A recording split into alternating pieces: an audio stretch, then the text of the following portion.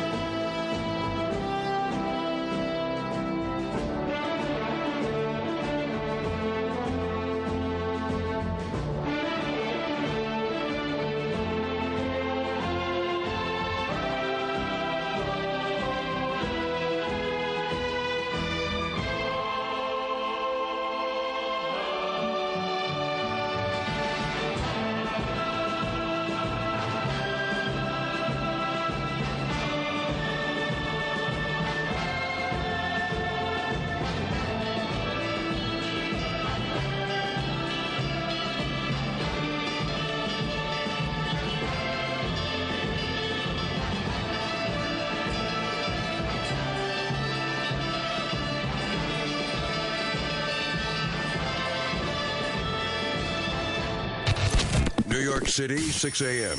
An out-of-control satellite radio show is being broadcasted to millions of Americans. At the controls, Opie, the father. Oh, this is perfect. This is how it should be. Anthony Cumia, an alcoholic. Hey, hi. And Jim Norton, a comedian. It's me! I work here! Glad I got that one out. Are we on live now? Is it happening? This is it? The three men make up the Opie and Anthony Show, a popular radio program known for its cringe style of entertainment and having very few limits. I like where this is going. I'm seeing a lot of options here. This is like different than any other radio. No telling what we're going to hear in here today. Tits, ass, tons of cuss words. It's just not like radio. It's just like hanging out. In the past, they have been accused of multiple FCC violations and have even gotten their show suspended from satellite radio. This is why. This is American freedom of speech. It's good on every level. Insane. Every second is funny. Wildly funny. And philosophically spotless. Everything you are about to hear is real. Real people, real excitement. This is the Opie and Anthony Show. Yeah, good morning, everyone. Hi, everybody. Welcome to the Opie and Anthony Show. How's everyone doing? I feel like shit. I just want to tell you right off the bat. What happened? It was a beautiful weekend in New York City, right? It was. I wouldn't know that. Nice weather. Because I get seasonal allergies. Oh, are you a seasonal allergy I get sufferer? seasonal allergies. Oh, God, that's the tinniest, crappiest sounding fucking mic I've ever had. I think do you hear it? It's like, well, oh, Christ. mine doesn't sound much better, but I Who's just fucking with stuff? I just assumed That's it was terrible. my voice. Yeah, what are you going to do? I don't even care. Scratchy throat. Yeah, you got that? Chest. Fucking clogged nose. And then I don't know if it's a cold. I don't know if it's like an early flu. I don't know if it's seasonal allergies because I guess they're all the same symptoms. I just assumed I got sick every year at the exact same time, and then finally someone said, "Hey, stupid! If it's happening the exact same time every year, it's probably seasonal allergies." Seasonal allergies. Right, and then I don't know what fucking combination of things to Is it take. grass or is it elm? I don't know what the Is fuck. it ragweed? I don't know.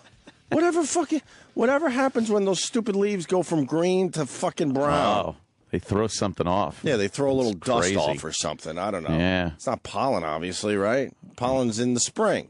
I don't even know. So fuck. And then I don't know what to take. And I drive Dr. Steve crazy because you can take two different things because they do different things, but they seem like they do the exact same thing. Really? Does that make sense? No. And someone tried to explain that to me. Like what? Like Benadryl and something else? Like Singular, Singular. and then like kind of a prescription like Zizol. Zizol? And you would assume they do crazy. the exact same thing, but they don't do the exact same thing. No. I don't fucking know. It's so annoying. It's annoying. No. I had my in-laws up from Philly yesterday, just sat around like a lump on the log. Or lump on a log, right? A lump. And it was a beautiful day to, wander around. It certainly was. Actually, to get a little pool time in this weekend. Really? Crazy. But fall is dangerous to me and my little body. Fall. The season of fall is dangerous. Too many allergies. Yeah, man. Yeah. If it was another time, fall would take me out. Yeah. I would just be dead from fall. Oh, man. Whatever. Dead. I feel a little better, though. I woke up like there's no fucking way I'm coming in today, but I figured, with you and 9 missing teeth, I needed to be here to help you out. Oh, my God. I needed to help you out. Oh, so I'm here for you and dear sweet Jesus. In your time of need. I had to field so many fucking, not only just dumb Twitter What do you mean, people. dumb Twitter? You had 9 teeth pulled, and people were very concerned. Yeah, 9 teeth. They were very concerned. That would be insane. Why? Why would that be insane? That's a lot of fucking teeth. Who has 9 teeth pulled? You would have had to have really fucked up with your fucking oral hygiene to have 9 teeth pulled. I was fielding. Wait, let's slow down. How do you fuck up that bad that you get 9 teeth pulled? I think it's I think it's those people that just have like crack teeth, and like Voss. Like Voss's teeth before he got them done. Yeah. You have to look like that before they pull your fucking teeth out. Just start yanking them. In this day and age, they don't really pull teeth. They pull wisdom teeth. But they really try to save the teeth. Why? These days? I don't know. It's just the technology's there to do it. Why fucking yank teeth out and put false teeth in someone's head? No, it was like wisdom teeth. Those get pulled. True. And not mine. Mine came in fucking perfect, man. Oh, man. Straight as a fucking That arrow. rules. Yeah. Yeah. I mean, perfect. I love the people that they come in sideways. And a little sideways, a little fucking going up into their nasal passage. An impacted wisdom tooth, or they have to cut open their ear to remove wisdom teeth. It's like, how do they go so awry? I understand they come in a little crooked, but some of these people, they come in sideways. What the fuck? And then I had to field questions from people that I know. And family members and friends. Well, they were texting me going, "Oh, I heard the show. Hope you're okay. If you need it." Well, when you get 9 teeth pulled, I didn't have 9 teeth pulled. When you get 9 teeth pulled, it's okay. We'll all shit. live with it. You learn who really cares about you. I did not have, and for the record, yes, I did not have 9 teeth pulled. How do you know? That's insane. How do you know? I know, because I look. I have choppers. I have real teeth in my head. You're using the rest same of your teeth I've had. You're using the rest of your teeth pretty well. That's good. No, it's the same teeth I've had. Prove it. Prove it. Prove it. I have to go back next Tuesday. Yeah. And get 3 crowns put on, and then I think. Wait, so you got to get another 3 teeth pulled? No, they have the temporary on there right now. Ah. And then they pull that off, and then they pop on the 3 crowns. And then there's a bridge in here from like 1992 or something. And they're going to put a new one in. Why? That replaces like 1 tooth. Why? The old bridges do well. I know. I figured, what the fuck? And then laminates. False teeth. That's when they're not false teeth. The false teeth. They're individual teeth placed artistically in the direction your teeth grow. How false are they going to look? Not at all. Yeah. They're going to look just like my regular teeth, except they're going to be a few shades lighter and a different color, because I had discoloration when I had to take tetracycline for my zit face when I was a kid. So I took the tetracycline, and it discolors your teeth. I don't like that at all. They didn't know that shit back then? No. Oh, they just give you fucking shit. Way to fucking go, man. Hence thalidomide babies. Right. You know, they just fucking toss that shit down the old broad's throats. Little flipper-footed people come out. Are you guys over your dumb TV show obsession? Oh, my God. Finally? Oh, my God. Walter White's dead. Jesse gets away. Who got the ricin? What's her name? The chick from the car dealership. Lydia. Yeah, Lydia. Lydia got the ricin. Why are you... in this day and age, you can't hold back spoilers. Too late. Sorry, it's the last one. Go fuck yourself. Well, my first Nazis are all dead. He puts a machine gun thing in the trunk and kills them all. And Todd has a terrible ringtone for Lydia. Todd has a horrible ringtone. That was one of my favorite and parts. And you hear it after Jesse takes his fucking shackles and strangles him to death and on the floor of the Nazi place. Well, my first fuck you is to the Daily News. They couldn't help themselves. Like, there are people that haven't seen the final episode of Breaking Bad for whatever reason. Well, now you don't have to. For whatever reason. Yeah, but... Final shot, pan out from dead Walter White laying on the floor, eyes open. Yeah, I know that. Because like Lost, but better. Because the Daily News has the picture. Oh, it does? And I'm one of these assholes that have just decided that I'm going to watch Breaking Bad. Yeah. I'm like, oh, you know what? I'm going to just watch Breaking Bad. But stupid Daily News couldn't fucking help themselves. No, they had to put it right on the front page that Walter White is dead. And then they have the last shot of the show. There he is, right? That's how the show ended? That was With it. him laying there with his eyes open dead? Laying there. See, I now know that. Pull away from his dead face. He's pretty satisfied, though, at that point. I think. I think his end. He was done. He was finally done. He did everything he needed to do. What Journey song did they use? Don't Stop Believing. They went with Don't Stop Believing as well. Yeah. That's kind of dumb. Actually, I'm sorry. No, it was a Wheel in the Sky. Oh, they went Wheel in the Sky. Wheel in the Sky. That's pretty cool. Yeah. They didn't go with a song?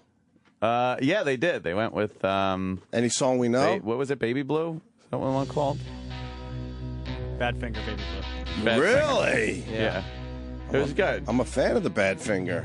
Now, picture a spinning, kind of slow camera thing, pulling away from a straight down look of Walter White laying there, prone on his back on the floor, with a kind of satisfied look on his face. He's dead, but, you know, he did everything he needed to do. Hooked his family up with some money. Yeah, he figured it all out.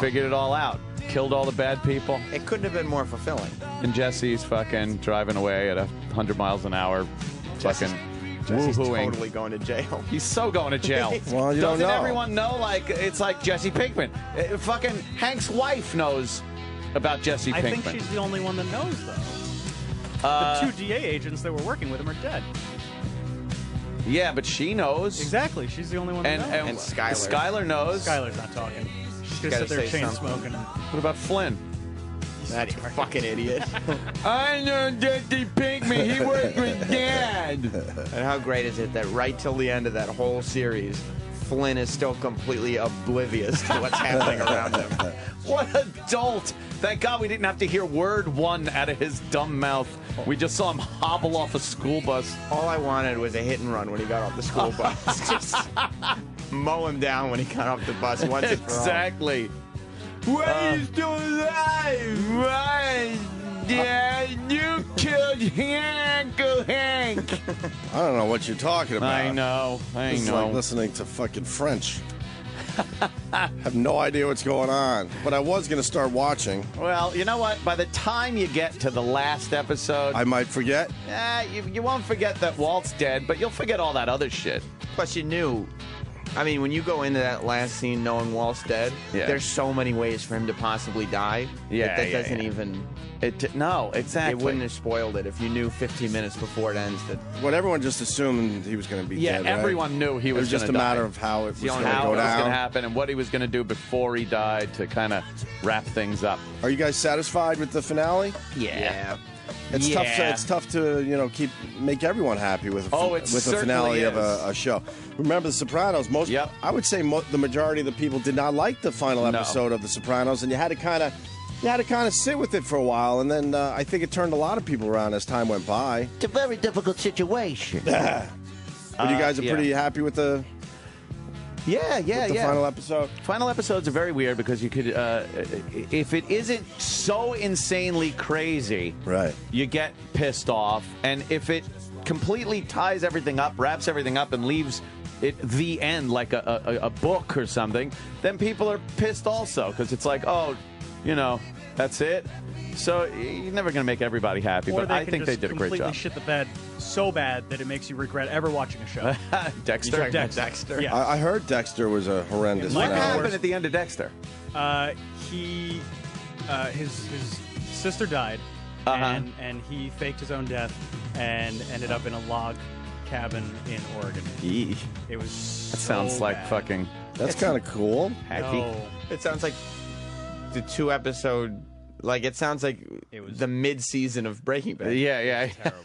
I've never watched a worse final season. A lot of people said they hated the Dexter finale. I don't know anyone who would like it. That song, by the way, Baby Blue, number 52 on iTunes right now. I don't go to number one. Oh, my God. Moving up the charts. Can you imagine if they'd ended that series with Walter White in New Hampshire? That sounds like I know that would have just. That's basically how Dexter ended. Yeah, end it with him up there. Like, okay, well, whatever. I thought it was going to end with him in witness protection, and he's now Malcolm from Malcolm in the Middle. Oh boy, we. How many of those tweets? Wouldn't it be fun? No, it'd be great. I bet. If they no, I bet.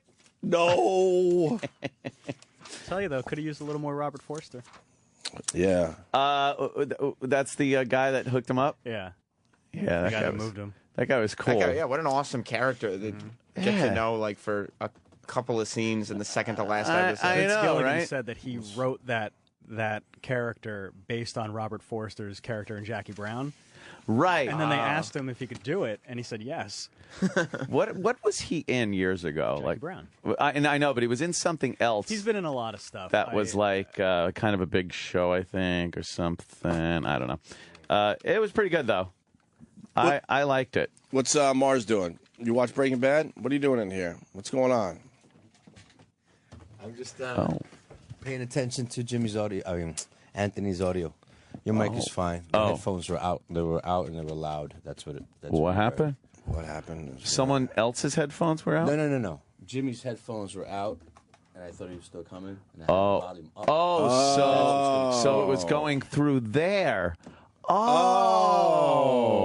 And I had Jimmy's mic on. Out of habit. That's why. All right. Much better now, though. He was in Heroes. That's better. He was in Heroes. Yeah. Right, you are. Okay. Did you watch Breaking Bad, Mars? No, unfortunately, I used to watch Dexter, and you hated the ending sucked. The finale horribly.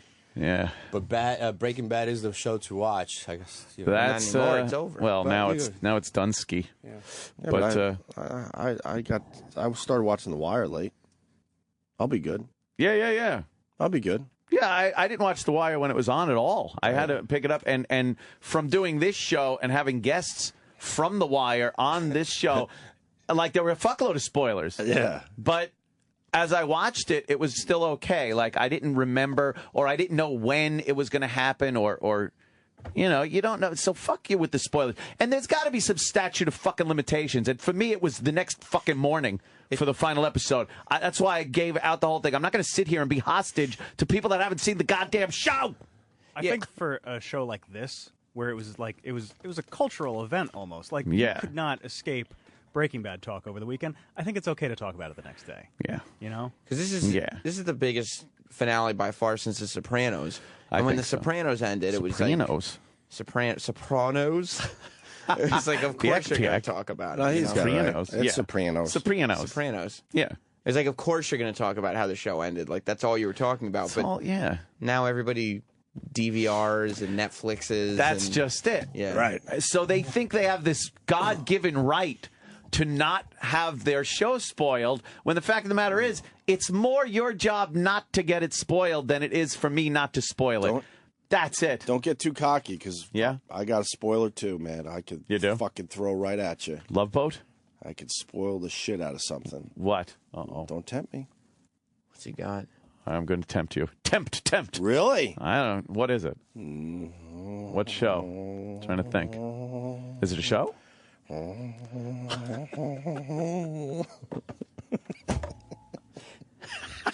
don't know where I'm at with spoilers these days. I know. It sucks really... when it happens to you. I understand. I do have a spoiler. Yeah? Yes.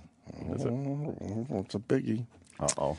No, in this day and age, though, you can't keep them back. How do you do that? You can't. Because no one could stay off their Twitter for more than 10 seconds. So that's true. So you get fucked that way. Yep. You turn on your stupid TV and there's some kind of scroll giving a spoil away. Yep. Because people can't help themselves. They just have to get that info out. To tell you. Spoiler used to mean to spoil it before it becomes public information. It was never this thing of after it airs. Dude, right. But everyone's promoting how you can watch your shit on demand, so you can't, So you just can never talk about anything? Yeah.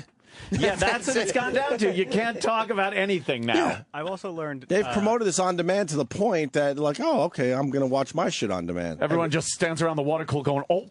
You saw it, right? Oh, did you say, oh, no, don't say it. Water cooler talk. Oh. Oh, Bill hasn't seen it yet, but it was good. I've learned not to mention whatever I'm watching on Twitter unless I'm done with it. I'll tell you. Yeah. Like, there's plenty of series that I haven't even watched yet, and I'm not. Why would you mention it? Don't say, oh, I'm just starting up Breaking Bad, because you know there's going to be an asshole that's going to be like, of course. Oh, it does at the end. Correctamundo. Well, speaking of spoilers, you think The Sixth Sense would be as successful today? Oh, because that was before social, networking. You'd social fucking media, log whatever, on, and it would be he's been dead the whole movie. Look, man, I was able to see the movie before someone spoiled it for me. Yep. And I don't think I went opening weekend. No. But that you couldn't hold that info back nowadays, and would that affect the movie? Right. Because when that shit went down, you were blown away. Yeah. If you were one of the lucky ones to not know, I guess, that Bruce Willis was dead the entire movie. Spoiler. You know what I mean? Yeah. Yeah. So how do they do that nowadays? Because that element of surprise is awesome in movies and TV shows. It certainly is. When it hits you, like, holy fuck. But people these days, oh boy. Oh, I got a spoiler. What is it? What does it entail? What show? I just got a little power today. Don't fuck with me. I'll spoil the shit out of something. What media? If it's a book, it's probably not as big a deal. A book? What the hell are those? Gonna keep it very vague. Unless there's some misbehaving in the studio today. Oh my gosh. Damn. And I'll fuck you all up. Damn. That is a lot of pressure. Be nice. I got seasonal allergies. I think my Jets have seasonal allergies. Oh, what happened? They shit the bed? Yeah, they took a beating yesterday. And the Giants, who I'm not a fan of, they're 0-4, which makes me very happy. Jimmy Johnson already put a fork in the Giants. Said that's it, huh? Yeah, he did before the game Spoiler. yesterday. Yeah. He's like, no, they were done. like, it's the fourth week, and he was like, no, they're finished for the season. They're done. They only play 16 games. You can't. It's very rare to come back from 0-4. Yeah, they're done. why fucking even play the rest? And the of Jets season? are on the cusp of being done at 2-2. There was some high school football team that put out a video because one of the announcers, maybe it was Strahan, said the Giants are playing like a high school football team. Right. And one of the good high school football teams put out a video about how disrespectful it was to them because, of course, because they actually want to win games. So why doesn't the high school, football team, make fun of his lisp? That giant fucking gap. Yeah, there's a lot of air passing through those teeth. His toofuses. If you have a like that, you can't make fun of anything, because then they can make fun of that. Yeah, True. Right? Yeah. Football sucks this year for me. Fuck. Why? Because the New York teams stink on ice. Well, we got Geno Smith. He's an all right quarterback, so we got to give him his time. And I like the Broncos, though, man. I might be a huge Manning fan in another week or two. Are you going to bleed Bronco orange? Fuck yeah, they're 4-0 and looking really good. And Peyton Manning, it's the best start of his career, believe it or not. Even though, he had his neck rebuilt or whatever the fuck happened. Bionic neck. And he's having a hell of a season already, and they're 4-0. Imagine if Peyton Manning gets a Super Bowl with another team like that. That would be pretty cool. Is that crazy? I think it's pretty crazy. That'd be crazy if that happened. Yeah. Who's your team this year? I'm going to go with Buffalo. The Bills? Yeah, I'm going with the Bills. They finally, it's their year. They had a nice win yesterday. Yeah. And it's a New York team, technically. I like the Bills as well. More Canadian football league, but... For my 10 years in Western New York, I still take a peek at the Bills. They did all right yesterday, man. Yeah, I'm going with Buffalo this year. Beat the fucking Ravens, man. Are the Ravens good this year, Travis? I don't even know. They're okay. They're just okay, They lost a lot of guys. Yeah. Yeah.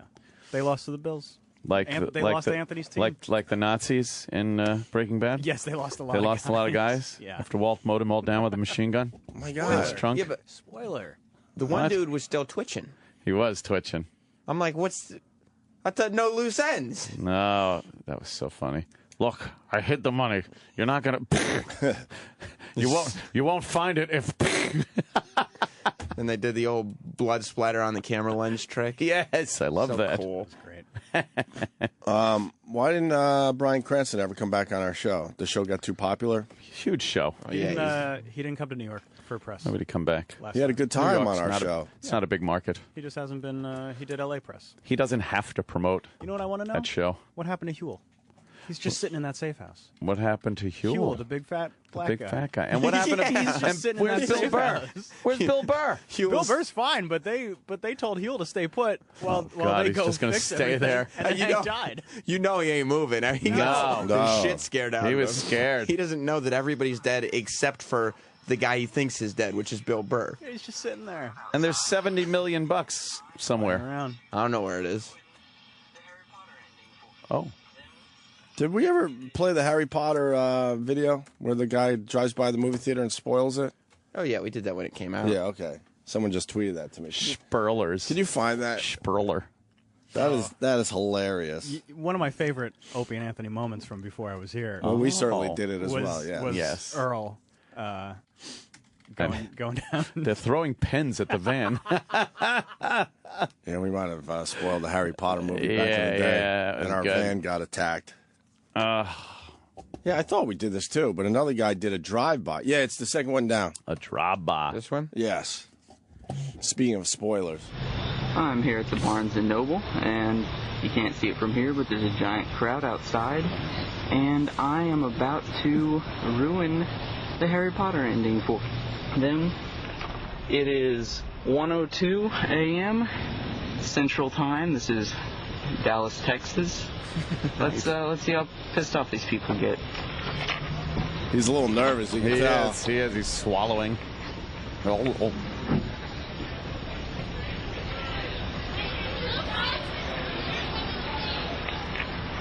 He's not. Is he in his car? Yeah. He's doing a drive-by. Oh, I see.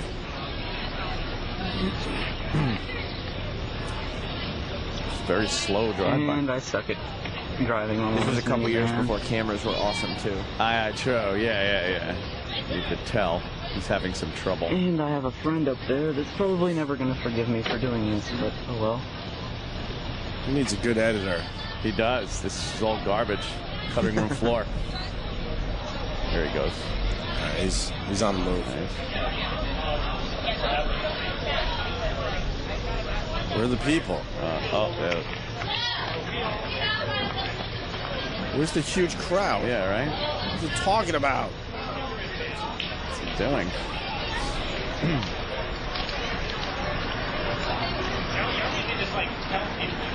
Snape kills Dumbledore!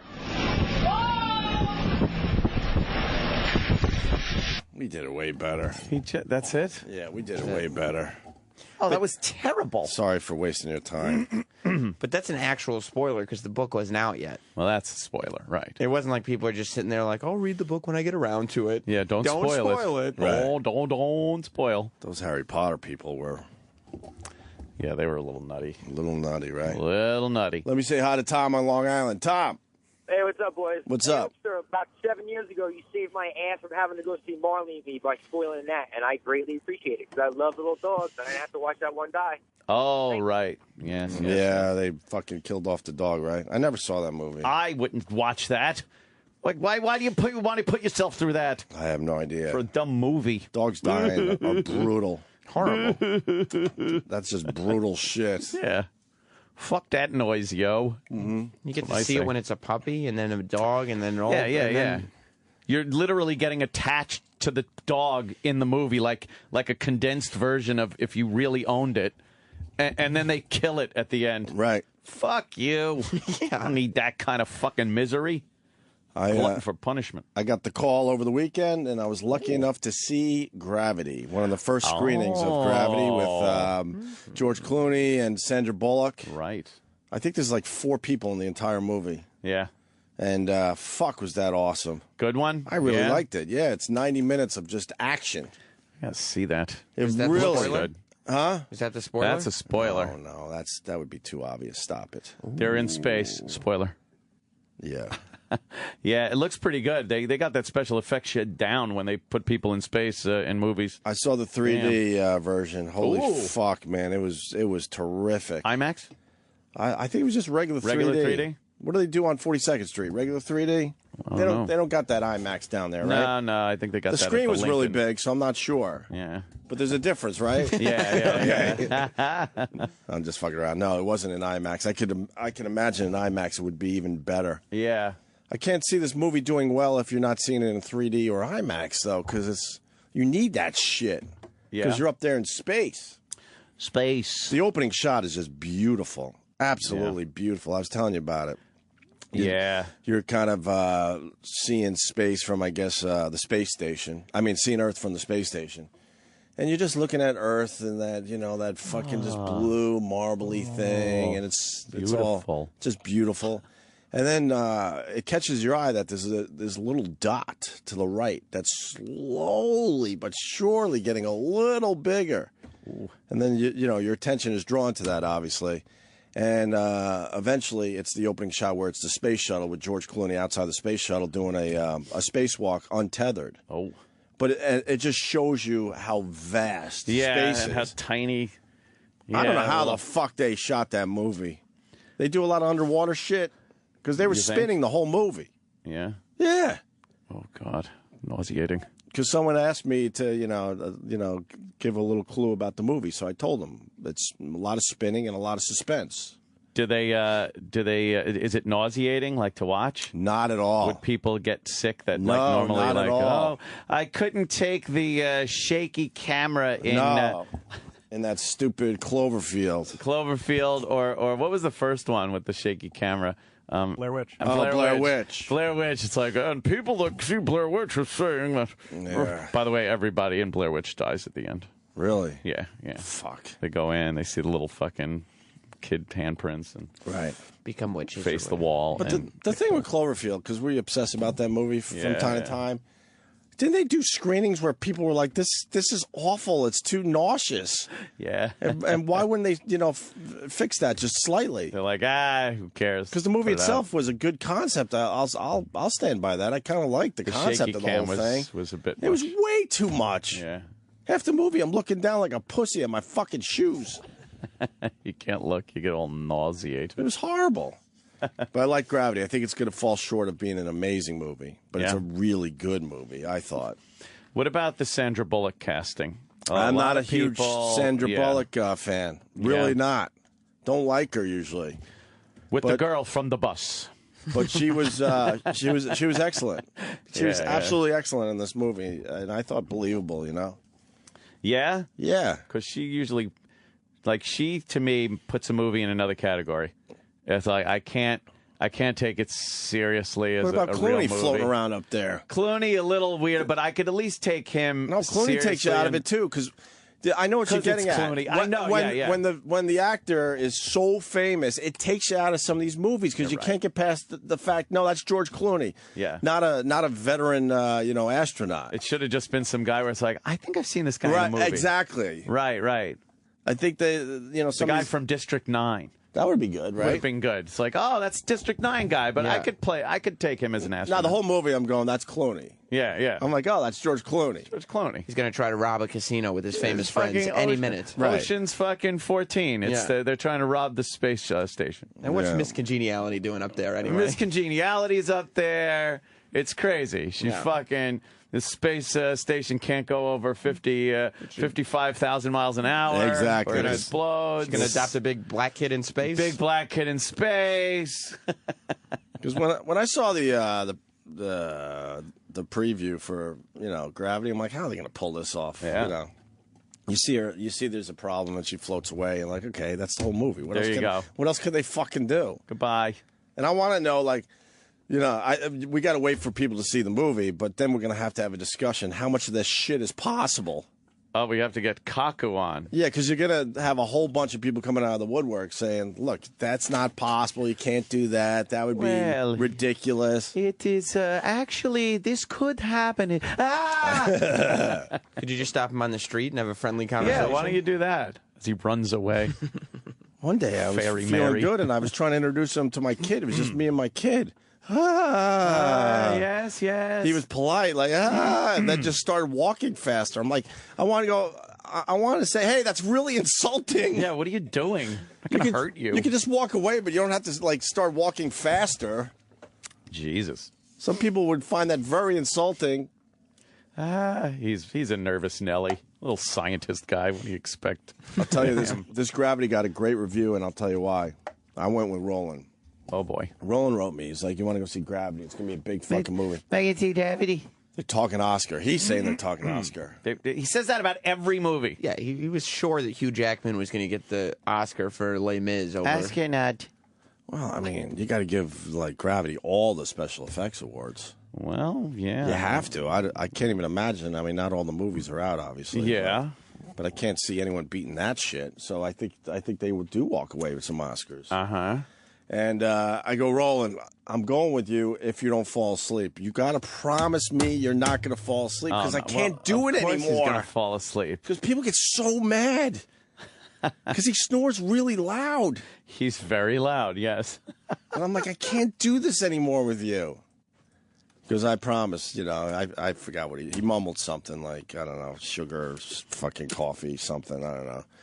I'm here to say that Roland stayed awake the entire movie. Wow. That's your good review right there. That is a good review right there. That's your good review right there. That should be in the commercial. Yes. Where it's like Rolling Stone says, amazing that Roland stayed awake. He stayed awake. Yeah. Through the entire fucking movie. Nice. This is going to be a hot Oscar season because he also stayed awake during the whole movie of Prisoners.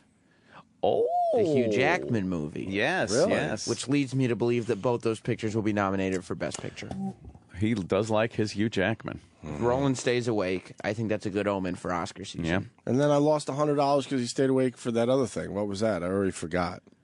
Oh, right. I it was bet him. Star Trek, wasn't it? No, I didn't see Star Trek yet. But you bet him, and I had to tell you right. whether he fell asleep or not. Oh, okay, I think right, it was right. Star Trek. Was it Star Trek? It was 3D, IMAX. You couldn't fall asleep. It was amazing. Plus, he was just pinching himself the whole time to try to win the bet. That doesn't count. Winning bet. Yeah. So Gravity was... I give it a huge thumbs up. I liked it. Let's see that. And like I said, I'm not a huge Sandra Bullock fan, but she was really good in it. Take you out. Yeah. She was really good. And George Clooney as George Clooney. So weird. As George Clooney. He plays himself. Yeah, I think so. I think it was just a goof like now. So I was like, let's just have George Clooney up there floating around. Was he gay in space? No, he was not. Oh, okay. Just wondering. Why? I wonder if he was gay in space. We might get George Clooney on the show. What? Supposedly. Oh, What? God. Who said that? Yeah, sure. Well, that was one way Roland got me to see the movie. Oh, If we take... He's like, George Clooney might fish. Could you... look at that door. Let's all look at the studio door. We've seen some famous people come through there. Any reality, see that door open and see Mr. George Clooney walk through there and sit down. Hi, guys. Roland says it's possible. It's impossible. Impossible. Look, man, there's no one in this movie, so it's either Sandra Bullock or George Clooney. Oh, no, he'll be like, hey, guys, the executive producer of Gravity wants to come in. Or they'll send like real astronauts out to talk about. yes.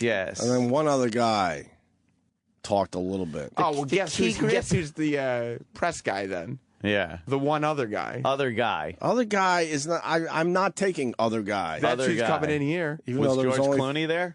There was 3 speaking roles, except for some NASA shit over the radio. That's what we'll get. We'll get Radio NASA Operator 3. Right. We'll get NASA shit over the radio guy. Yeah, too busy. But if you take him, you're going to get George Clooney for another project. For the next one. Ooh. Yeah. I like it. And Adam Sandler will be with him. Adam Sandler. Thanks. I saw that Adam Sandler Drew Barrymore movie. It was on Which over the one? weekend. 50 First Dates? I don't know, the one where she's fucking dope every day. Yeah, 50 First Dates. 50 First Dates. She's just a dope every day, and they have to why would it matter if she figured it out? Why do they have to get the fucking newspaper every day, the exact fucking same newspaper, and why do they have to cover up her artwork every day, and why do they have to watch the football game? That stunk. How about they fucking tell her, look, man, you were in an accident, and your fucking memory's all messed up. Yeah. But it's good you know that now, and we're gonna try to figure this shit out. Yeah. Plus the fact, if they told her the next day, she wouldn't know anyway, right? Right. So just tell her. Tell her every day. Tell her every day. I felt so old over the weekend. Yeah. His record, They're All Gonna Laugh at You, was 20 years old yesterday. No. Yeah. I remember playing that nonstop. Damn. Wow. Yep. So that's probably the last time we talked to him. We talked to him back in the day. We used to talk to Adam Sandler before he became Adam Sandler. Huge. I saw that movie Purge over the weekend. Which one was that now? Ugh. Did we have any? We had the head guy, the lead guy. What's his name? Oh, yeah. You didn't like that movie?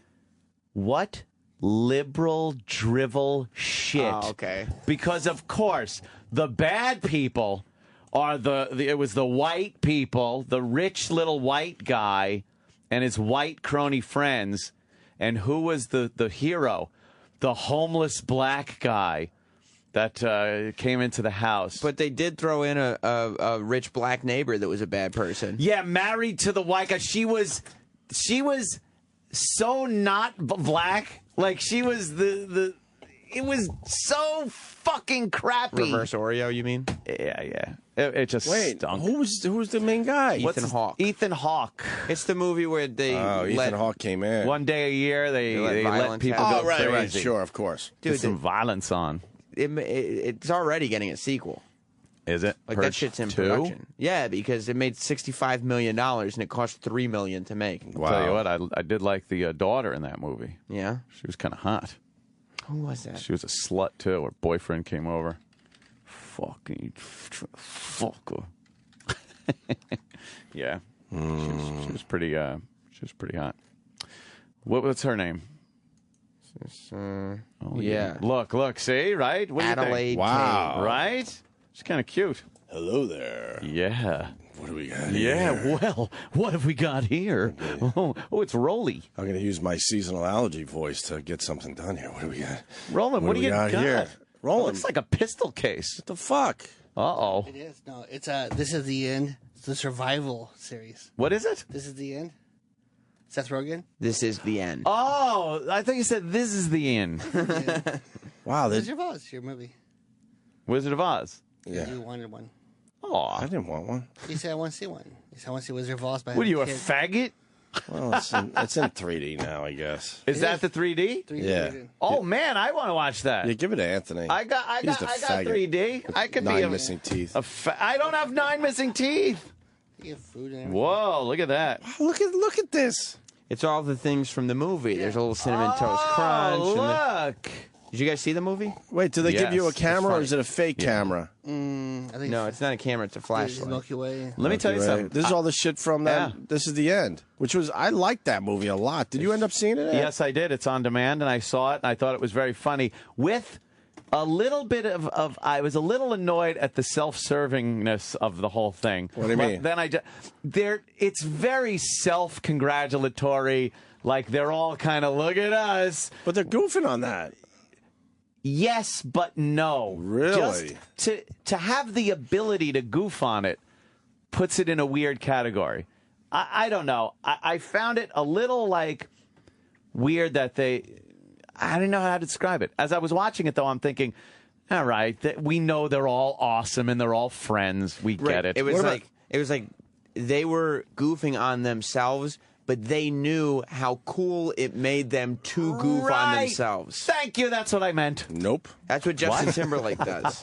Yes, JT. Yeah, he goes on SNL. It's like, see, I'm just a funny I'm guy. a goofy guy. It's like, yeah, but we can't be funny. You can't. But don't goof on me. Right. Don't you goof on me. Right. Right. Yeah. What about when Danny McBride shows up? He's great. Is he a rock star in that I movie love when Danny he shows McBride. up?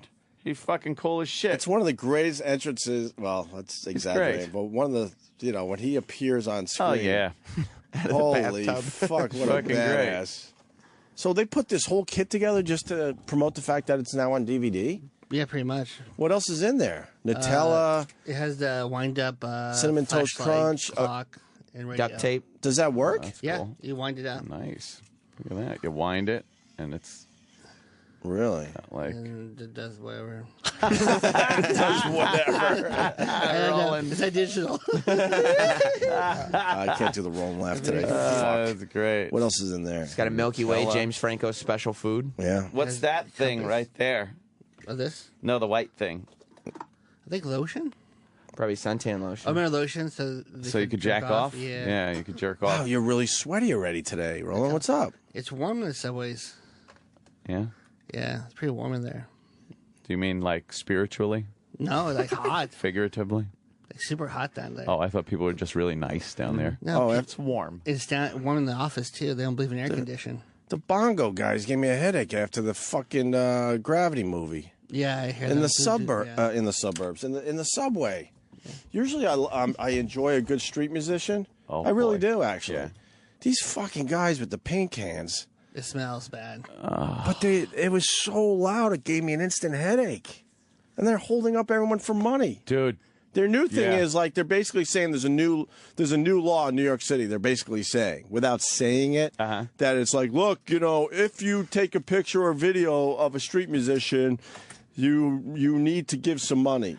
Get the fuck out of here. They said it in a way where most people would think, oh my God, it's a new law. And it was working. People were taking money out of their fucking pockets. I see rubes every day, and it fucking makes me sick. They were good, but they were so fucking loud. Help the homeless, man. Come here. Hey, you big fella, come here. Help the homeless. That money's not going to the homeless, you fucking idiots. Well, they rent out those tubs. Yeah. That specific person is getting all the money that they collect. Right. But they make it look like you're helping the homeless. You're helping everyone. Yeah, they're collecting it for their pals. But we all know who you're talking about. It's a guy right outside this building a block away. Yeah. And he sets up, and it's such a primetime spot. He gets there really early. He's there when I drive through around 5:15, 5:20. Wee hours of the morning. And he's already set up. Yep.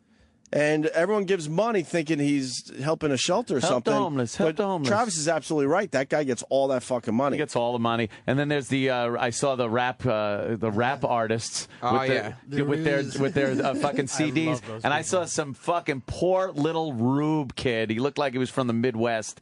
And the two of them were on him. And they're handing him, and he's holding the disc. And I just looked like, oh, you dummy, just leave. At least, what's your name? They autograph Yeah, what's your name, man? What's your name, man? Yeah, this is our music. You're supporting our music, man. What's your name, man? Billy Joe. And then they sign it and go, yo, my man. It's a signed copy. It's $10. And then, of course, they get home and play it, and it's empty. It's blank. Usually it's blank. Oh yeah. They don't even. They just There's not even music on They it? buy fucking bulk quantities or steal bulk quantities of fucking discs. God. Put them in a little sleeve with some printed out fucking. I thought there was at least artwork. music on You there. think the scam artist is honestly giving them music? Jesus. Yeah, no. They get Virgiled. Yeah, they get Virgiled on that one. Have and you, then there's the fucking that Zamfir flute guy that plays through the amplified. That's the fucking, Toodly-Doo guy. Dude, it's so loud, and there's a subway thing right. His speakers are pointing at it. You could go down 3 fucking flights of stairs, and you're still hearing. Dude, I made a Toodly-Doo Hate video that guy. with one of those guys. Hate him. The guy was really fucking annoyed, but I did it. He's so loud. It was an homage to you. Homage to me if I had fucking 20 Marshall stacks behind me. That guy is fucking loud. You ever see my Toodly-Doo video? I go right up to the guy when we're Toodly-Dooing our asses off. Is it the guy on Broadway? Right there? Or? Yeah. It's I don't know him? how to find it because I sunglass Toodly. Yeah. How do you spell Toodly-Doo? Toodly-doo. It's on my my fucking page. A toodly-doo. I mean, it's not it's not a cute kitten video, but it fucking did all right for the time. Little Beavis is fetching a pen. Pop Opie Radio in the old search engine. He fetches. Little Beavis is going to be the worst cat. Oh, he's going to be horrible. I call him Bitey now. He's just a bitey cat. Oh, God. It's going to be not cute, like. Oh, it's so adorable. soon. Shut up, Sam Roberts. You're just raising a terror. And 6 months when you've got a 30-pound cat just biting you Yeah, as you're trying to watch television. You're gonna honestly, you're gonna try to justify to yourself reasons to euthanize your cat. No, Yes, he's you are. adorable little Beavis. You'll probably break his leg on purpose by mistake, and then we have to put him down. You're gonna be like, well, he deserves a family. Is it that's bad that I'm always there. screaming like, Beavis, no? You're already starting that shit? Because he bites really hard. You're in trouble.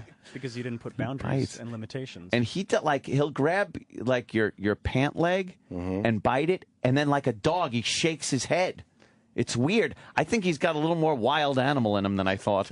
Especially when you teach him that that's cute. It's adorable. Yeah, I mean, at least you're training him.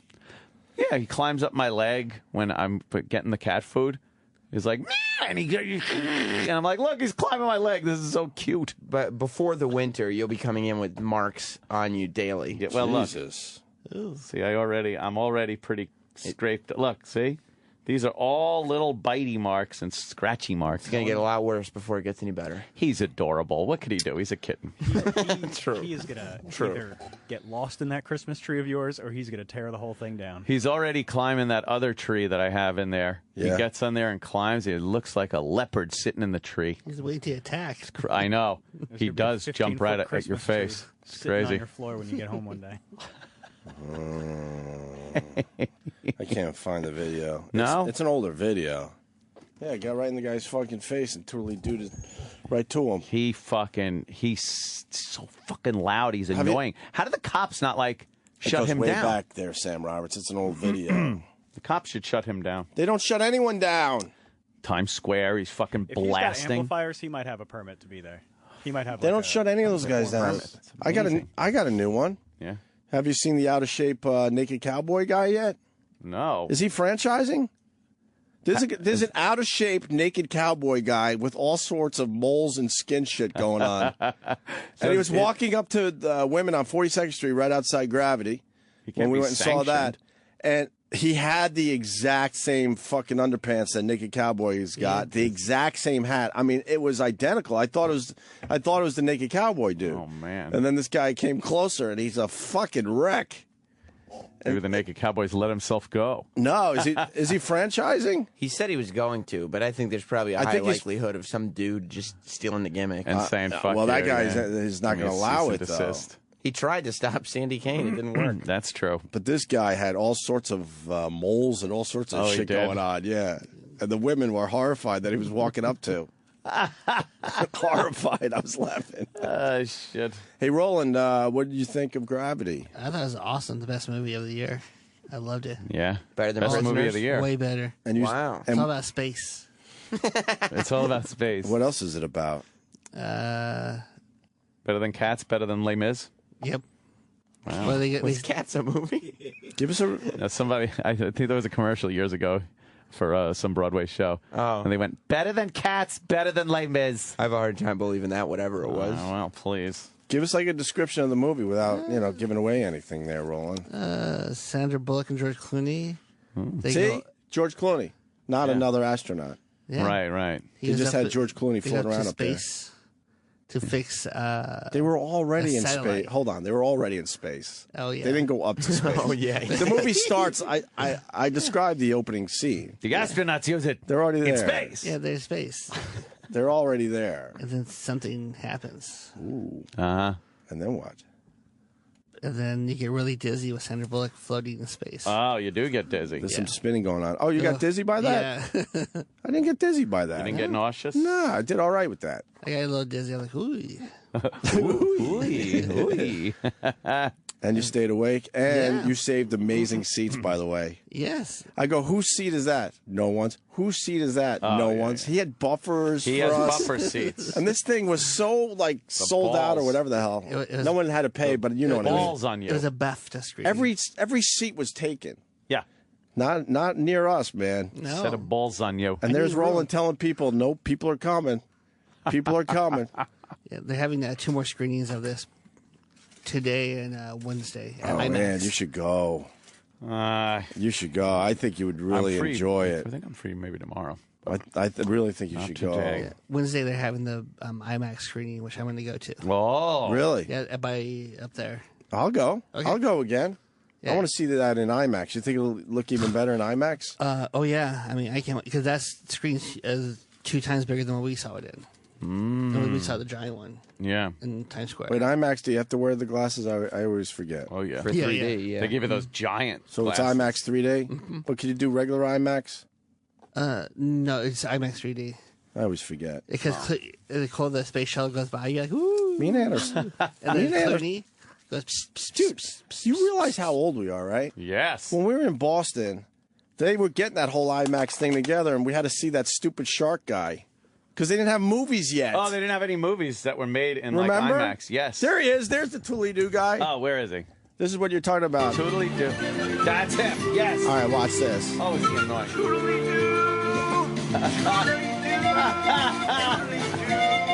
Right to his face.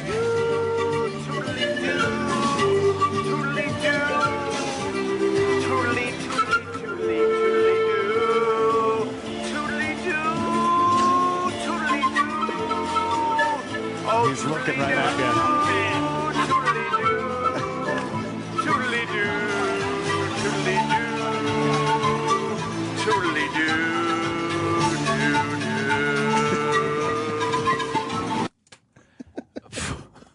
And I didn't give him any money. Oh, that guy is so annoying. They sell the CDs, though. It's a CD? I thought he was selling the Toodly-Doos. No, he sells the Oh, CDs. how annoying. Yeah. Who wants that? Toodly-doo. Thanks for taking me to Gravity, Roland. Yeah, no problem. It's awesome. Clooney goes by in 3D. He goes psst, psst, psst, with his space pack. He goes psst, psst, psst, psst. Oh, right. Stays right in front of you, like, ooh, Clooney. Do those guys do their spacewalks untethered? I don't even know that. There's there's different types. But do they? Yeah, they have. They actually are doing that now? They got those Yeah, that's what was in the little movie. suits. Yeah. But they're actually using those now. Yeah. Wow. Fuck yeah. How long have they been using those? I don't know. A long. Actually, they've done untethered spacewalks. That's gonna be for scary. a long fucking time. It's gotta be cool as shit, but also scary, man. Really? You know? You're just hurtling through the cosmos. So he's right, George Clooney with the. Yeah, it was awesome. She was amazing, Sandra Bullock. Yeah? It's an Oscar movie. You think Oscar-worthy? Every movie you see, you say is Oscar-worthy. And what's that accent? Yeah, what was that accent? If you want me to. Oscar.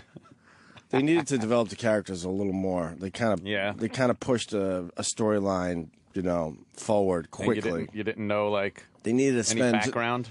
You got background, but it was the way they did it. It was almost, as you like to say, shoehorned in there. Like, all of a sudden, so tell me, like he's like, so where you from? And I'm thinking to myself, well, if they're both in space together, they probably know that already. Just that unnatural dialogue that's obviously, let's inform the audience of our characters. Yes. Ham-handed. I didn't feel that. I felt like they trained separately and they just met each other. No, they don't put Once people they got in in space. space. Roland, don't worry. I gave it a very good review. But I'm just saying, there was a better way of doing that because I'm like, what do you mean? Where are you from? I think they would have fucking. They're already in space. And it's Roland, like, well, now we'll get to know each other. Right. Opie said perhaps George Clooney might be coming in.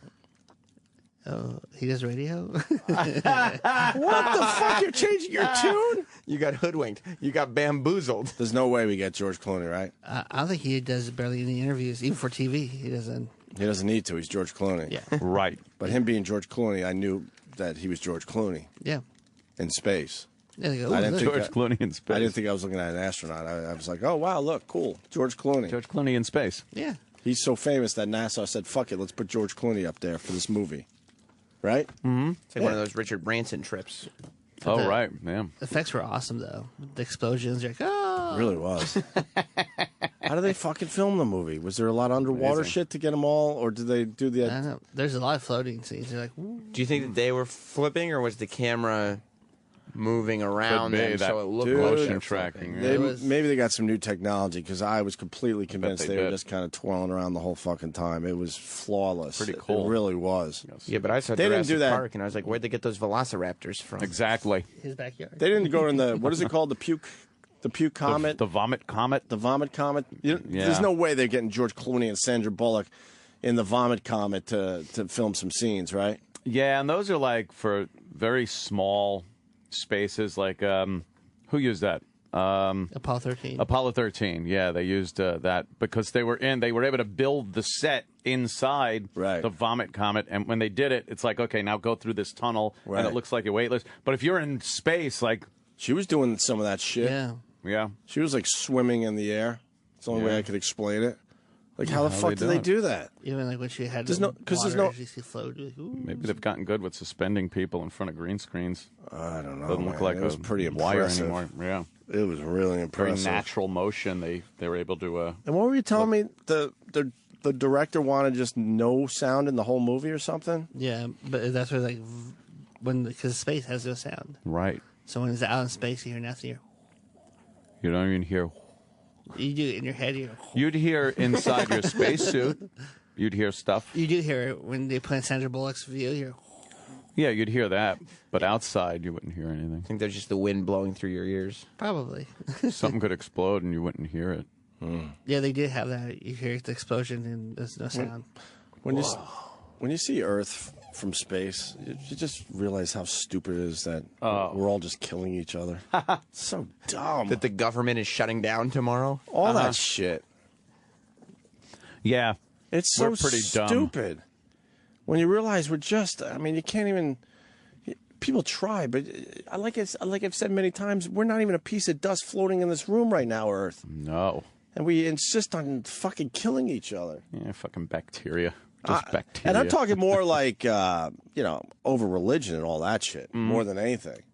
That's where I find it completely ridiculous. With our goofy beliefs. People are going to kill, animals are going to kill for whatever, but over the top, I have to kill you because your religion is different than mine is so ridiculous when you see Earth from fucking space. Yeah, it is fucked up. Let's smoke a joint. Government shuts down tomorrow, huh? What does that mean? You think they're going to let it all go to shit? They're not because their careers are on the line, so they're going to have to figure something out. But the Republicans are going to do what they want to do, and they know that they'll still get the votes from the Republicans and vice versa. Right. Democrats, same thing. And each is blaming the other side. Right. Well, we want to defund Obamacare, and if you don't negotiate, you're the one shutting the government down. Right. And then, well, you can't shut the government down because you want to defund something, so, do we have to pay our taxes? Oh, yeah. Why do we get fucked in the end? If they're shutting everything down, shouldn't we, the people, go, well, fuck you then? Yeah, the IRS is shut down. No, yeah. I'm going to figure out exactly how much of my money goes to taxes every day, and I'm going to just fucking deduct that. You get a speeding ticket and you go, fuck fuck you. Because the government shut down. Government They're shut not down. working. You get a discount. Like when the cable system goes down, you call them up and say, I was without cable for 3 days. They go, all right, we'll credit your account. They do that now. So I want the IRS to credit my account. Of course. You shut down, we shut down. That's it. That's what we do now. What happened, what was it, 17 years ago when the government shut down? Do we have any... Total anarchy. Was it anarchy? Yep. Did the world end? What do you mean? I thought we had to shut down rebuild? the government recently. No, almost recently. Almost. But we didn't get there. The last minute, they came in. Oh. I mean, what happens when there's no teachers or principal in the school? They're To run amok. They get to go to school. It's government jobs. What about the Army? What about... no Army. What about... no Army. What about, like, air traffic control and... Nope. What? No mail. What? Oh, my God. Government shutdown's a government shutdown. This is like Y2K. What about the FBI? No FBI. CIA? Wow. No CIA. Forget about Homeland Security. That's done. Claire Cronuts? Danes is out of job. What about Cronuts? What about the We're so good. He has a new one, Pine Cone. Actually, I know where he got the Cronut idea from. Uh-oh. Oh, shit. From France? From me. That Papa Bear's place on the Upper West Side. Papa Bears. Papa something, yes. He stole it from I will Papa bring in Bear? something that is just as tasty as the Cronut. Oh, boy. I say to you, ha. And it was around way before the Cronut. Cronut killer? He's got a No. new fucking dessert. Pine Cone. I thought the dessert he brought in here was the new dessert. That was a new one. And then people were like fading out and go, here's a new one. Boom. Hot again. So that wasn't that hot, so he had to go with the pine cone? Yeah. Gotcha. I think in the event of a government shutdown, the Cronut guy is actually the next person in charge.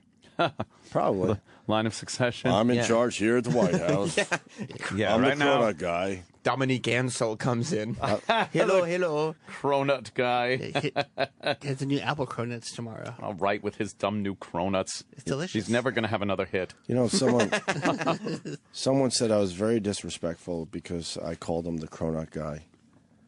That's what he is. Thank you. He's the Cronut guy. When we introduced him to Hugh Jackman, I'm like, hey, the Cronut guy. Yeah.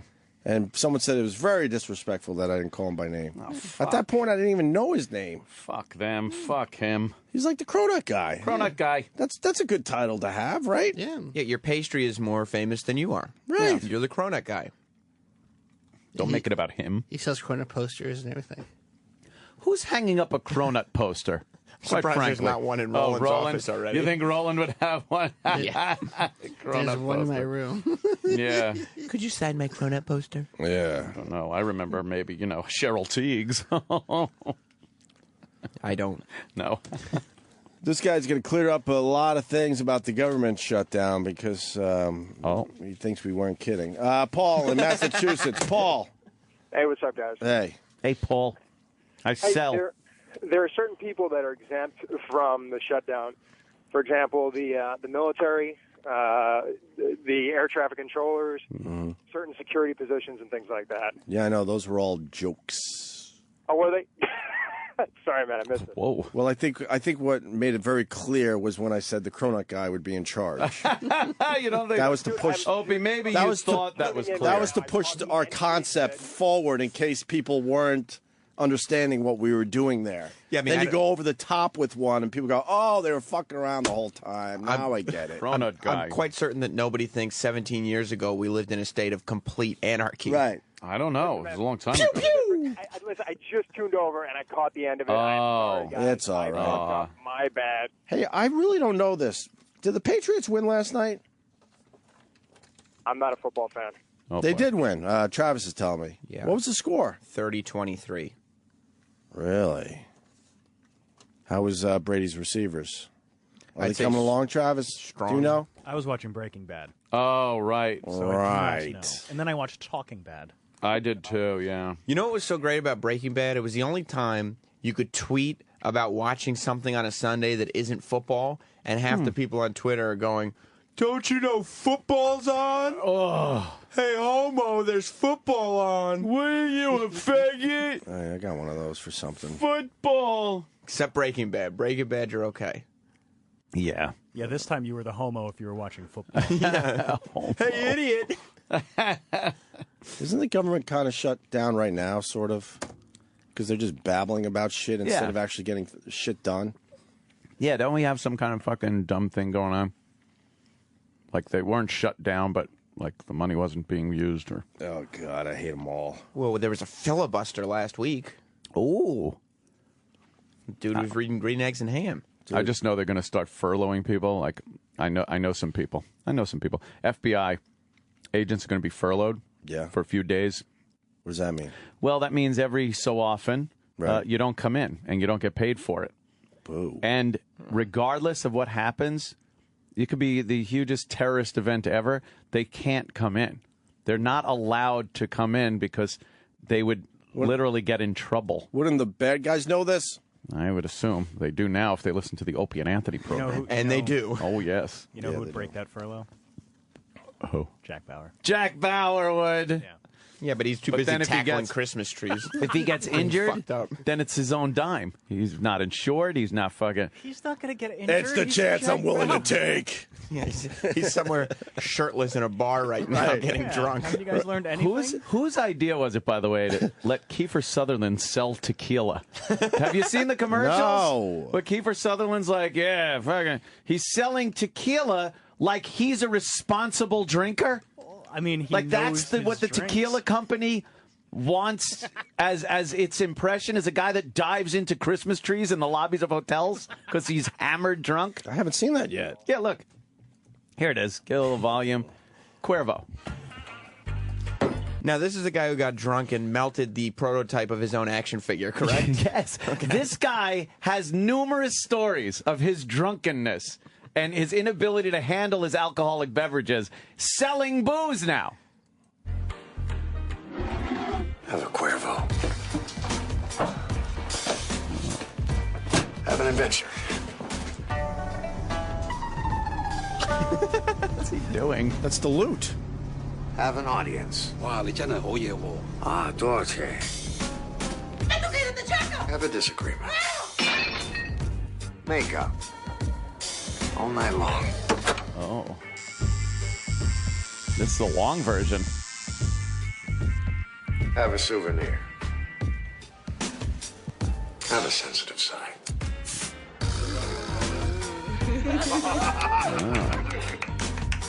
Spin the Have some friends over. All right. He's going to make out with an old man? Yeah. Uh-oh. Have a second thought. Oh, no That's fight something he club. never does. No fight club for Just him. don't have any regrets. No regrets. Have a story. See, he goes, just don't have any regrets, have a story. They're kind of tying into the fact, like, look, I'm an asshole when I'm drunk, but I have no regrets. He's not an asshole. He's probably the nicest person in the world when he's drunk. Oh, my God. He's basically saying we all know you get really fucked up on tequila. Tequila will fuck you up. No regrets. No regrets. Just have a story. Have a story. It doesn't matter what that story is. As long as it starts with, so I was fucked up on tequila. I'm 100% sure that in his life he has been on the back of a public bus playing the lute before. Probably. All fucked up. Probably. Oh, sure. Yeah, this is from his own life. Yeah, these are his stories. He came to the meeting with all his own stories. Except he didn't walk away from that fight club. He got his ass kicked. Sure. Oh, I'm sure, yeah. I say Jack we Bauer. do the tequila commercial like the Honey Nuts Cheerios commercial. Oh. Make it like, if you're drinking the fucking Cuervo, it's like drinking with your abusive alcoholic grandfather. Yes, yes, it is.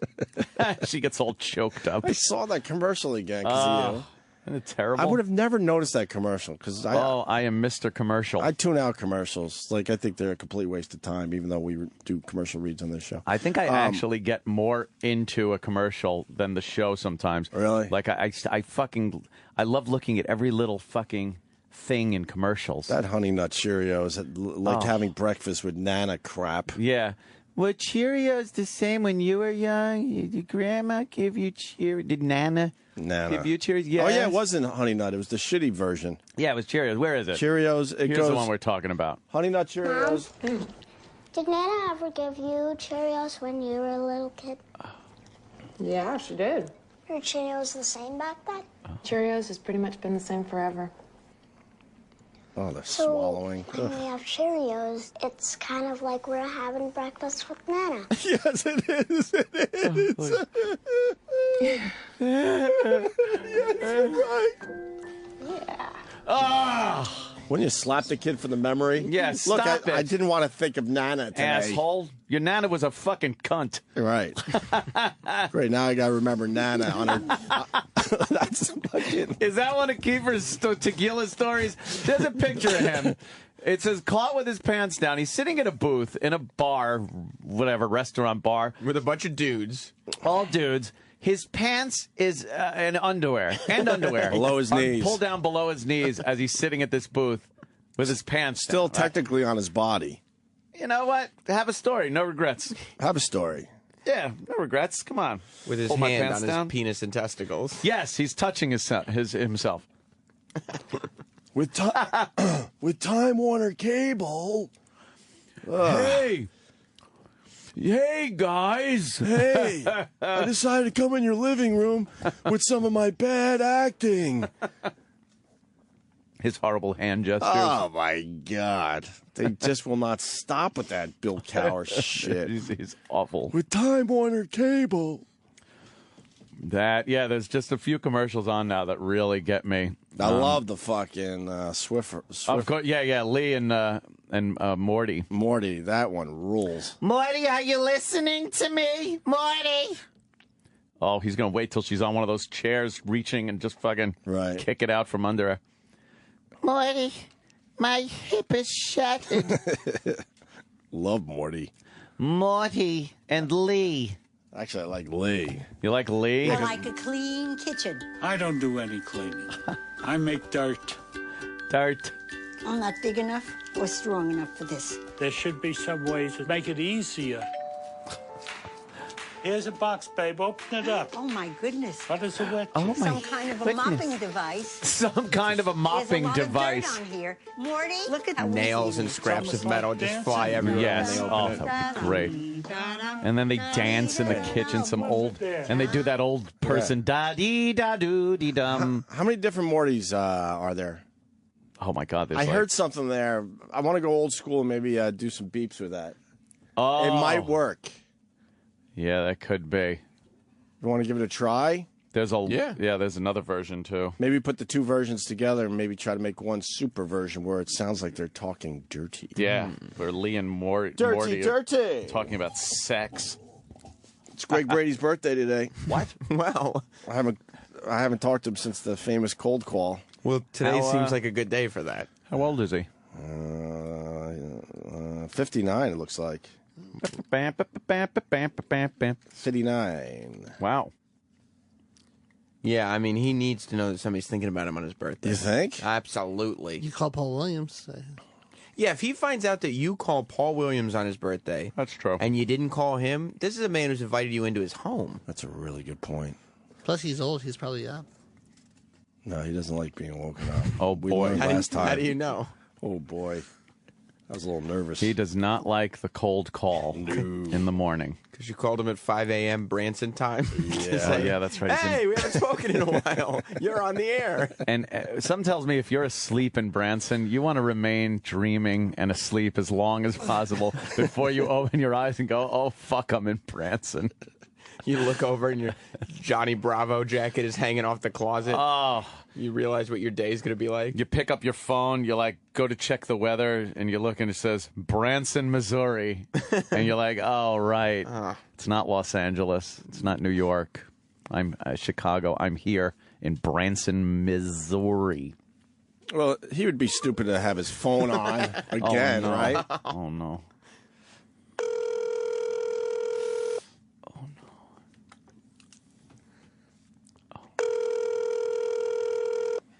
Oh, this is terrible.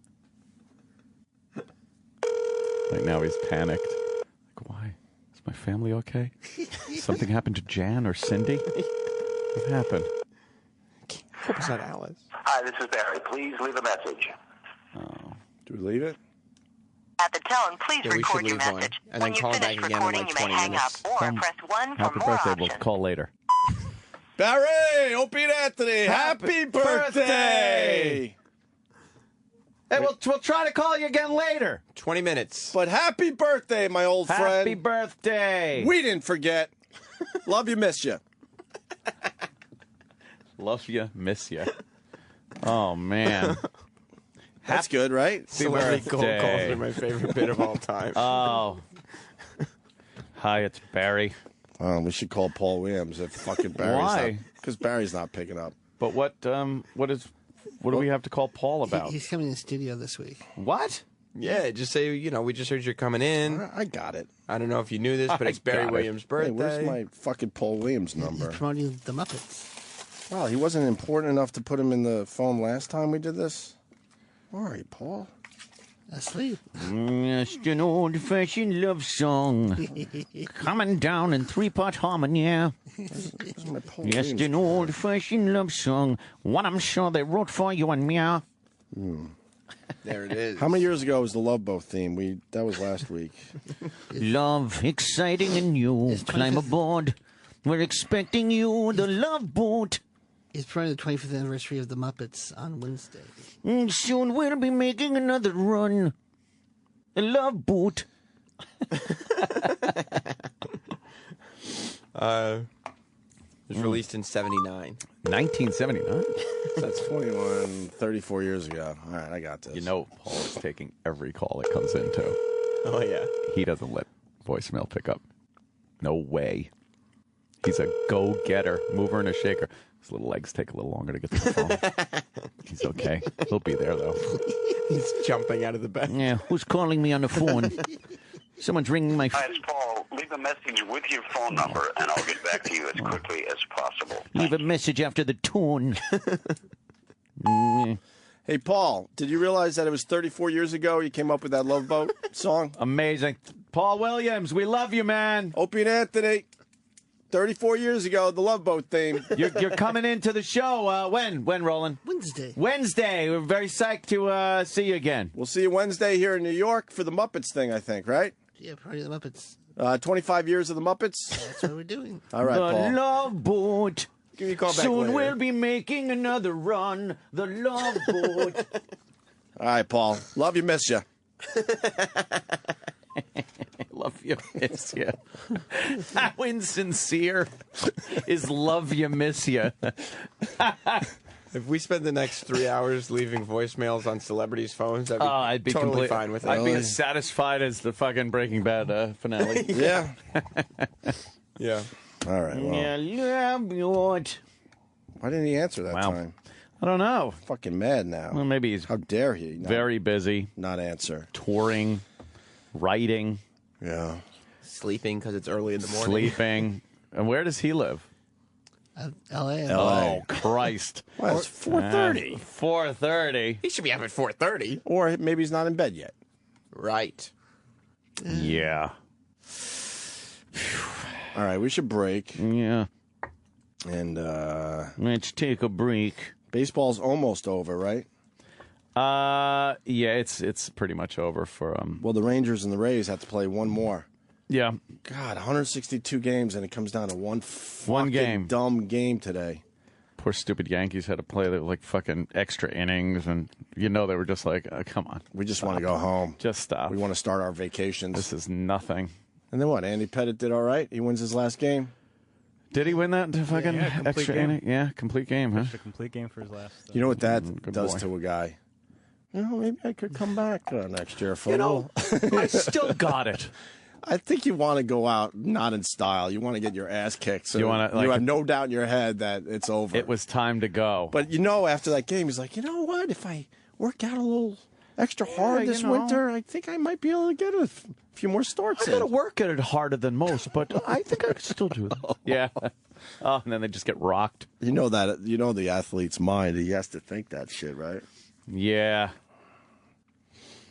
All right. We'll break. I don't think there's any question who's going to be filling that slot. We get any good E-Rock songs overnight? Somebody, I haven't listened to it yet, but somebody sent me an E-Rock, what's his name, game. Dickie Goodman? Yeah. Oh, I know. wow. I know. The guy tweeted me 100 times. Yeah, I know. Oh, Jesus. 100 fucking times. Don't worry. We see your tweets. Yeah, I just say it on the air, so hopefully they'll stop coming in. Right. The tweets, I mean, from that guy. Right. We can play it. It's all right. Where is the E? He's out today? He's out. I think he's out all week. Yeah. Till further notice? Which is not going to sit well. Where's he going on vacation? The new boss. The happiest place on earth. Yeah. Really? Yeah. Is he at Disney? Yeah. I don't think he wants people to know. You know how secret. Why don't we call America him? Is it Disneyland or Disney World? Cold is. call I mean, him. if I had to guess, it would be World. Whoa, you see if you had too much information. Disney I'm saying, World. I'm guessing. Oh, so he just flew home. Yeah, That's, he's Florida. Florida, where he was originally from. born and raised. Been forwarded to an automated. Oh, he's on to us this time. Fuck. Do you know what resort he's staying at? I bet we could call him. I think the Nagels, please. Oh, he's on to us. Not even a ringy-dingy-ding. Is he there already now? Yeah, he was texting me last night. Oh, he's on to us. He knows how jealous I am. You should try to call his hotel room from there. I think I know what resort he's at. Yeah. Oh, it's a big guy in a small world. You think he gets on the little boat rides and goes, pretty cool, huh? Well, it's a food and wine festival over there right now. Oh, it is? Yeah. At Epcot. At Epcot? Yeah, that's Yeah, awesome. I was there once for that. Delicious foods. Is it good? Good stuff. I'm going to the New York Food Festival in a few weeks. They can have the This Is the End DVD. I don't need all that other shit, though. It's mastered in 4K. Who gives a fuck? That's a good pistol case right there. Does it make the comedy better? Yeah, because 9 minutes of extra footage. That's outrageous. Extra That's nothing footage. to do with the 4K. Extra footage usually sucks. There was a reason why they didn't put in the actual movie. Did you see how? Yeah. Dude, over 50 Yeah, like hours 54 of hours or What? something? bonus footage for Breaking Bad coming out. What do you mean? DVDs Yeah, but- that they're putting out? You know what they do? What? When they say hours of bonus features? Yes. They count the director's commentary Right. as hours of bonus features. So when you get a DVD that's got a director's commentary on it, if it's a 3-hour movie right there, 3 hours of bonus features. And it's like, no, it's the same movie. It's Yeah, but just you know what? There's a 2-hour documentary in that set that I can't wait to watch. And it comes in a little They're sending barrel. you the barrel. Yeah, are we getting that? Can we get like 8 barrels? They're sending me one. Tell them we need like 18 of them. We need a lot. We need 7 of them buried in the desert. The commentary thing went away for the most part. Remember that was such a cool feature when it first hit? Kind of was, yeah. And now people not so much. Right here. Not so That's much now. Rogan commentary. Hey, whatever happened to Ron Howard? I thought he was calling our show for Rush. Oh, boy. I thought he was he's directing another movie right now. That's why he's impressed for Rush. Well, screw him then. It's a good movie though. That Rush doesn't look very good. It's pretty good. It looks like I don't care. It's like I don't care. I see the trailer and I go, all right, race cars and stuff are cool and all, but based on a true story. But I don't care. Yeah, the real guy was racing 6 weeks later. It's tough because it's F1 and that's not really popular here. That's the Yeah, problem, it'll right? do Plus, good it's in that Europe. Space. I bet you it That's does space. good in Italy. Eh? Yeah. Eh? Yeah, just wait till Thor 2. I liked that other race movie. It was a racing movie. Cool Running? The Thunder thing. No. Tom Cruise. The Thunder I thing. forgot the name. He's the best. Oh, that's it. That's No, the Ballad of What? You're talking about a real movie. Ballad of Ricky Bobby? Ricky Bobby. Oh yeah. Talladega Nights. Talladega Nights. Talladega Nights. I like that one. Baby Jesus. Ricky Bobby. It's great. It's a great movie. That is so stupid and hilarious. Yeah. I piss excellence. Invisible fire. Shit. All right. Well, our cold calling's not doing well today, Sam. Oh, Opie, what's that? What you happened? have.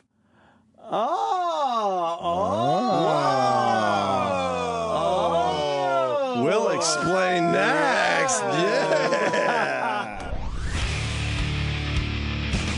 The Opie and Anthony Show will return in a moment. After all, millionaires have to piss too. Sirius XM. You're listening to Opie and Anthony.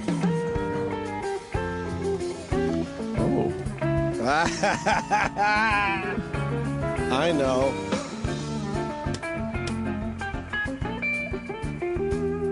You appreciate a good jam band, don't you, Ed? No.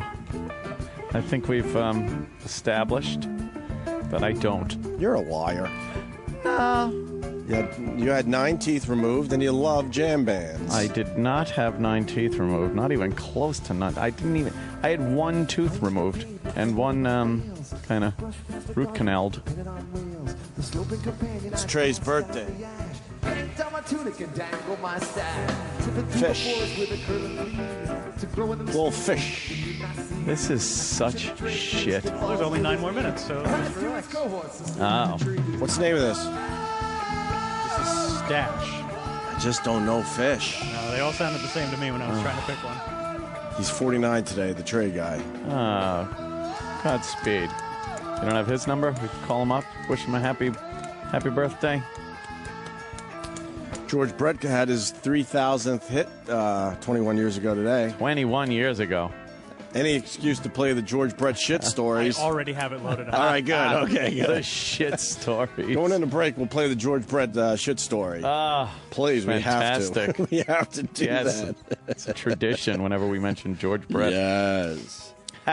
So I see you might have got one of these. Oh, my goodness. Yes, of course, over the weekend, I decided I needed my iPhone 5S. Mm-hmm. 5Cs are out there in mass, en masse, but the 5S is, you can't find one. Okay. So I went to one of the stores that wasn't the Apple store. Went to a Verizon store to look for one, and they didn't have them either. So I start poking around. I'm like, I've been talking about wanting to check out the old Galaxy S4. So I was poking around a little bit, and I'm like, you know what? I'll take it. Wow. Yep. So I bought one. And wow. And now I have the 2 phones. Right. And I've been using both of them. Mm-hmm. And I'm doing a little comparison. What do you think so far? A little comparison. Well, they both do have their own unique features that I like it. I like it a lot. Where's my... what? Taste? I told you so. No, it's not an I told you so moment. We're not in that situation right now. I don't think so. You said you like it. I've been telling you about this phone for 2 years. Yeah, I know, but... I don't even have the S4. No? What's the difference between the S3 and the S4? One. One better? Just one number. One better, though. Yeah, it's one more better. Well, that's good. I like my S3 so much, I just didn't upgrade it. Yeah. I probably should, though. Like, well, I don't know because I didn't have the Note's S3. coming out in a couple days. I got to take a look at the Note. Yeah. And if the Samsung people make the Note, I mean, I'll go with a smidge. Yeah. A smidge smaller. I think I might go Note. I was looking at some of them Notes. They're pretty cool, right? Yeah, but they didn't have the new one out yet, so I wasn't going to. And they do fit in your back pocket. I don't know. As long as you get that phone in your pocket, you're good. But you'd crush it if you sat down. You think? Yeah. I like the front pocket. I like the shirt pocket, things like that. And this fits in the shirt pocket, so that's fine. I put all my stuff in the penis pocket. Oh, do you? The little penis pocket? Oh, not the little pocket. I just call it the penis pocket. I put all my shit in my front pockets. Front. Yeah. So if you're robbing me, that's where my shit is. Oh. I just feel like I could. Very nice of you to tell I them. feel like I could get. Someone could pickpocket me easily. I know, the back pocket. So I put it all in my penis pocket. I'm not a fan of the back pocket for things that aren't like really shoved in there. I'm just convinced. I've seen a couple of those videos. Like, how do you not notice the guy taking the watch off your arm? Pretty good. So right? I'm fucked. A wallet out of the back pocket's got to be a piece of cake if some of these guys could take a fucking watch off you. Anyway, go ahead. Sorry. Well, I have. I now understand what people are saying when they say that the iPhone's new iOS 7 is kind of trying to emulate what the Android, what the Galaxy has. Yeah, the Android system. Right. And they're failing miserably, I think. Right. This I like the customizability of the Samsung Galaxy. It's very cool. Mm-hmm. You're not pigeonholed to all Apple products. Nope. Which is good. I like that. I love the big screen. Goddamn. I can fucking sling box shit from home. Netflix and videos look great. Yeah, I don't understand why Apple hasn't come out with a phone that just has a bigger screen. That would get people. Well, they don't need our help. No, they're selling just fine. But I don't know. Maybe they're holding that technology back. I don't know. until they see an actual drop. But that's the one thing I do like about the iPhone. I could just use my thumb, and without even an effort, I could get to every part of the screen. You got to stretch a little bit with the This Samsung. is like, you're playing fucking piano. You got to stretch a little bit. You got to really kind of stretch. You got to just stretch to reach things. True. On this. But the videos look great, right? Videos look great. But your Metallica video you shot on your... on the iPhone, that looked fantastic and sounded great. Now, I have a question for you. I Instagrammed my videos at Metallica. Yeah. Is there different... this is going to sound dumb, but whatever, because I really don't know. Is there a different technology when you're using the Instagram I think app? they compress it. They do, right? I think it's compressed more. Yeah. Because they're not expecting you to try to get a little taste of a concert. Yeah, you're not getting the high quality that YouTube I couldn't can give believe how bad the audio sounded. It was terrible. Not even close to what you got out of your iPhone. And then I'm thinking, man, if I used just a Samsung video, it probably would have came out better, I think. Yeah, and then upload it to YouTube, high quality, and put the link up. It would have been good. Quick hits while I was there with my Instagram crap, and it just didn't work. I hated it. Yeah. I got to delete those now that I think about it. But what else do you like about the Samsung? The way you can hook up all your pages and the apps and move them around and move them around, just the fact that you can really customize the shit out of it. The Samsung bloatware had to go. Like their stupid store that they have there is just the worst. But I guess you use Play Store. Yeah, exactly. Yeah, that works good. And, all like my security camera stuff, drop cams, I could punch them up and like big fucking screen, nice video. I like it. My typing's taking a little getting used to.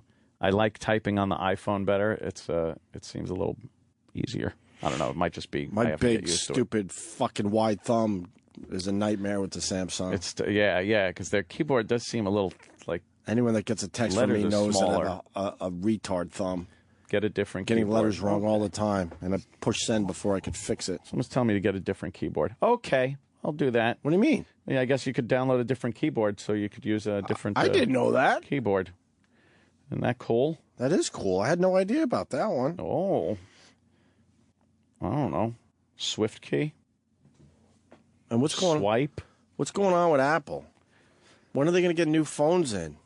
Oh, man. There's people in my family, they're waiting for their new phones, and they just can't find them. I'm hearing end of October. What are you talking about, end of October?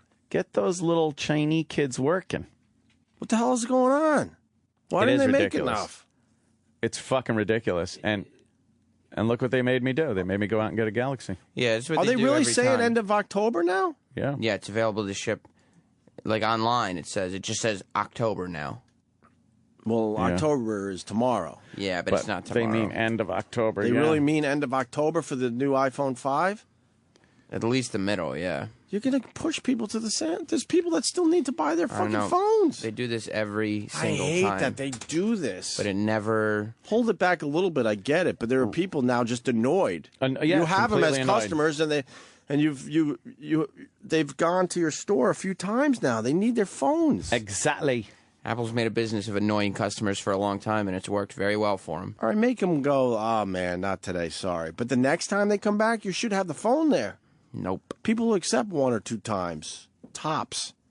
I don't know. Not with Apple. People in my family are up to 3 or 4 times going by the store going, what the fuck? Because like Ann said, and I saw for myself, these assholes that work in the glass boxes, they don't want to give you any info. Right. They want, their whole thing is to keep it as vague as possible.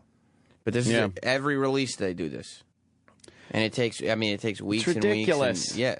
But it never hurts business. Right. No. Like Apple customers keep coming back because they want an iPhone. Because even, Samsung might do this better or might do that better, but at the end of the day, it's just not the thing that they want. The thing that I want, whatever. An iPhone. It's not that. Oh, this guy got an iPhone yesterday. He's going to tell us where he got it. Oh. Justin in they'll Florida. Be sold out again. In Florida? Justin. Yeah, hey, guys. Hey. I've been searching for the phone because I had the 4S, and it wasn't really working well, and I run a business from the phone. I was going crazy. I couldn't find one. Sounds crazy. I went online, and I started searching, and someone said, go to Radio Shack.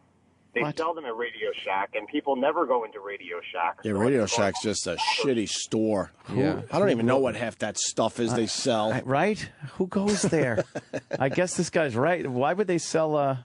Yeah, they sell them at like Radio iPhones, Shack, Radio Best Shack. Buy, all those stores. Best Buy? What the hell is that? It's a big media, big box store. No, it used to be. Wouldn't you just buy shit online? You can't. But you can't buy the iPhone no, online. you can't. All right, you know what? I might just try that today. All right. Thank you, sir. Thanks, guys. All right. Great show. Yeah, Of course I know. it is. We know that already. Stop it. Jesus. Right. Apple became the number one company in the world. Oh, yeah? What, as far... Hello? As far as what? I don't know. Like money? They just said it on the news, so I just repeated it to sound smart. Yeah. Yeah, You know what was number one for the longest time, and they're no longer number one for the first time? Guess what company? Exxon. Don't look down. Nope. Was the number one company in the world for a long time. In the whole world. And now I think they're third or fourth. They dropped down a few places. Not only did they lose... IBM. IBM is, if I'm not mistaken, number 2, believe it or not. Oh. Why is IBM number 2? For what? I don't know. That sounds like an old company now. Yeah. I don't think IBM is number 2. Vandalay Industries. I heard IBM number 2, Sam Roberts. Oh, this is... In latex. Don't make me look like a fool. You look down. You look down. No, I was looking at other things. No one has it. No one has it. They really don't have it. No. It's a treat. It's a treat? Mm-hmm. McDonald's? It's a company that makes a treat. Entenmann's? All those Burger King fries are a bust. Entenmann's? They're still shitty for you. Oh, yeah. Of course. 40% less fat and... Right. Yeah. They're still shitty for you. Satis fries, they're calling them. Yeah. Are you... Apple was named most innovative company. Oh, boy. No. Number one company in the world. They were named number one company in the world in 2011. Wow. What is this one then? I think this is most innovative. Because in 2011, they were named number one company in the world, and they beat out Exxon. Oh. Exxon. So what is this poll then? The news that I'm reading is global execs have named Apple the most innovative company. Number one brand in the UK? No, this is in the world. So the most innovative company in the world is now Apple? That's what some global executives say, yeah. Yeah, that sounds like the fucking artist of the Millennium Award right there. Is IBM too? I don't think there's a number 2. No, there's a number 2. And then the company that used to be number 1 is either 3rd or 4th. It's 3rd. Travis knows. They make treats? Of course I know. Is IBM number 2? No. What's number 2? Let me see. They make things you eat? You Googled. Oh, Google's number 2. IBM's number 3. They make things you eat? IBM's number 4? Yes. Oh. The mystery company is number 3. Is it things you eat? It's the most valuable brands. Most valuable brands. Yes. That was close. You gotta highlight the newspaper article next time. I was tired. I know. It was 10-10 wins. I just woke up. I'm suffering from seasonal allergies. You get seasonal allergies. Is it that crazy thing that bought Hostess? What, the company? The toast people? Yeah. The bimbos? The bimbos? Is it bimbos? Not bimbos. It's not bimbos. Bimbos. It's something, well, this will give it away. They make treats. They make treats. They make a nice treat. Lots of treats. So it's edible. Oh, yeah. Treats. E-Rock would love this company. Wow, this is, I'm boggled. They've never been not number 1. That's right. That's why it's a big deal. And now they're number 3. Yeah. Coca-Cola? Maybe. That is correct. Well. Coca-Cola has dropped for the first time ever, and Apple is now the most innovative company in the world. Damn. IBM number 2 is the Google? Number 2, yeah. Apple, Coca-Cola, Apple, Google, Coca-Cola. IBM drops from 4 to number 3. Where does PepsiCo come in?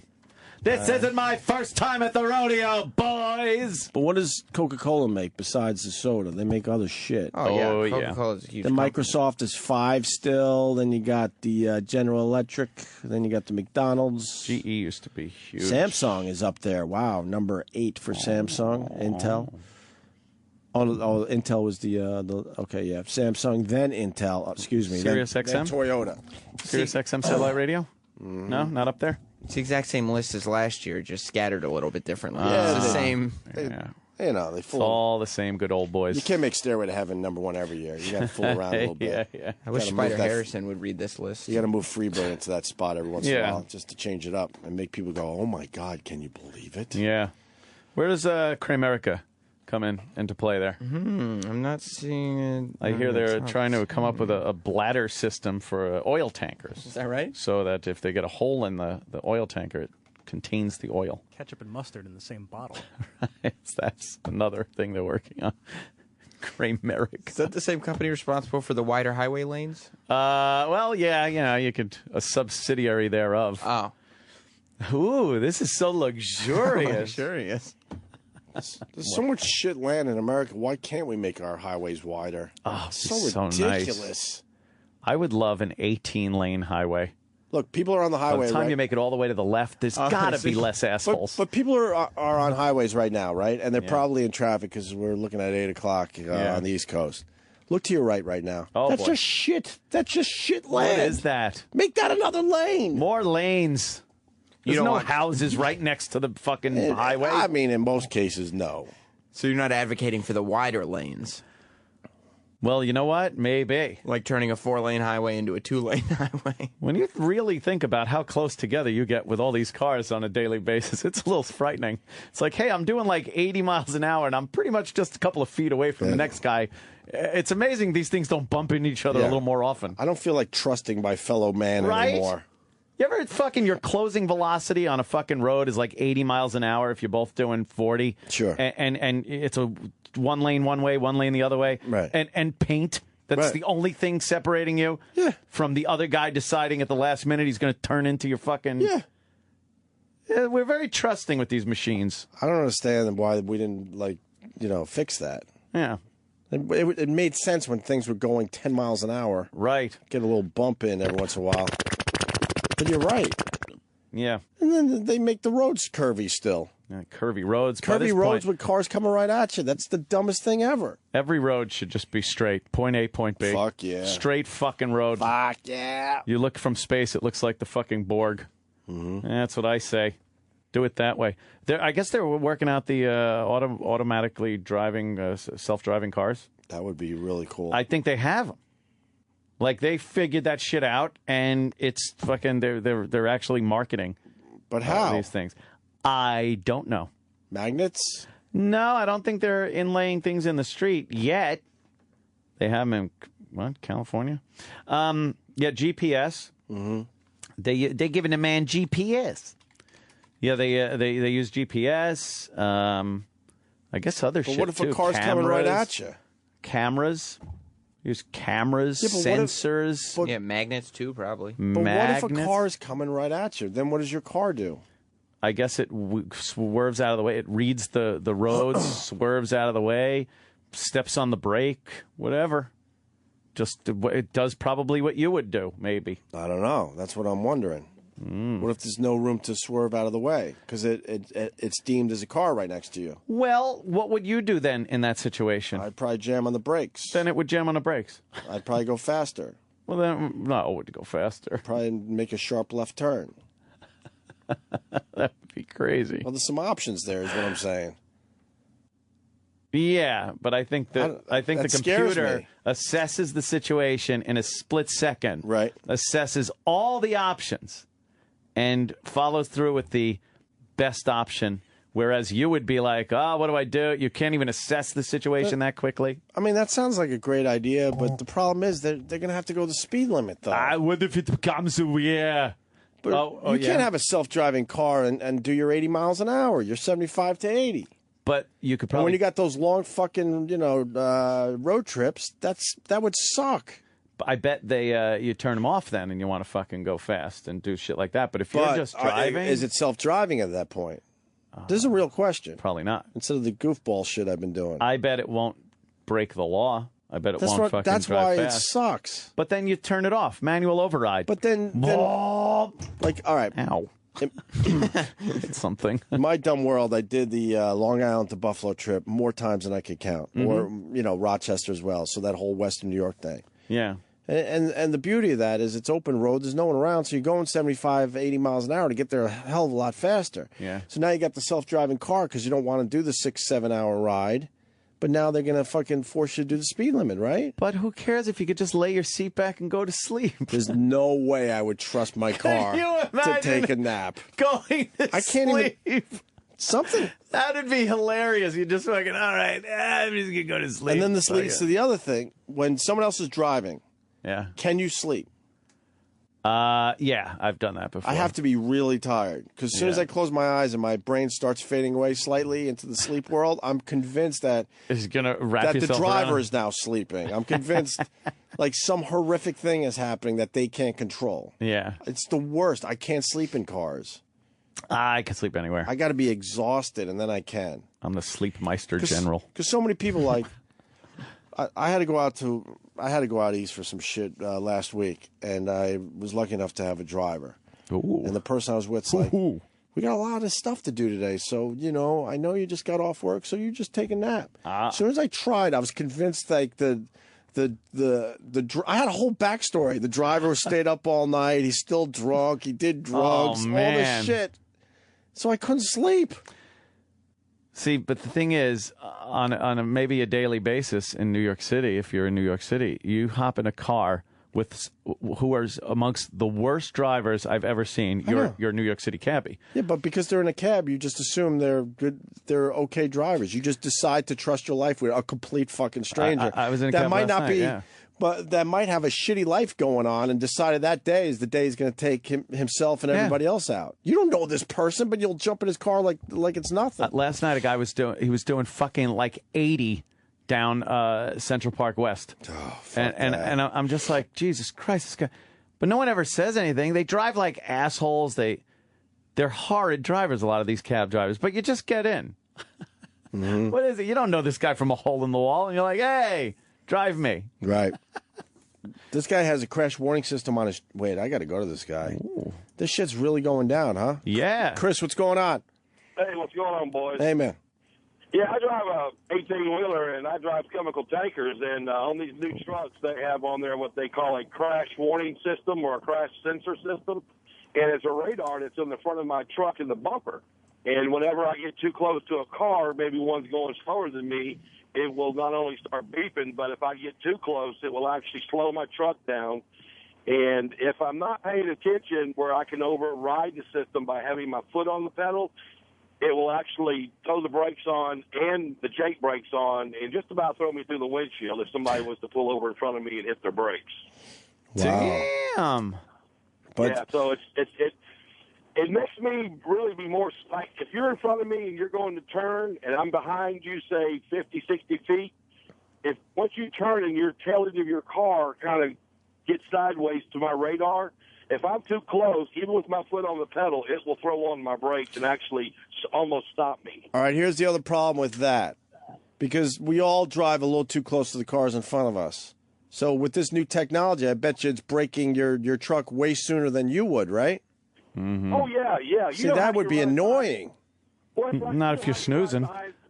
You're riding behind somebody. You know they're turning, so you don't slow down because you know they're going to make the turn well before you get there. Well, my truck, if I get too close and do that, it will actually throw my brakes on. It scares the hell out of you the first time it happens. Could you fucking know? What's the question that in the driver's test? It's like if you're going 60 miles an hour, then you have to have 6 car lanes one between car length for every you and 10. the car in front of you.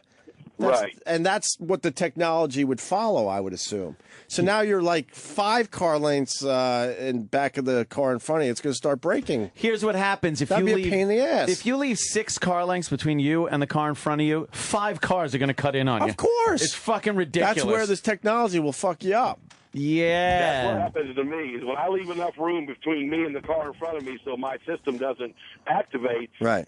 Sure enough, especially when I'm up there around y'all in your part of the country, people jump in front of me, and of course, I have to just back off, and then, I get clogged up, or I get, my system activates, and of course, all that's recorded, and they ask me, well, why were you so close to that car, and why did your system activate? And then you got to go through the BS. Well, somebody jumped in front of them, and, and all that. So it's a real pain in the butt. I think it's pretty cool, but I think they got to work out a few of those bugs. Well, this is another problem I've been having with this. I've had this for 2 years now. Or no, excuse me, 1 year. At midnight one time going through Texas, nobody around me whatsoever. I'm in the middle of nowhere on the interstate, and I'm cruising along. My foot's off the gas pedal. I'm not worried about it. All of a sudden, I think a bug or something went in front of it, and my Jake brakes and my brakes applied to my truck.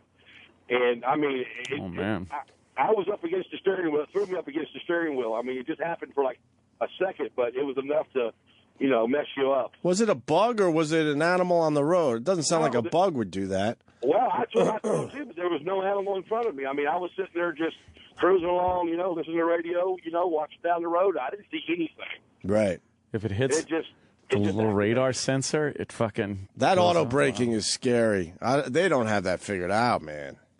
That's what I said. And when I got this truck, nobody informed me that it was even on here. Nobody told me how it worked. Nobody told me nothing.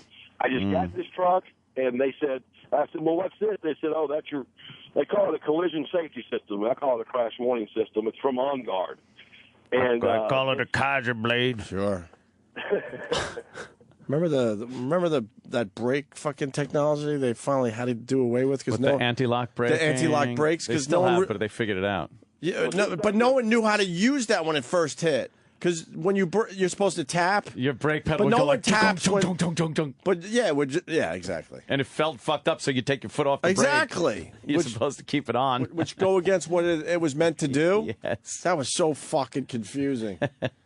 All right, well, if the cabs in New York had this system on their cars, they would actually, because my mom has it on her Toyota minivan, actually. If they had to require these cabs to have this system, there'd probably be a lot less, wrecks and stuff because they'd be more scared to get up behind somebody. I see that the technology could be great, but it seems like it's a little buggy still. Yes, all right. It is. All right, thank you, sir. Let me go to Roger in Ohio. Roger.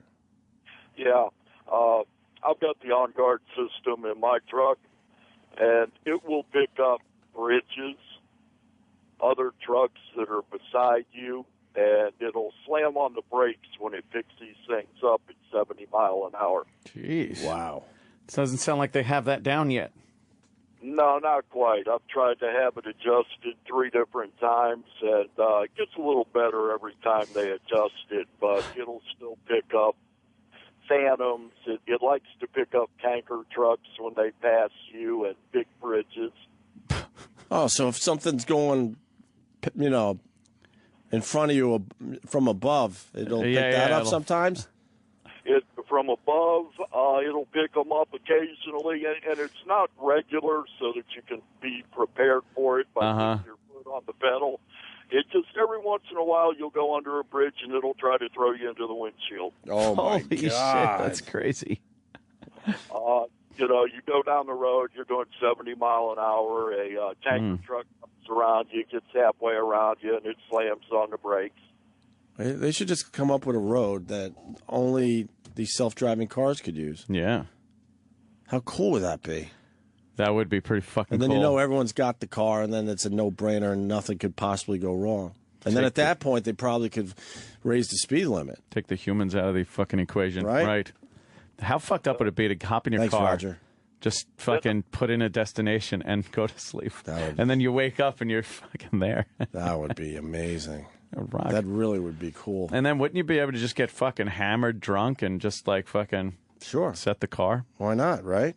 Can't get a DWI. It's like I wasn't driving. This guy is talking about the Infiniti G50. What's up, Toby in Utah? Hey, yeah, the G50. Toby Wong.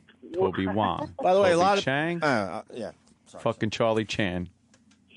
I deliver these things for Nissan, and the G50 is going to be the car Nissan is using to do it. And they use lane departure at the yellow lines in correlation with the GPS. And And you have to be sitting in the seat, the left seat, for the thing to work. It doesn't completely work on its own yet, but that is the car they are going to use to do it.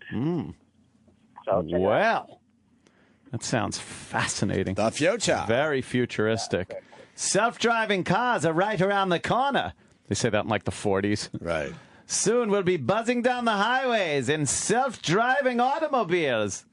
The newest radar technology.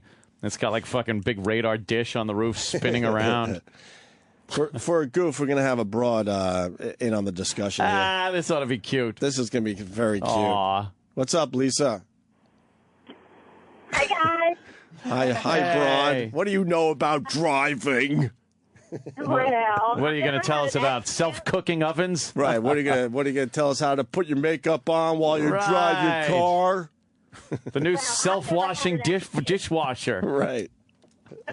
You broads. Oh, you silly broads, and you're driving. Go ahead. Get in the kitchen and bake me a pie. Go ahead. Talk about technology and machines. This It'll should be adorable. Cute. Aw. Okay.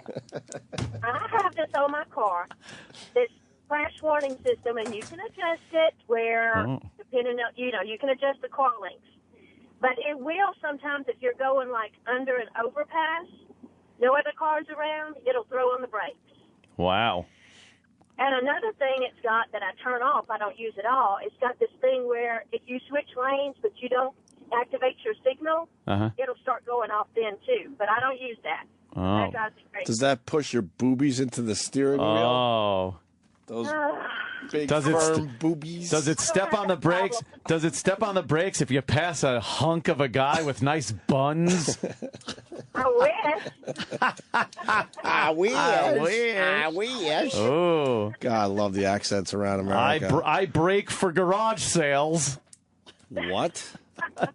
Do you brake for antique and yard sales? Oh. No, I don't do that stuff. Oh, all right. All right. Well, that's adorable. I'm sure everything she said is wrong because it's a girl. I know. What are you going to do? Yeah. Just humor them. You guys are lucky you can vote. Really? All right, Lisa. Thank you. All right. All right. Let's go to Bill in Indy. Hello, Bill. What's up, Bill? Hey, guys. How's it going this morning? I got seasonal allergies, and I didn't eat the Lucky Charms over the weekend. There's your update.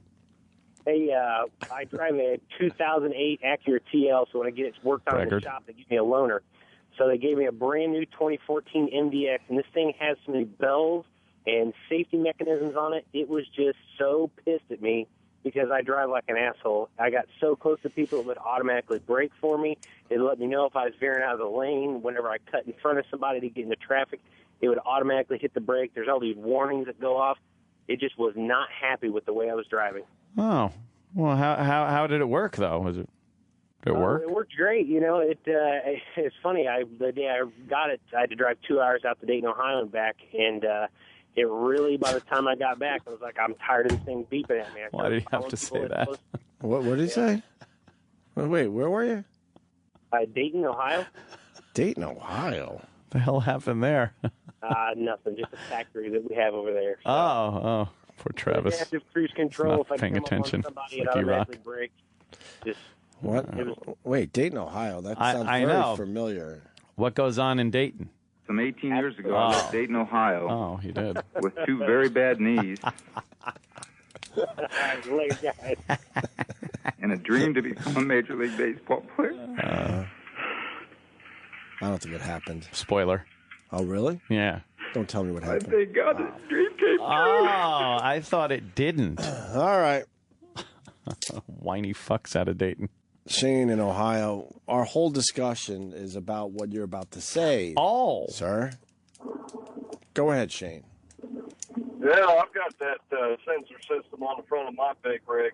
Right. And it'll go off when you get about 4 to 5 seconds in front of a car, and it'll count down and slow you down as well. But the whole thing, if you keep your foot on the pedal, it overrides that system. Pretty much makes it null and void. I know, but that's what I'm talking about. I mean, if you're going to have the system, you want it to work in your advantage for your advantage. So if you're on the gas pedal, it overrides the auto braking? Yeah. Well, that seems silly. I can range. Yeah, then why have it at all? What I'm saying is this seems like cool technology, like Ant's saying. Imagine like really barely paying attention because they got this shit figured out, but sounds like they don't really have it figured out, so then you would override it. Right. But then you might as well not have the thing. Yeah, I mean, when you're cruising down the interstate at 65 and somebody passes and cuts in front of you within that 5-second range, it becomes a pain in the ass because the truck will slow itself down. Then you got to get back up to speed. Right. And when you're loaded with 40,000 pounds, it takes a little bit to get back up. Right. You just keep your foot on the pedal, and it overrides the system and creates less of a headache. We got a little off topic too because we're talking about where the whole fucking car drives itself. Right. I thought you guys were talking about the. Nah, we moved into this area, you know. Yeah. With the cruise controls and stuff, we understand. Self-braking. Cars are getting some really cool fucking shit in them, though. We're getting there. I'm looking forward to, Thank I you, think, Shane. the 2015 Escalade. There's a lot of mystery behind what it's going to be. I think the body style's changing, the electronics inside. Because I've always been pretty fucking disappointed with the lack of, like, real cool instrumentation and gadgetry inside it. You know, all these other cars have great fucking shit. You pay through the nose for an Escalade, and it's like, oh, thanks for the nav system. And that's pretty much it. I was in the brand new Land Rover. How's that? It's one of our pals is driving one around right now. Oh. Just, the thing's not even out yet. Is it nice? Holy fuck, is it nice. It's like, I think it was 130 G's or something like that. Wow. This thing was ridiculous. It's a lot of cake. Looked really nice, too, man. A lot of really cashage. nice. I got to get a new car. Yeah. I don't know what to get. I needed like a bigger SUV. Well, I got to tell you, Escalades. They're pretty big, though. They're pretty nice. It's being revealed next week. Next week, October 7th. But why hasn't anyone revealed it? They're in the factory right now. Why isn't anyone talking? There's a release date. They want to, like, make a big deal of it. Yeah, but they have disgruntled workers like anywhere else. Why isn't one of those guys going, well, here it is. Here's a picture of it. Well, they keep it all camouflage, too. Like, when they take it out on the test tracks, they paint it in these weird patterns so you can't really see body lines, so that when car and driver guys take the telephoto lens and take pictures, you can't really make out the body style and shit. Come on. Seriously? No kidding, They got yeah. that? Yeah, I'm looking at a photo right now. Yeah, they painted it like a kaleidoscope kind of a thing, and with weird bent lines and. Yeah, but can't you color that shit in after you get your picture taken? Maybe, but you can't see the body lines. And then they cover up the grill with like this big, like one of those bra things that they put on the thing. They cover up the front, and they don't want you seeing. Wow, can you show me the picture? Yeah, they do things like to screw up the body lines, so you can't really get a good grasp of what it looks like. But I hear it's supposed to be pretty cool. See, like that. All right, you could kind of figure it out. Well, you no? can, but it makes it that much more difficult. It kind of looks, doesn't it just look like a block? Yeah, I guess. It's like a big block. I guess. Yeah. That's pretty cool, though.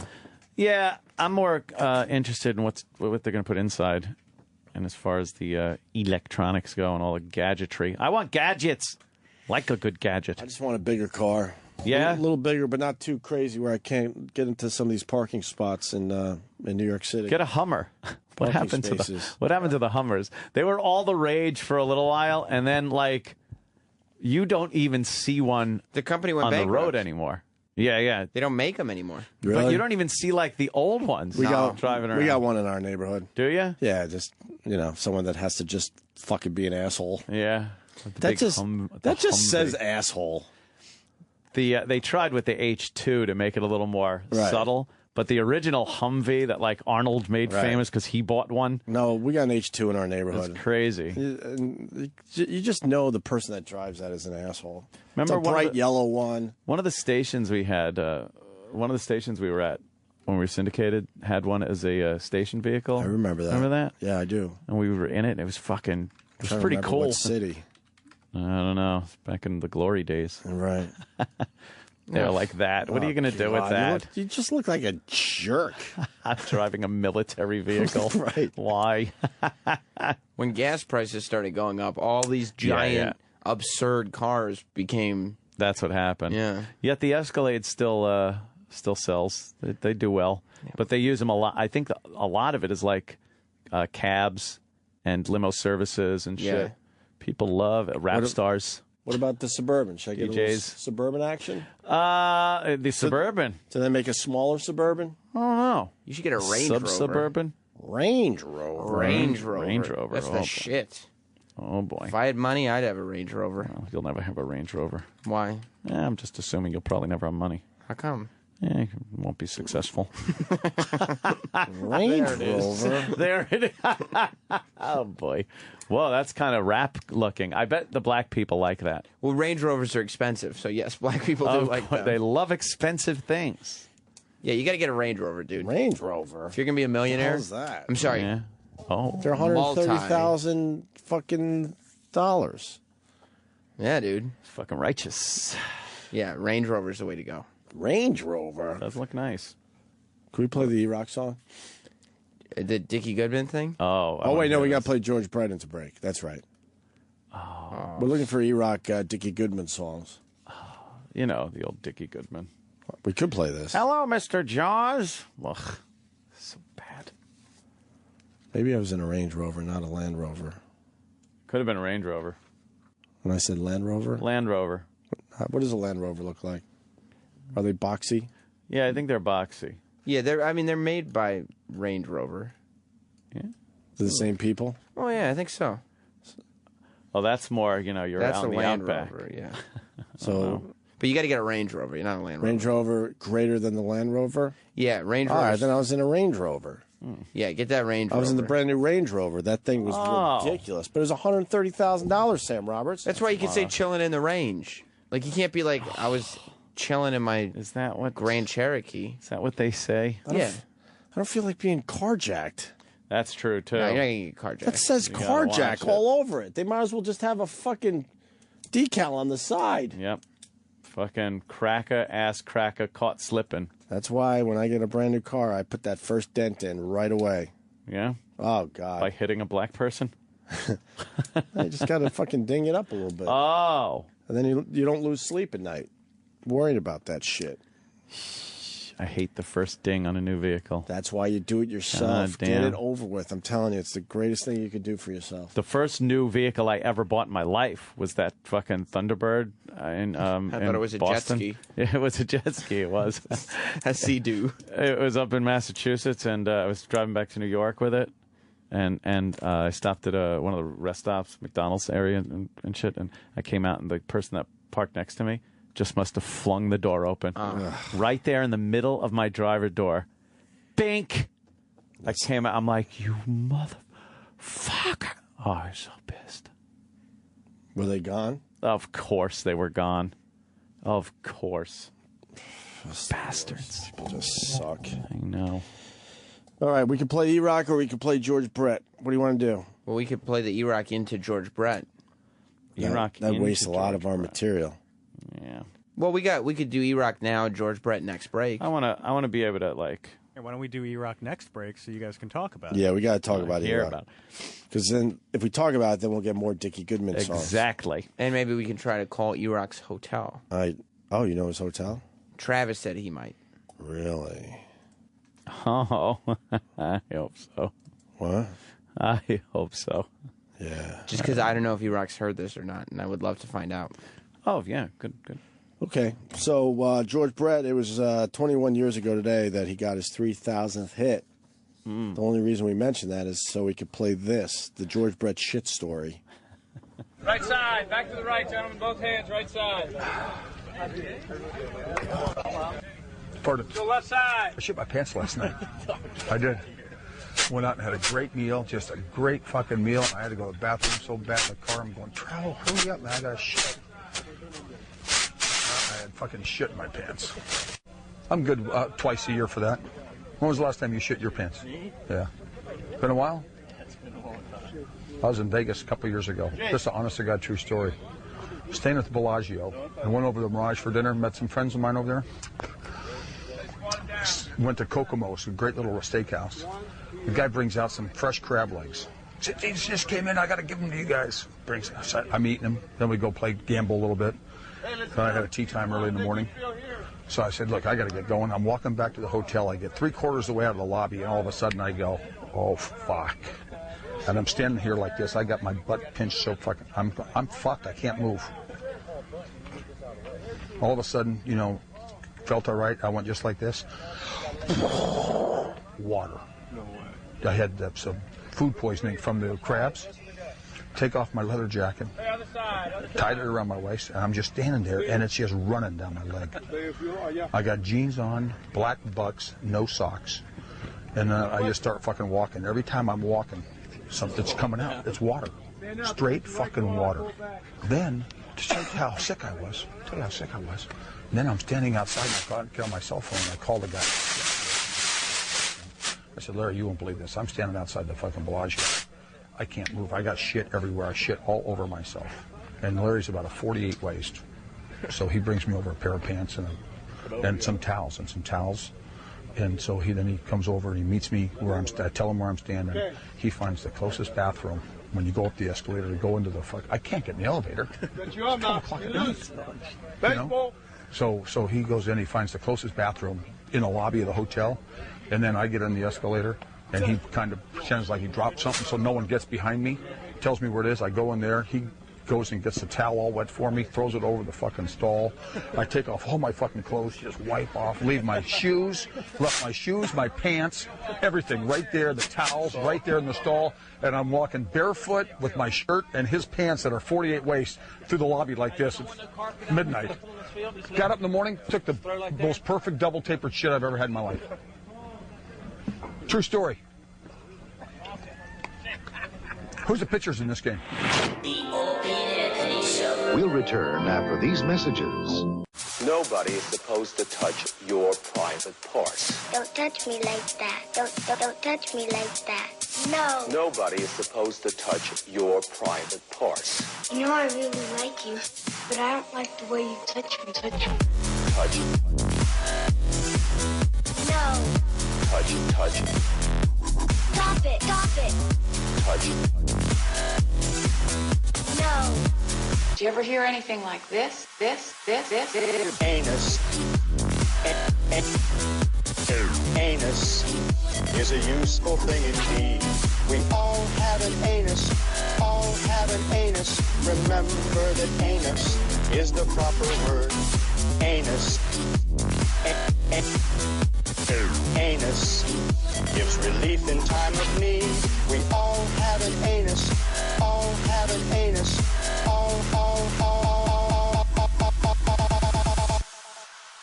No. Vulva is what girls have down below. Vulva. When she's naked, it will show. Penis. Penis is what boys have down in front. Penis. Most people call it vagina. Some children call it Virginia. Nobody is supposed to touch your private parts. Nobody is supposed to touch your private parts. Nobody is supposed to touch your private parts. Nobody is supposed to touch your private parts. Nobody is supposed to touch your private parts. Nobody is supposed to touch your private parts. Nobody is private parts. No. Stop. If you don't, I'm going to tell my dad. Touch. No. Touch. Stop it. Touch. No. Touch. Period. Nobody is supposed to touch your private porch. Sirius XM. Yeah, this is the Opie and Anthony Show. Sure is. That little production piece by Troy Kwan. Did a great job with it, by the way. Should have him come in and... it's not a bad idea. I want to know what goes behind a production piece like that. No. Everything's it's a boring story. Are you sure? Yeah. He just kind of put it together. People like that inside radio stuff. They don't like it as much. You just put it together. If someone doesn't like it, maybe they can debate it on the air here. Go back and forth. No. That's we don't. That'd be fun. We don't debate. We got too much stuff to do. Strange. Okay. Can I go first? Oh, yeah, go ahead. And then we go to that, but then we Sure. also do the Iraq thing. Oh, yeah. Last night I had to have a discussion with my my young son on how to adjust his penis. Ah. Now, what would bring that up? He's growing up. We're watching TV late last night, and he goes, "Daddy, my penis hurts." Uh-oh. And it hurt because he's just having one of those, boners. Jesus Christ. An erection. He's having one of those baby boners. Oh, man. Not that he's he's still babyish. Oh, yeah. And he doesn't understand that when he pops a boner, that he has to adjust it. Oh, you got to get that unobstructed. Right. You can't have the pants in the way holding it down. Oh, he had it off to the side, all willy-nilly, no. just in an uncomfortable spot. So I had to explain to him carefully, because you never know how this shit's going to come out down the road. Jeez. But you got to you got to move it and get it up next to the belly. It'll sit nice. Oh, man. So then he tried it, and he goes, "Oh, it feels much better." I'm like, "All right, there you go." When that happens, you got to figure out, how to adjust it. Oh, no. You got to adjust that shit. Did you tell him not to do it in, public? Oh, yeah, we're already... And shove your hand down there, Oh, God, we're already having those discussions. Oh, man. Making sure... That's why that production piece is not fun anymore for me. Because you have to have those discussions from an early age, man. Those little talks. Yep. Oh, boy. And then we were at a diner yesterday because we had some people up. And at the end, I don't know. So we're about to leave the diner, and the old man, who nice enough, but I don't know, seems a little creepy. He goes, "Does your son like lollipops?" I go, "Oh yeah." And then he just, without even asking me, goes, "Come here, come here, come here." And then my son he's still a trusting kid. Oh, no. So he doesn't understand all this shit yet. Goes running behind the counter to pick out his lollipop. And I'm like, that's training him for the creeps on the fucking streets. Come here, come here. Because they use that exact same tact, right? You don't want that. So I don't know how to handle that one. I'm confused by that one. I said on the way out, I'm like, it was okay that time, but make sure it's okay with mommy and daddy before you go running off to, pick your candy. Right? How do you do that? You don't take candy from strangers. That's what we always learned. But this guy, he has a whole bucket of those dum-dums. Dum-dum. He picked out a dum-dum. Was that cool or not? Yeah, as long as you told him, Can't be fucking trusting anybody. Can't trust Especially when anyone. they're trying to give you candy. Right. It's such an old hack thing right there, the candy. Yeah, but it's tried and true. Kids fall for it like fucking crack. Oh, my God. They didn't need to update that one ever. No. That one still works like a charm. My son pissed all over his own face because he didn't point the pee-pee in the right direction. Can we take one of these? Humor me. Chris in Rochester, the home of Brother Weeze. What's up, Chris? Morning, boys. Hey, man. Home of Jackie, right? Home of Jackie, you're right. Who I think is back on the Brother Weeze show. Oh, I can't even. So it all works out in the end. Why do you even remember her name? Oh, Sydney, Jackie, adorable. You should have a good Weeze segment during Jocktober. I think you'd get a good laugh out of it. You don't like the Weeze, huh? That's too bad. No, I didn't say that. I do like Weeze. It's good. The prostate talk in the morning is always healthy.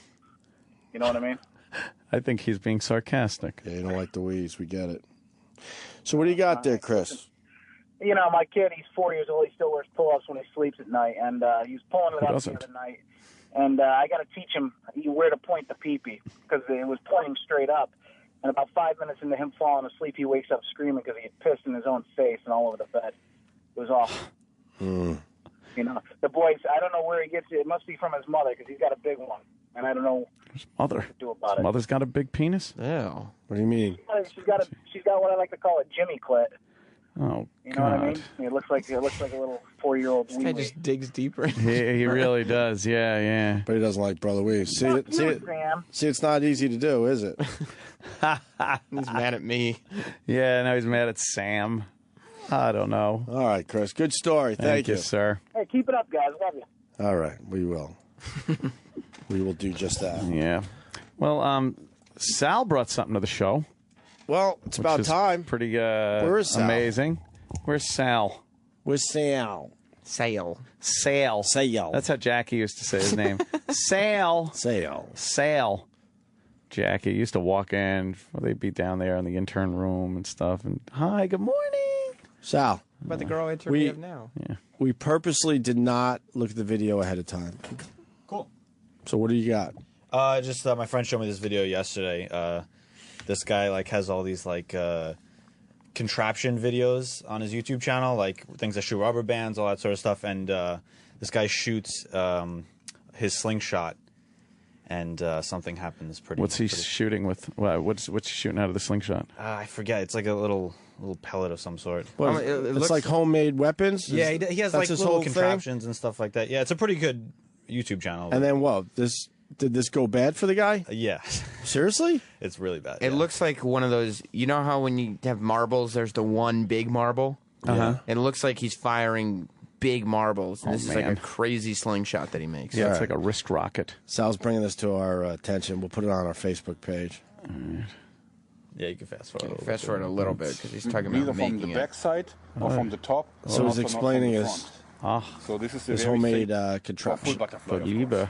Today's ammo: 20mm steel balls. Oh, this is our man, setup. all right, they're big As you ball can bearings. see, the slow motion camera, and on the top of my catch box, we'll put different bottles. Here we go. All right, so. Wow.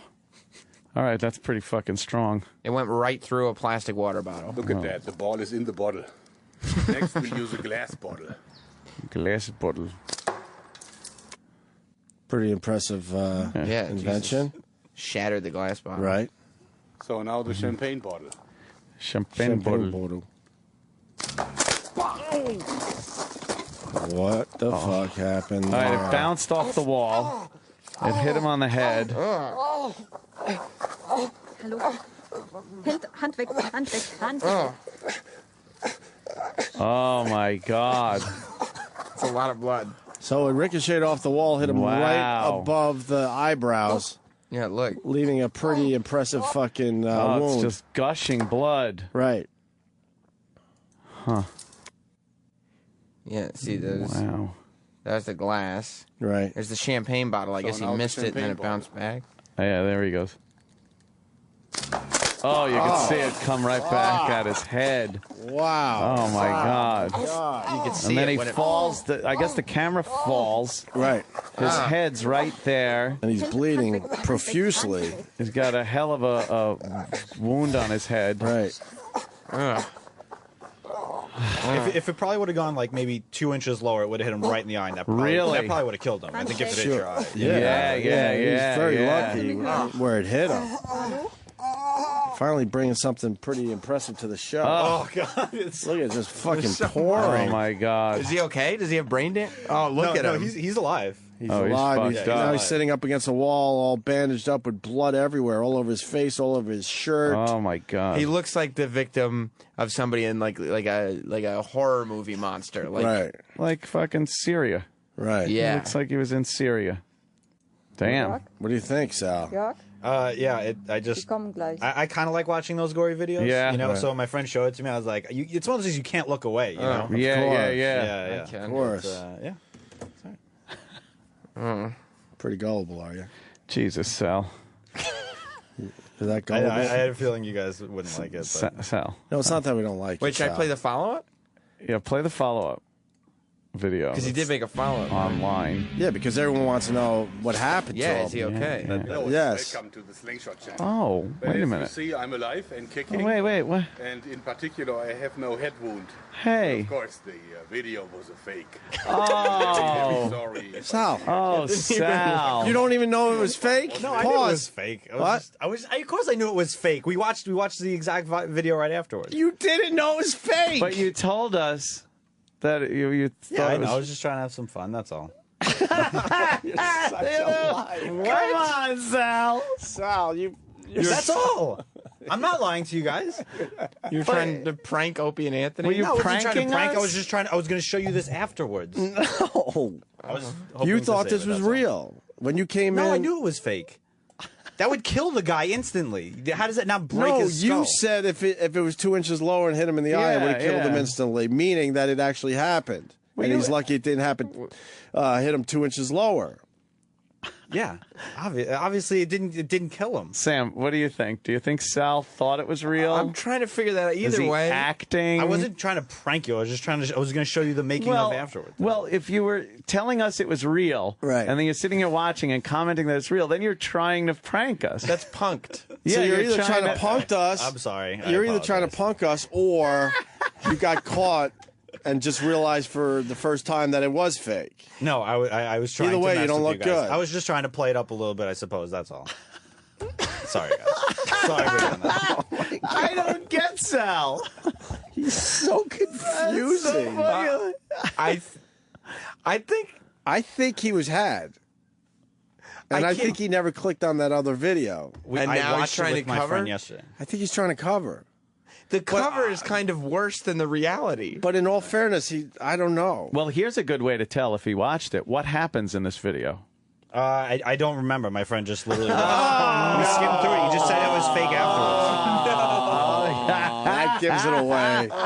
That so gives it away. Oh, come on. You can't even tell us what happens in the making of the fake video. Had it, he was like literally in Why wouldn't room. you watch the making of the fake video? Because it was pretty impressive. Because it looks like it sort of looked like the thing was flying right at him. Right. So then wouldn't you watch the whole video to see how he pulled it off? Did it. He my friend literally had the same reaction. He's like, "Oh, it's fake." So then he was playing that, and that was it. I was working while we were doing this. It's always a friend. It's true, though. Something friend. Just out of curiosity, are you trying to get a pool party together for everybody? Oh, remember that? Sal. That was a lie. I apologize. Sorry for bringing this. You thought it was real, right? What? You thought it was real? When I first watched it yesterday, yes, I did. But do you thought it was real as you were presenting this to us? No, I was just trying to play bring why a little wouldn't you something watch to the show. video? Opie, you're big on body language and human psychology, right?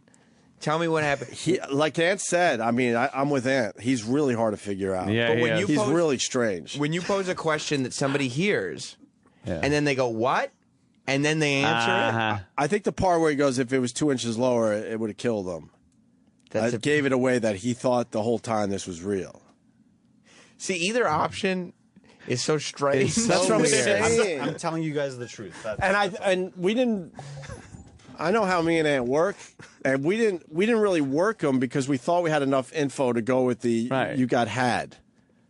All right, Does that make sense? Here it is. Here's the deal. Sure. Okay, we think it's real. Let's say that we watched it and thought it was real. What's your end thing here? I was going to tell you it was fake and that there's a making of video that I didn't watch. When were you going to tell us? Right after, as soon as the video was over. Then you said, let's watch it again, so we replayed a few seconds of it, and I was going to tell you right after that, pretty much. And then what were we going to do? Go, oh. I don't know. Just, whatever. I don't know. I told you what happened, and that's it.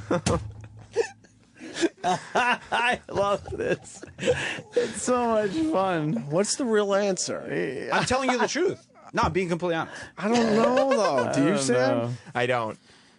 Because, okay, so if he's telling the truth now, then the idea was, okay, I got in deep shit last week, but so he was trying I'm going to make up for it by playing a trick on him. No, it wasn't to be a trick. It was just to show the video and present it in such. But we're smarter than that. I mean, right on the screen it says, what does it say exactly? Do you think this is real or fake? Click here. Dude, in the annotations. So to us, we are like, okay, obviously it's fake. In the annotations on the original video, it says think this is fake. It says it right there.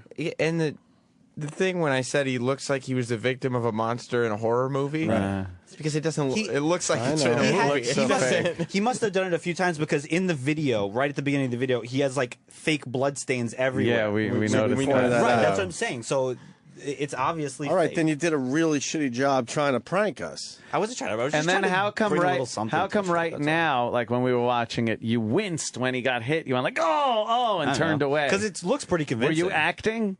I wasn't acting, but it looks very convincing. It doesn't look convincing at all. Faked because the camera would never fall like that. So it's perfectly where his head's in frame. Yeah, well, obviously his lady friend or whoever was holding the camera. Why would she fall with it at the exact same time? Yeah, it makes sense, but it just looks pretty convincing when you're watching it. No. It's better than most like horror films like that you see in theaters now. No. I disagree.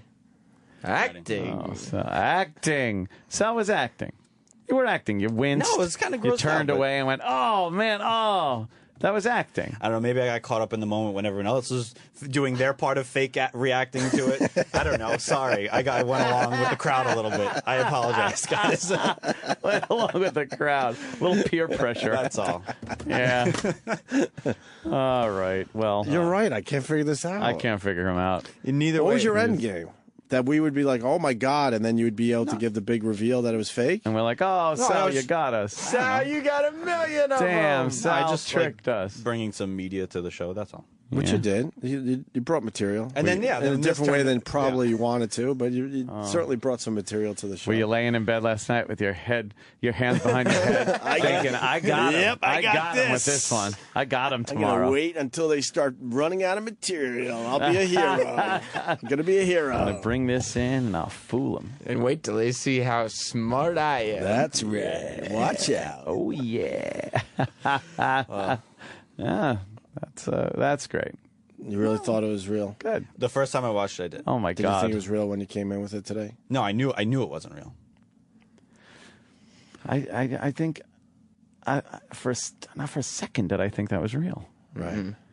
When I watched it yesterday, I was fully convinced it was real until my friend said 2 minutes later, "Hey, look, there's a making of video." It says it right on the screen. I know. Even in the annotation, when you're watching the video, it says, "Think this is fake." Obviously, it's probably a link to this. Were you getting hit in the head with balls too at that moment with your friend? Just on the chin. Just the chin?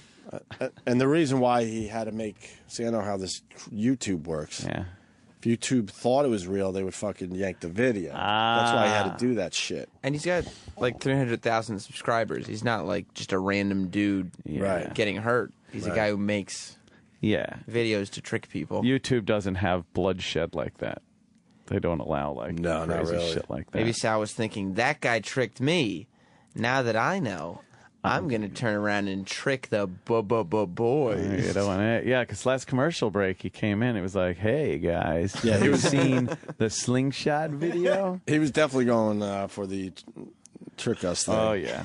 That's Absolutely. what I think. He's 0 for 2 as far as excitedly running in here with stuff. People are calling you a liar there, Sal. Oh, That's Sal. great. I'm not really sure. Oh, Sal. I'll go work on something else. I'll go find out where E-Rock is staying right now. Fizzster writes, what would showing you a fake video bring to the show? It's a great question. But a little bit of entertainment, that's all. And then I'm getting slammed now, so that's entertaining the audience. But that wasn't your end game. No, obviously not. See, that's our end game. No, but this is just what it's become at this point. Remember when Steve was so convinced that gunshot video was real? Yes. Yes. He also he stuck to his guns. He did. He insisted that It's was real. real. Well, he and thought- Corey's on the phone from Australia. I knew that was a different Corey. Yes, that's how you executive produce. he sat back in his office. He was as so we took proud. the Corey phone call. Oh, was he proud? And said, That was the time. and put his feet up, right? And said, and that's how you executive He produce. literally looked at me in the eyes and pointed at me and said, and that's how you That's how you executive. They're on the phone right now with Corey from Australia. We got fill the listeners in.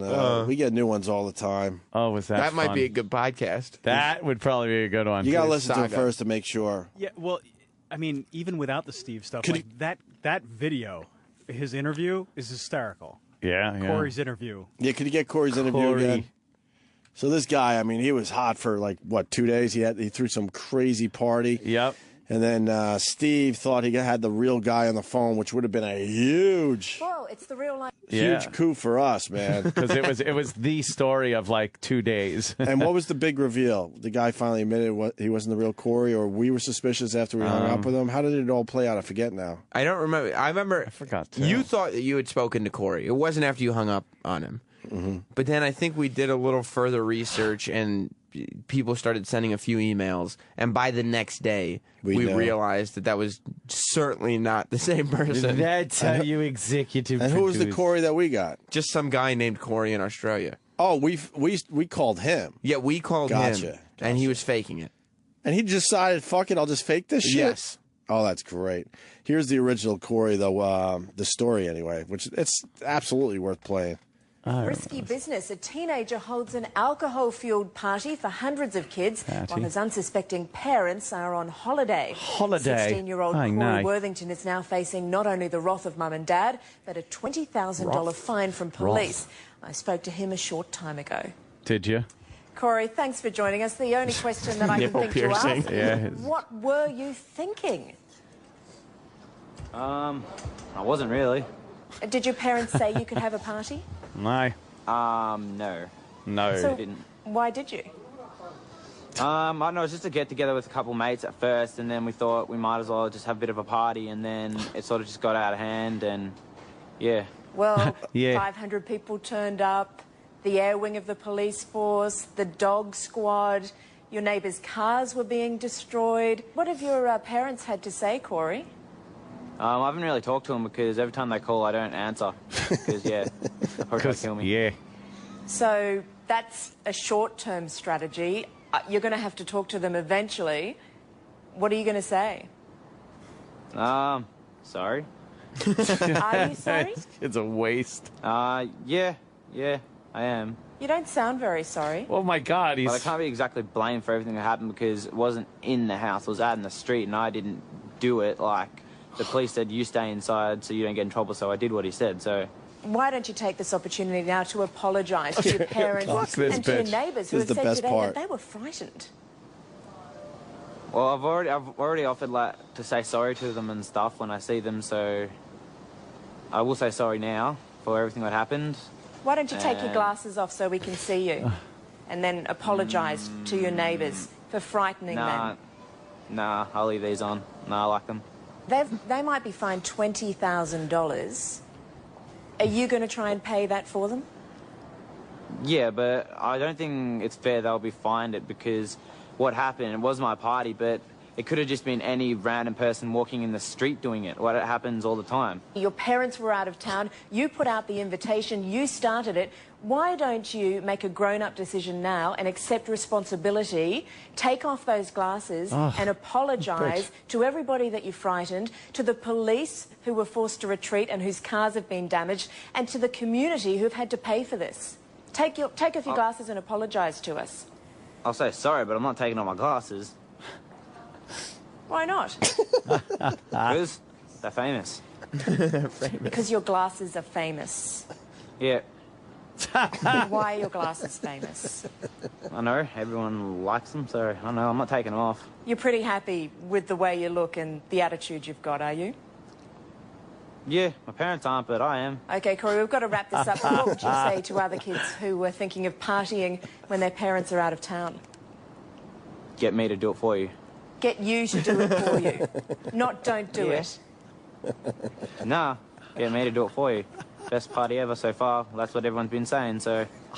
Well, we've got to go, but I suggest you go away and take a good, long, hard look at yourself. I have. Everyone has. They love it. They love it.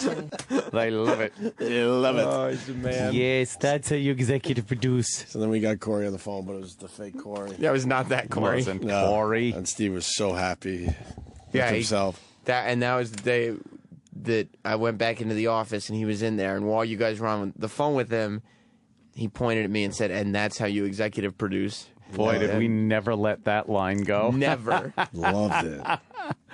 Holy fuck, man. Thanks, Sal. No problem. Yes, guys. thanks for the amazing video. Amazing slingshot video. Crazy. I'll bring something else. We'll put it up on our Facebook page. Better next time.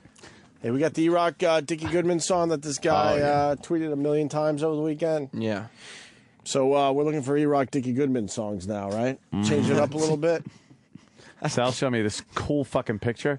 It's this helicopter, right? And he's lowering this fucking diver down. Yeah. And a giant shark is jumping out of the water, grabbing the guy. Yeah, it's crazy. Wow. Sal showed that to me. Pretty amazing. He showed me this Boss documentary that was on cable. Uh-huh. You know mermaids are like real? Whoa. Wow. That's true. I heard about that documentary. Haven't seen it yet. Sal says it's good. He gave me a tape. I'm sure he can make you a copy. I'm on that motherfucker. Yeah. Wow.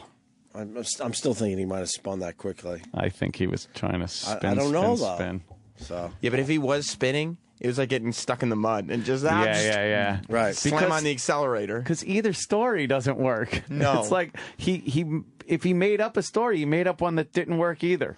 Like, you don't come in here and try to trick you. You tell you guys what the punchline is, and then you guys with him try to trick someone else. I don't know what the goal was with that one, but there was going to be a big gotcha. Gotcha.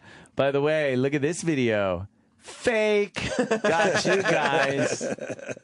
He was acting. Yeah. I liked his acting. Raise your hand if you're not an asshole. Guess just me. Did you hear the Dickie Goodman E-Rock song? I have not heard it yet. Well, here it is.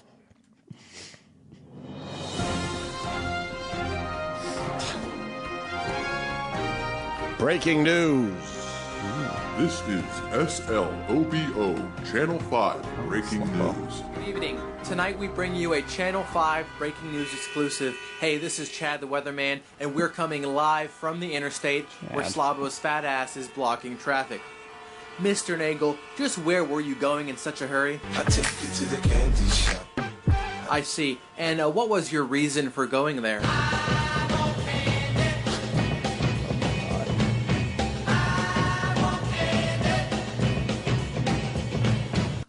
That makes sense. What were you going to buy there? She licked me like a lollipop. And what do you eat your candy with? Should we go with the critique? Yeah. I want candy you do once, not twice. Yeah. And you just say lollipop, not treat me like a lollipop. Yeah, he's leaving in the syllables before. So it's like, what were you trying to buy? She licked me like a lollipop. Yeah, no, you just say lollipop. And everyone knows what song you use. And he's staying with the one topic much too long. Plus, he goes, where were you going to? Yeah. And then the answer is, I'll take you to the candy shop. Right. And you don't need to play the I want candy twice. That's what I said. No, I'm sorry. Yeah, I said that one. You Look, the didn't guy need to say tweeted it us 100 twice. times, and now he gets the big over-the-top critique. I told him, dude, he tweeted me like 5 times in the span of 8 hours. Yeah, I got was like, a I got bunch it. too. Trust me, when you guys send in really good stuff, we see it. We see it. Oh, let's continue. All right.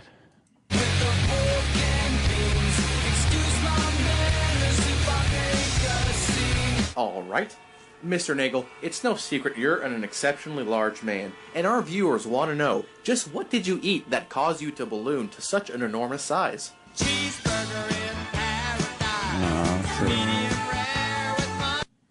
You just go. You just put cheeseburger. And you'd say like just eating a cheeseburger doesn't make you that big. No. Like, what if he said like a lot of cheeseburgers? Like you should say like a garbage truck or something like that. Like, Right. You know. And then he plays like so much of the song. No, Why would Dickie Goodman did God. He just said, "I'm just a cheeseburger in paradise." I guess Dickie Goodman did have a talent. Yes, that this guy does not seem to possess. Okay, surely that can't be all. What else did you eat? No. You just use Southern Fried Chicken. Right, finger Southern Fried Chicken, finger licking. Oh, Boom. sure. Boom. Like, we're using this guy to get better ones. Sorry, buddy. There can even be a couple where it's okay if... What is that song? Oh, I think I know The that answer from still somewhere. has to make sense to the question. Yes. Of course, that's the whole thing. That's the whole thing. If you wouldn't answer that question like that, why would you leave all that extra shit in there?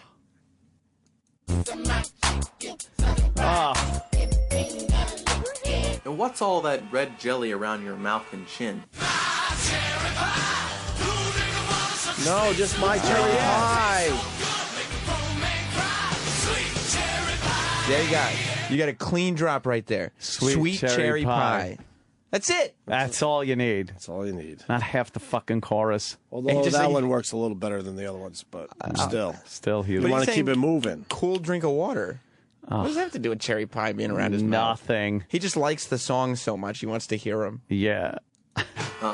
And what are those stains on your shirt? Mom spaghetti. I see. That's it. E-Rock, a lot of people have accused you of sneaking into the studio at night and stealing a certain item.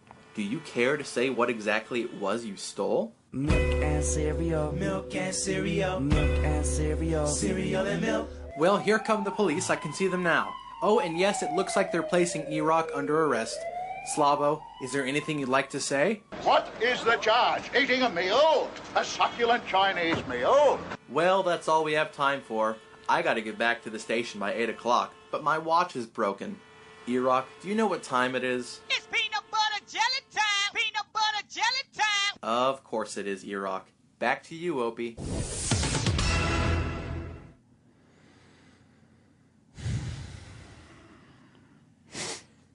Well, you know, we'll get better ones now. See? We'll use that as an example. That's there's the bar. Right. There's where the bar is right there. It's got to be like this. It's got to move. Right. I mean, you know, they did a pretty good job, I guess, whatever. Ugh. But that's why sometimes you send one tweet. Right. Let people listen to it off the air, and then if it doesn't make the air, maybe it's better. Don't fucking, beg to have your shit played. Because there's usually a reason. Now people know what not to do. What's his name? With their Dickie Goodman E-Rock songs. Tannerite Mike. Tannerite Mike. He's a good dude, whatever. I mean, he tried. He was a little excited and anxious. Tannerite Mike, huh? It wasn't bad. Wow. It was bad. It was, yeah. I would say it was bad. Say it was bad, too. I'm trying to be I'm going to say it was bad. Yeah? Yeah. Yeah. I mean, it's the easiest topic in the world. Yeah. It's like guaranteed laughs. And you can't make a Dickie Goodman song if you don't understand the Dickie Goodman formula and how, you put together the clips. Oh, that was too long. Okay. Well, thank you. Thank you to that guy. And, we'll get more, hopefully, in the coming days. Thank you for your service. Oh. Yeah. Did you just read my mind? What happened? I was about to say I need to make a request. Stop sending me the Ventura Stern for president shit. Oh, God, I know. I've gotten that 1,000 times. That is so weird. You just did the impression. I know. That's literally the next thing I was going to say. Anytime I hear thank you, I think, thank you for your service. I mean, Stern's smart enough to know what the media will bite on, but it's just a goof. Stop. Oh. I have no desire to talk about it at all. It's a dumb, silly fucking thing they're doing. Get so many fucking tweets about that. What, they're actually running for the presidency? Are they? Are they really? I didn't even fucking... Really? They're going to do this? I wouldn't even read a story like that. Because they tweet us enough about it. I know. I just couldn't even deal. Really? That's happening? On InfoWars? And what is InfoWars saying about it? It's Alex Jones's website. All right. What is he saying? Is he at least saying it's a stupid goof and that they'll get a little press out of it? No, this is former Governor Jesse Ventura and radio personality Howard Stern are set Wednesday on Stern's radio show to discuss the serious possibility of a 2016 presidential run. No, to goof on it. There's nothing serious about it. Well, talking on and off air to Alex Jones, Ventura made it clear this is very serious and not a stunt. Uh-huh. So and they're going to try to sign on a Secretary of State turd. So Ventura's going to run for president and Howard's going to be his VP. Yeah, because Howard loves being second cheese. Yeah, thank you. Howard's ego will not allow that. We all know that. This is a stupid goof. It's such a stunt. Please. Can we wake up Alex Jones? Can we cold call him now? Oh, that boy. Seems fair. I mean, Stern has indicated that he will probably quit his current show in 2015 anyway, leaving the path clear for a presidential campaign to begin the same year. Okay. Yeah, sure. All right. Like a real campaign. President Stern. Okay, sure. Of course that's going to happen. Wasn't he running for governor once? And he did. Didn't follow through because he didn't want to release all of his financial information. And wouldn't he make a better first lady at this point? I was going to say pernt. At this pernt. Yeah, I can't. I don't even care they're doing it. I care more that the some of these almost legitimate sites media aren't saying obviously this is a complete and utter goof. Yeah. Well, Alex Jones is Jesse Ventura. No, but it's on other sites too. Yeah. It's on other sites. But because Alex Jones he broke it, right?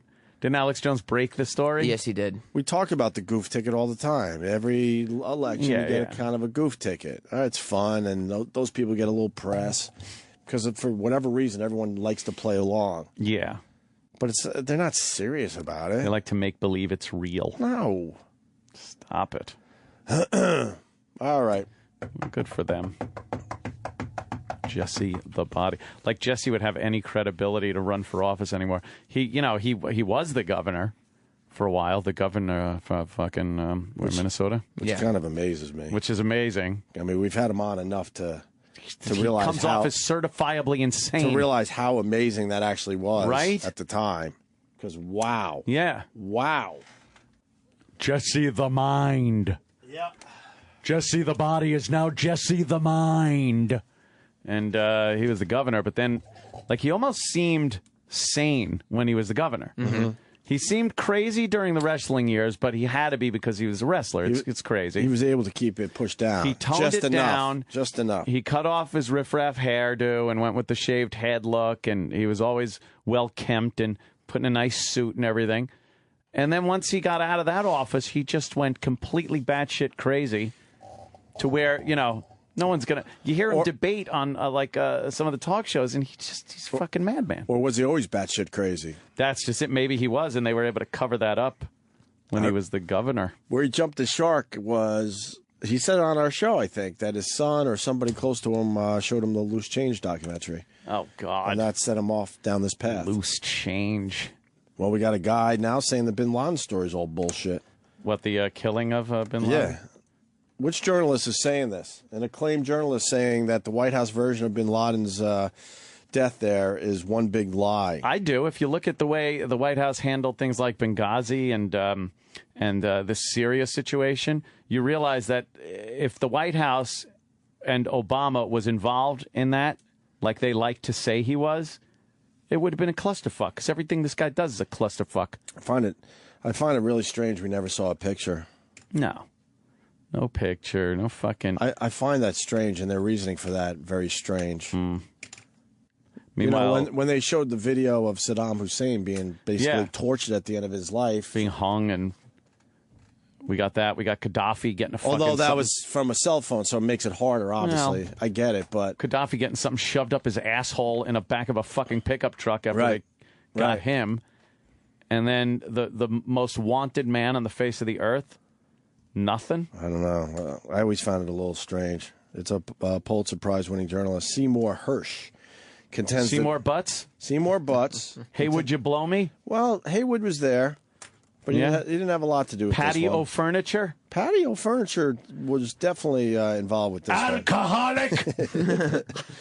Contends the 2011 U.S. Navy SEALs raid that resulted in the killing of 9/11 mastermind Osama bin Laden is one big lie. Wow. And he won a Pulitzer. Who was that, Sal? Did Sal say this? Yes, Sal. He knew it was fake, I heard, and... He knew the whole time. Yeah, wanted to play a gag on everyone? He was just waiting for us to realize. Fucking Sal. Not one word of it is true. Hersh told the Guardian newspaper in an interview meant to drum up publicity for his new book about national security. Nothing's been done about that story. It's one big lie, the 76-year-old Hersh told The Guardian. Dixie Normus. Dixie Normus. I like that one. Okay. He's basically saying that the account hasn't been appropriately looked at by journalists or looked into. Oh. The Pakistanis put out a report, don't get me going on it. Let's put it this way. It was done with considerable American input. It's bullshit. Wow. So what's the... It's a bullshit report. What's the bullshit? That it never happened it or really it happened explain differently that part. That's what's frustrating about this story. And the White House says... The book will also discuss Hersh's view that the U.S. media hasn't committed enough resources to investigate journalism. Horses. It's pathetic. They are more than obscure, Hersh said of the American media. They are afraid to pick on this guy, Obama. Well, yeah. It's obvious. Used to be when you were in a situation when something very dramatic happened, the president and the minions around the president had control of the narrative. You would pretty much know they would do the best they could to tell the story straight, he said. Now that doesn't happen anymore. Now they take advantage of something like that, and they work out how to reelect the president. Mm-hmm. So I always found that one strange. I think you have to show the picture, man. Yeah, because we really don't have any, like, eyewitness kind of proof. Right. Hmm. I mean, it pissed off people no matter what. So what would showing the picture do? Right. Really get everyone outraged? They're pretty outraged that we took him out. Dump him in the ocean. Don't see him no more. You won't see him no more. Yeah.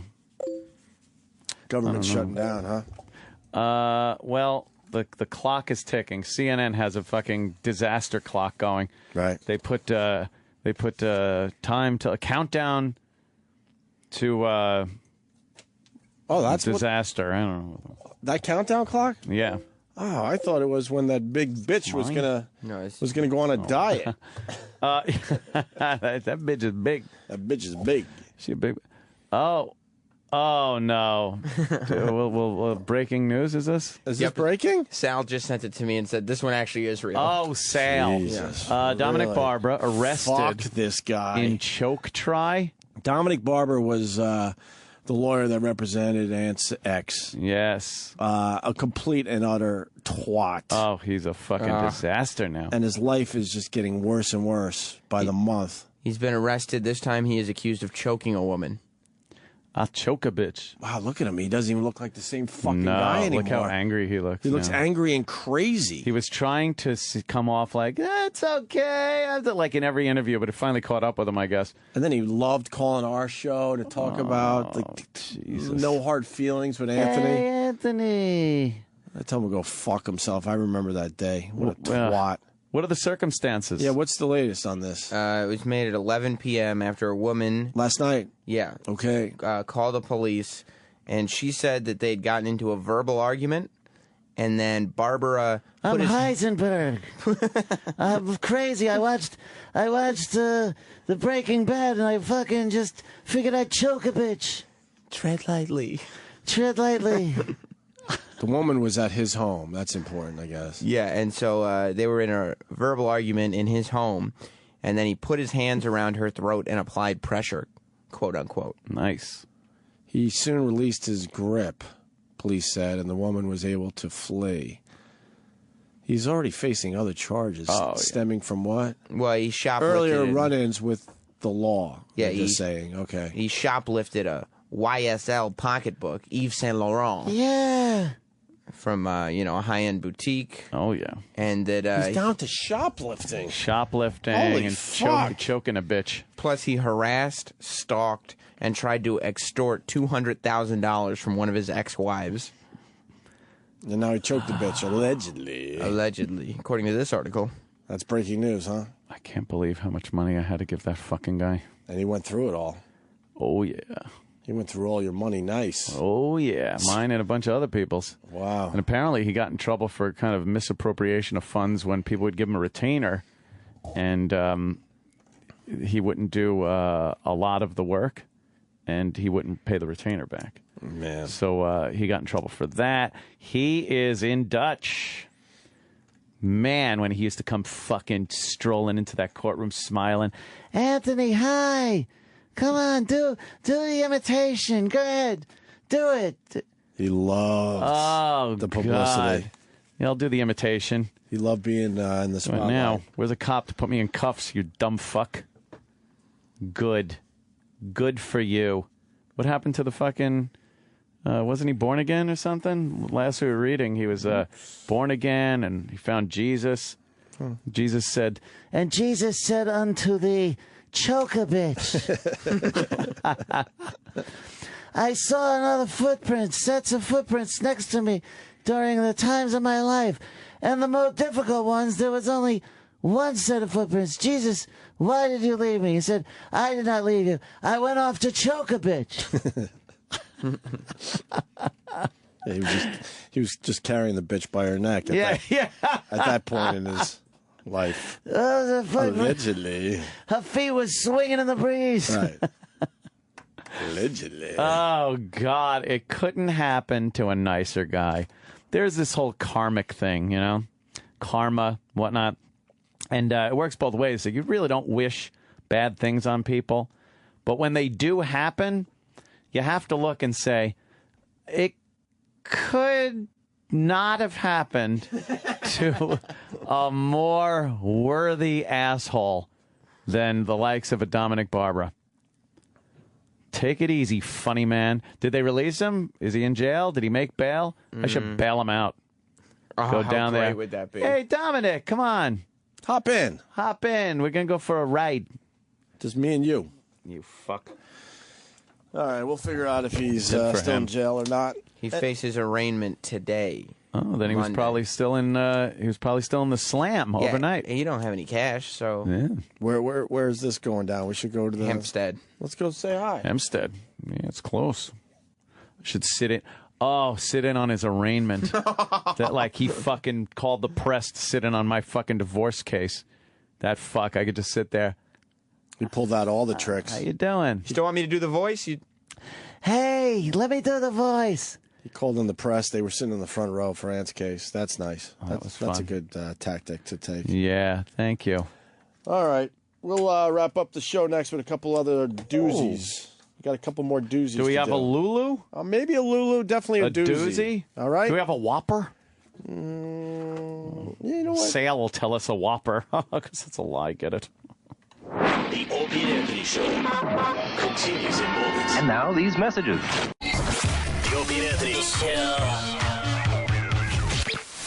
continues. Oh, yeah, absolutely. Oh, yeah. Got a very special guest on our phone line. Oh. The great Colin Quinn. I like when Opie says we have a very special guest. It always makes me laugh. Yes. Well, first I was driving up to a gig last week, and there I'm listening to the radio. The show's on. First it says, which thank God my Twitter followers. I don't even notice. Twitter people notice and point it out to me, so I get curious. It says Bobo and Colin Quinn. So I have second billing to Bobo. Now, that's bad enough. Then my name is misspelled. Oh, no. That happens a lot. How do they spell it? 2 L's. Who's in charge of that, Sam? That's either E-Rock or Sam's in Sal. charge of it. No, I'm not in charge. Sam, you're in charge of that, are you? No. Colin's saying you are. Look, I host the show. I don't do all the technical stuff. There's a lot of misspellings. In all honesty, though, yeah. If E-Rock, of course he would. You just look at E-Rock and you know he can't spell. Yes. He just has that look of like a dumb speller. You know what I mean? They're constantly screwing up the spelling on that. Yeah. Yeah. It's pretty. Yeah. It kind of ruined my fall. I remember my fun fall ride with Norton years ago with the same route, you know, and how he made that into a nightmare with his stupid cynicism, you know. What? And he has to stop at every service area. Oh, I told you, that's the crowding point of my whole life. Is Norton screwed me a week before on a gig by not stopping at a rest area when I wanted to get to McDonald's or Wendy's. So I passed right by. I pulled into the service area like we're going to Starbucks. You know, you have to have a Starbucks, and then pulled right out onto the main road. Good for you. Good for you. By the way, on my trip, I was listening to the Michael Shannon interview. Yes, he sounds like Stephen Wright. You guys, yeah, I give you guys credit. You guys are the most forced, worst interviewers I've ever heard. Why? That was the worst interview I've ever heard. So it's because you're in the middle of doing what you love, busting bobos, busting people's balls, harassing people, and then a guest comes on and you're sitting there with your hands folded like phony little Catholic school kids and trying to be nice and civil for 15 minutes and hope they can get out to you back to what you love doing. You know what? I'm so glad you bring this up. He's right. You're absolutely He's right. We changed gears with some of these people, like they're royalty, and it's like, fuck. Well, it happened to you with the Mark Cuban. You guys are literally sitting there. Colin Quinn looks at me like, what are you guys doing? This isn't your show.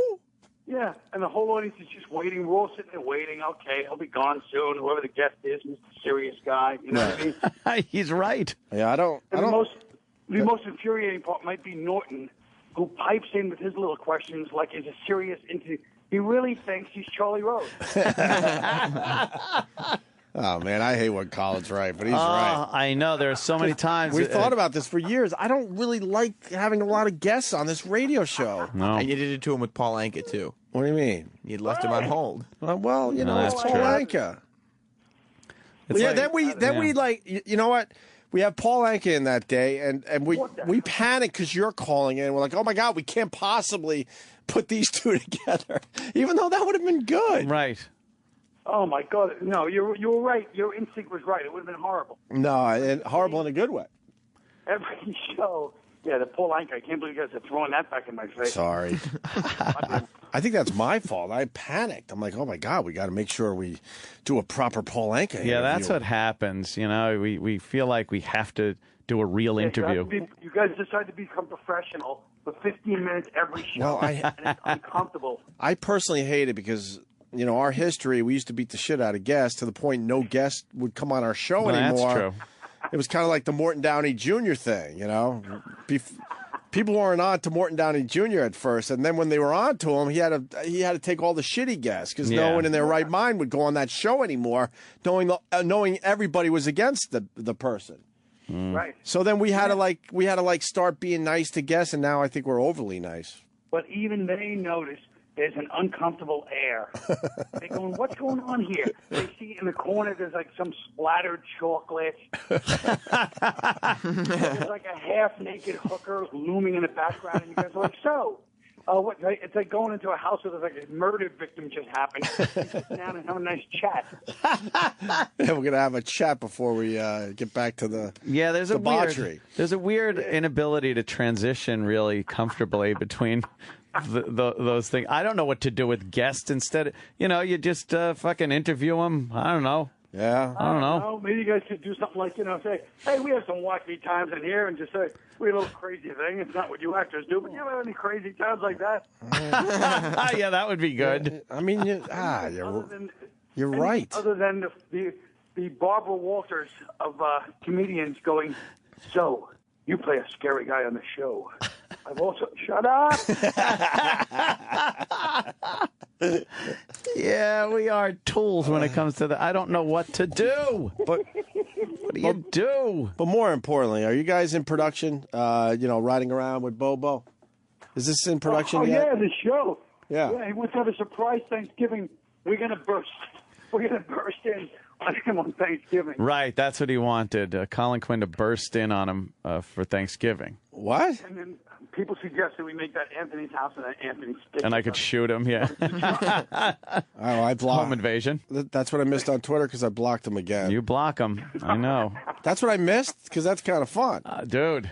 He wants you to blow off your family or wherever you go for Thanksgiving. To show. Oh, my God. To bust into his house. So, of course, I retweet it and went, wow, Carl, this seems like a good idea. It does. Just to get Bobo going, of course. Yeah. But it's true, but he loves Anthony the most, obviously. The lack of logic in these people. It's just, it's amazing. Bobo has his issues. What are you going to do? But we got a bunch of people like that. Yeah. I don't know what they listen to. Plus, if I burst in, if his idea is to burst in, it's not really that much of a surprise burst, you know? No, it's his idea, so it wouldn't surprise. He'd be like, it's Colin bursting in. Right. Yeah. Although his mother and sister probably would get a little shaken up. No, the mom's a big Colin Quinn fan. She'd be out of her mind happy. Well, then she would be happy. And then you got Bobo on the barbecuing up some stuff for the Thanksgiving meal. It's beautiful. Having 2 beers and getting hammered. Huh? Opie said to it, he's like, can you get on the barbecue? It's beautiful. He'd start throwing up on people's floors because he's had two beers. Right. You're sitting there awkwardly as the dog's barking. You know how happy I am that Anthony didn't even get mad when both of us were. It was so perfect. How could I possibly get mad? It was, and it was on a linoleum fake wood floor, easy cleanup. So I really didn't care. Him yelling, "I told you I wanted to pace myself," was hilarious. He was drunk 10 minutes into the party. 10 minutes in. He almost drowned. There's a video of him almost drowning in Anthony's pool. Oh, when he jumped into my pool That was holding a way hamburger. earlier. He was holding a hamburger and jumped in my pool. Fucking Bobo. I don't know. Never a dull moment. That motherfucker. Yeah. What was going to say? That's hilarious, guys. Excuse me, now we have to break. Hugh Jackman's coming back. You didn't like our Hugh Jackman piece? You didn't like our... I didn't see the Hugh Jackman. That's a big A-lister. Oh, it was a big one. The name of somebody that I thought would be, We got a couple pop culture things that came together that day. You got the big Hugh Jackman, and then he's trying out a cronut on our show. It was amazing. It was like the Today Show. Yeah. We could do that Today Show stuff. Oh, it was fantastic. It was terrific. We asked him, acting or singing, what was your first love? Sure. I've been saying this for a while, man. Yeah. I have been saying this for a while. I'm like, what's wrong with us? None of these people want to be friends with us, so what are we doing? Yeah, what are we doing? It's hilarious. You guys are like Kathy Lee and Hoda. How embarrassing. That drivel. Oh, Why is that man. on TV? Yeah. I watched that shit at the gym just to be annoyed. I know, me too. You do, right? It's so stupid. It's the dumbest thing on TV. But it's the best because they're like, woohoo, yo, have another drink. Oh, YOLO. Everybody love it too. And even on other morning shows or afternoon shows, it was like, hey, watch out. You're going to be like Kathy Lee and Hoda with that drink. And everyone's cackling. Oof, Jesus. Yeah, they think they're edgy because they got a glass of wine on TV. Look out. That they barely touch, by the way. Because I bet you someone gave Kathy Lee a talking to. Yeah, you think she was lushing it up too much? I oh, would boy. imagine. Look out. Wild women. She's still trying to get over that whole... What, gift getting fucking the prostitute in the hotel room and trying to fuck her in the ass on film? Yeah, that was like the first setup of those things. Yeah, that was like the first celebrity, I'm going to fucking set you up. I'm going to fuck you over. Yeah. Oh, that was a good one. She's on fucking Regis with her dumb kid and talking about this great life. And then there's GIF on the cover of the National Enquirer or the Star wanting to fuck a hooker in the asshole. Why that happened. Don't you wonder why that was the first one? Like, who got pissed off at who? Right. You know? Yeah. Yeah, absolutely. I mean, they obviously could have done that to 1,000 people over the past 20 years. But Yep. Yeah, really. Uncover. Just happened to the GIF. Hey, did you hear from Scorch? Did he find his fax machine?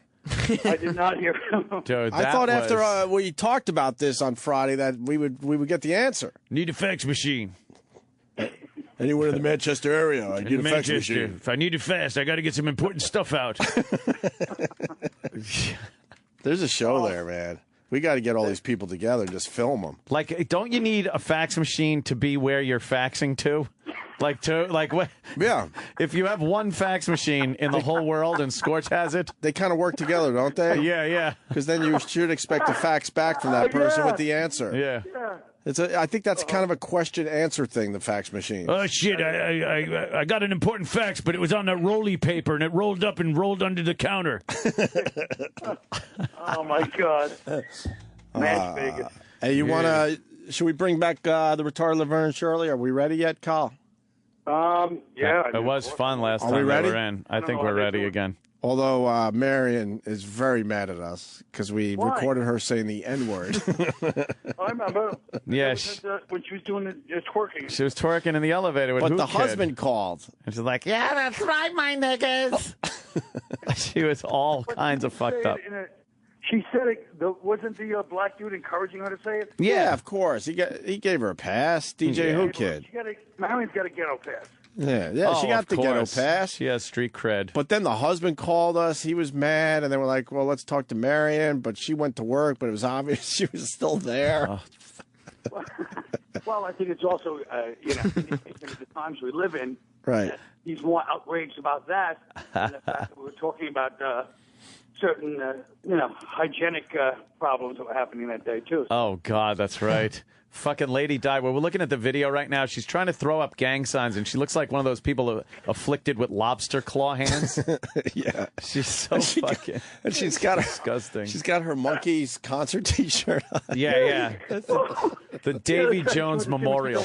It's the Davy Jones Memorial concert T-shirt because the band went on without Davy. Of course. It was a discharge. What a dick move to do. Well, yeah, I had a discharge. But I'll tell you the truth. It's also a dick move. First time I came on with them, they were hardcore parrot heads. Right. So that tell you, obviously they've switched to the Monkeys. Yes. They're all about the Monkeys, and Jimmy Buffett needs all the love he can get. You know? and she's proud that she knows a lot of his songs. Oh yeah. Oh yeah, Davy Jones, I mean. Yeah. No, I think I got my friend. Yeah, oh, that was so disgusting. Right. She got her last period on our show, right? No, I think she fucking had an orgasm. I think Colin was right. That turned out just to be a discharge. What, she came on our show? Yeah, I think she was so excited. I thought she was having so many years, you know? Yeah, she was squirming and, the pants are rubbing. And, oh, my God. Before you know it. You feel a little... Bring back Hugh Jackman. I'm sure there's a pastry we could talk about. Oh. So, Hugh, during Les Mis, when you were filming Les Mis, now I'm fascinated that you all sang your own lines in that. What was that like? I kind of hate Colin's honesty. Oh, I know. How about you keep your honesty to yourself? It hurts too much. How do you go between a movie like Prestige and a movie like Wolverine seamlessly? Yeah. Literally during, and I'm sure I'm speaking for a lot of listeners, during the Michael Shannon interview, I wanted to drive right into another. I mean, it was a good interview. He wasn't a bundle of energy. No, it was a horrible. Oh, okay. I had a different angle on it. I'm like, no, it was a good interview, but it just doesn't belong on the show. No, but you're saying it's just a bad interview, and it still doesn't belong on the show. If it was like a first date, you guys would have said, "Yeah, that didn't work out." We just didn't click. Yeah. We say yes to a lot of guests because Jimmy wants to get those pictures taken. Well, that's. I feel like we're being held hostage. Yeah, and the worst part is Jim thinks because he watches Boardwalk Empire, he's going to have the insightful questions. But instead, the night before he does it, set at the cellar, he runs home, falls asleep too quickly, and wakes up and comes up with awful questions. So in his mind, he really preps because he watches the shows. Right. Yeah. But he doesn't do the prep of like thinking like, hey, what would be an interesting angle question? He asks a question that he thinks in his mind is interesting, but it's not. Unprepared horseshit. Unprepared. Truth of the matter. I'm scared that Colin's consulting our show right now. Unprepared horse shit. Yeah. Bullshit. He swells his shit. You can just see him. And so on episode 2, there was the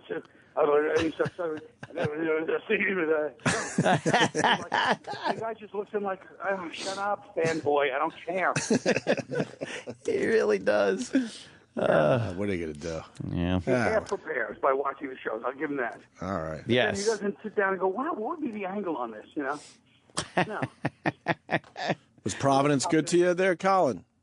What's that now? Was Providence good to you? Oh, it was fantastic. Yeah. Just great, guys. Just great, guys. Liked it? Yeah, it was great. Where's the next stop on the big tour? Oh, next stop we're talking about Ridgefield, Connecticut. Okay. Oh. Then we're going to the SoPac, Jersey, of course, and then the Virginia, North Carolina. I'm hitting all the state, the 13 colonies tour, guys. I mean, Yes, you got to hit them all. You got to get them all, right? Yes. And I told you the big joke about Rhode Island was how they weren't even at the convention, so we had a good laugh over that one.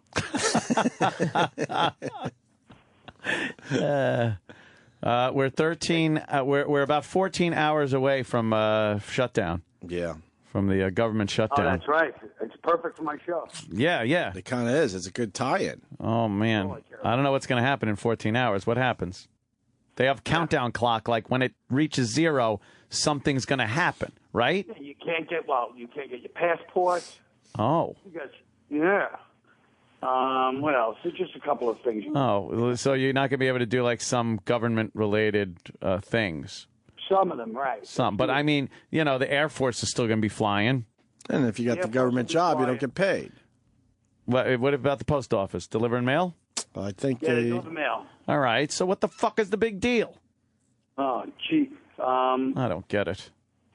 How about you just have a shutdown? That means everything's shut down. But if there's they a have special rules. When you have a countdown clock, I'm seeing it on Fox, on CNN, they all counting down. There's a clock on the screen constantly. Wouldn't you think that when it reaches 0, something happens that is this big thing? Devastating. Well, but a lot of people don't go to work as far as in like about I think like 500,000 people don't work. All right. Okay. And who's going to do the fun part of the countdown? You know, the 10, 9, 8 thing. Will they have some special person doing that? Well, yeah, probably. It can't be Dick Clark. Yeah, unfortunately not. Dick Clark. Scorch. I'm starting to think that CNN is pushing some fear forward here with the countdown That's what clock. I'm thinking. It's a little fear right there. Shutdown, countdown. 13 hours, 55 minutes to the shutdown. I don't know. Oh, that's what they're saying? It's a countdown? Yeah, there's an actual countdown. It's smart. That's the way to keep people watching. Are you kidding me? We'll be talking with Harry Reid in upcoming... Wouldn't that be great? Yeah. We do an interview. So, the shutdown, sir. Now, all I'm thinking about is our interviews. Well, you know what? No, if you guys had political people on, it would actually work fine. Well, we had Rumsfeld on. Ant was going for the real interview. Yeah. Because he's a big fan of the Rumsfeld. And Louis C.K. And Louis C.K. was asking him if he's a lizard or not. Right, that was a classic moment on the show. Yeah, the politicians. So you're saying more of that type of thing? More politicians. The politicians on, yeah. Yeah, okay. But it's the fluff actor bullshit that Colin does not think works well on this program. Well, I think Opie got to the root problem. Norton wants autographs. We feel guilty. We're like, oh, if we say no, he's not going to get the big picture. Yeah, Norton wants a picture. That's all it is. I am so scared the next time we got to interview anyone now. Oh, no. You're going to be in the back of my head. You're going to be in the back of my head. Oh, no, I know. And you're going to be out there somewhere, which is creepy, counting on us to just blow it up. No, not even blow it up. Just, I need the stilted dialogue. He's right. What happened? So, and everybody politely waits. Each one of you politely waits for the next guy before you ask your next question. Yes.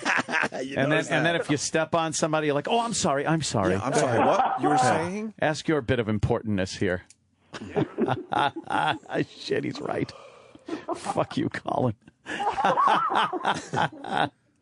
I'm getting out of here. Yeah, I guess. I'll see you later. All right, Carl. Thanks. Thanks for nothing. I am Colin Quinn on Twitter. Carl's fucking... Go there now. He's brilliant. Fucking guy. We didn't get to the bunny story. Is it good? Is there a video? Yes. Oh, I got to see the video. What happens? It's good. Yeah? Yeah, I don't want to give it away. Something happened? I didn't realize there was an actual video. Yeah, this is a little bunny that this family found about a week before. Okay. And so they were taking care of it. Nursed it back to health, and, now you got to do the right thing, and you got to put the bunny back in the wild, Anthony. Yes. The little baby bunny. That's the thing to do. Yeah. All right? Don't walk in the bubbles. We gotta let Kermit go so he can find his mommy. Mommy. Put him out in the grass, or... This is the little baby we've been feeding for a week. For a week? Mm-hmm. But everybody else does, So now she's going to let the bunny go. You hear the birds chirping. Mommy. Go get her. And that's the mommy? But it's your front lawn. There? And now they let the bunny go on the grass. Going to mommy. This is such a wonderful moment.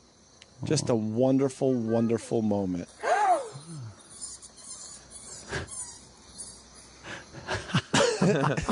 Fucking hawk took it.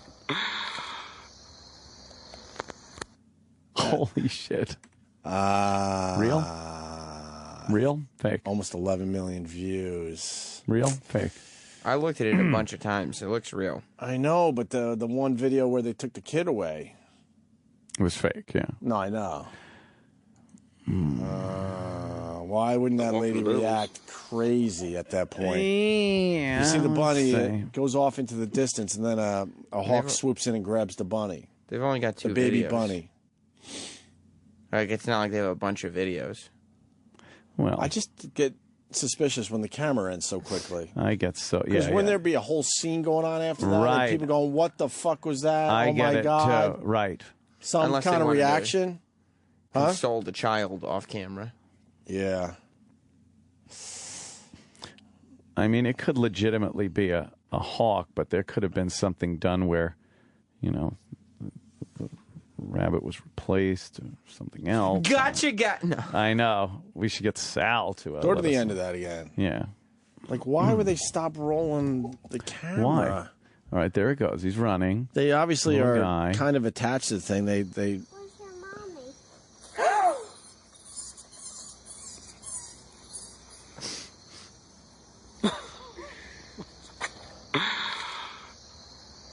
The guy laughs, but then doesn't say anything. And you get one. I think it's real.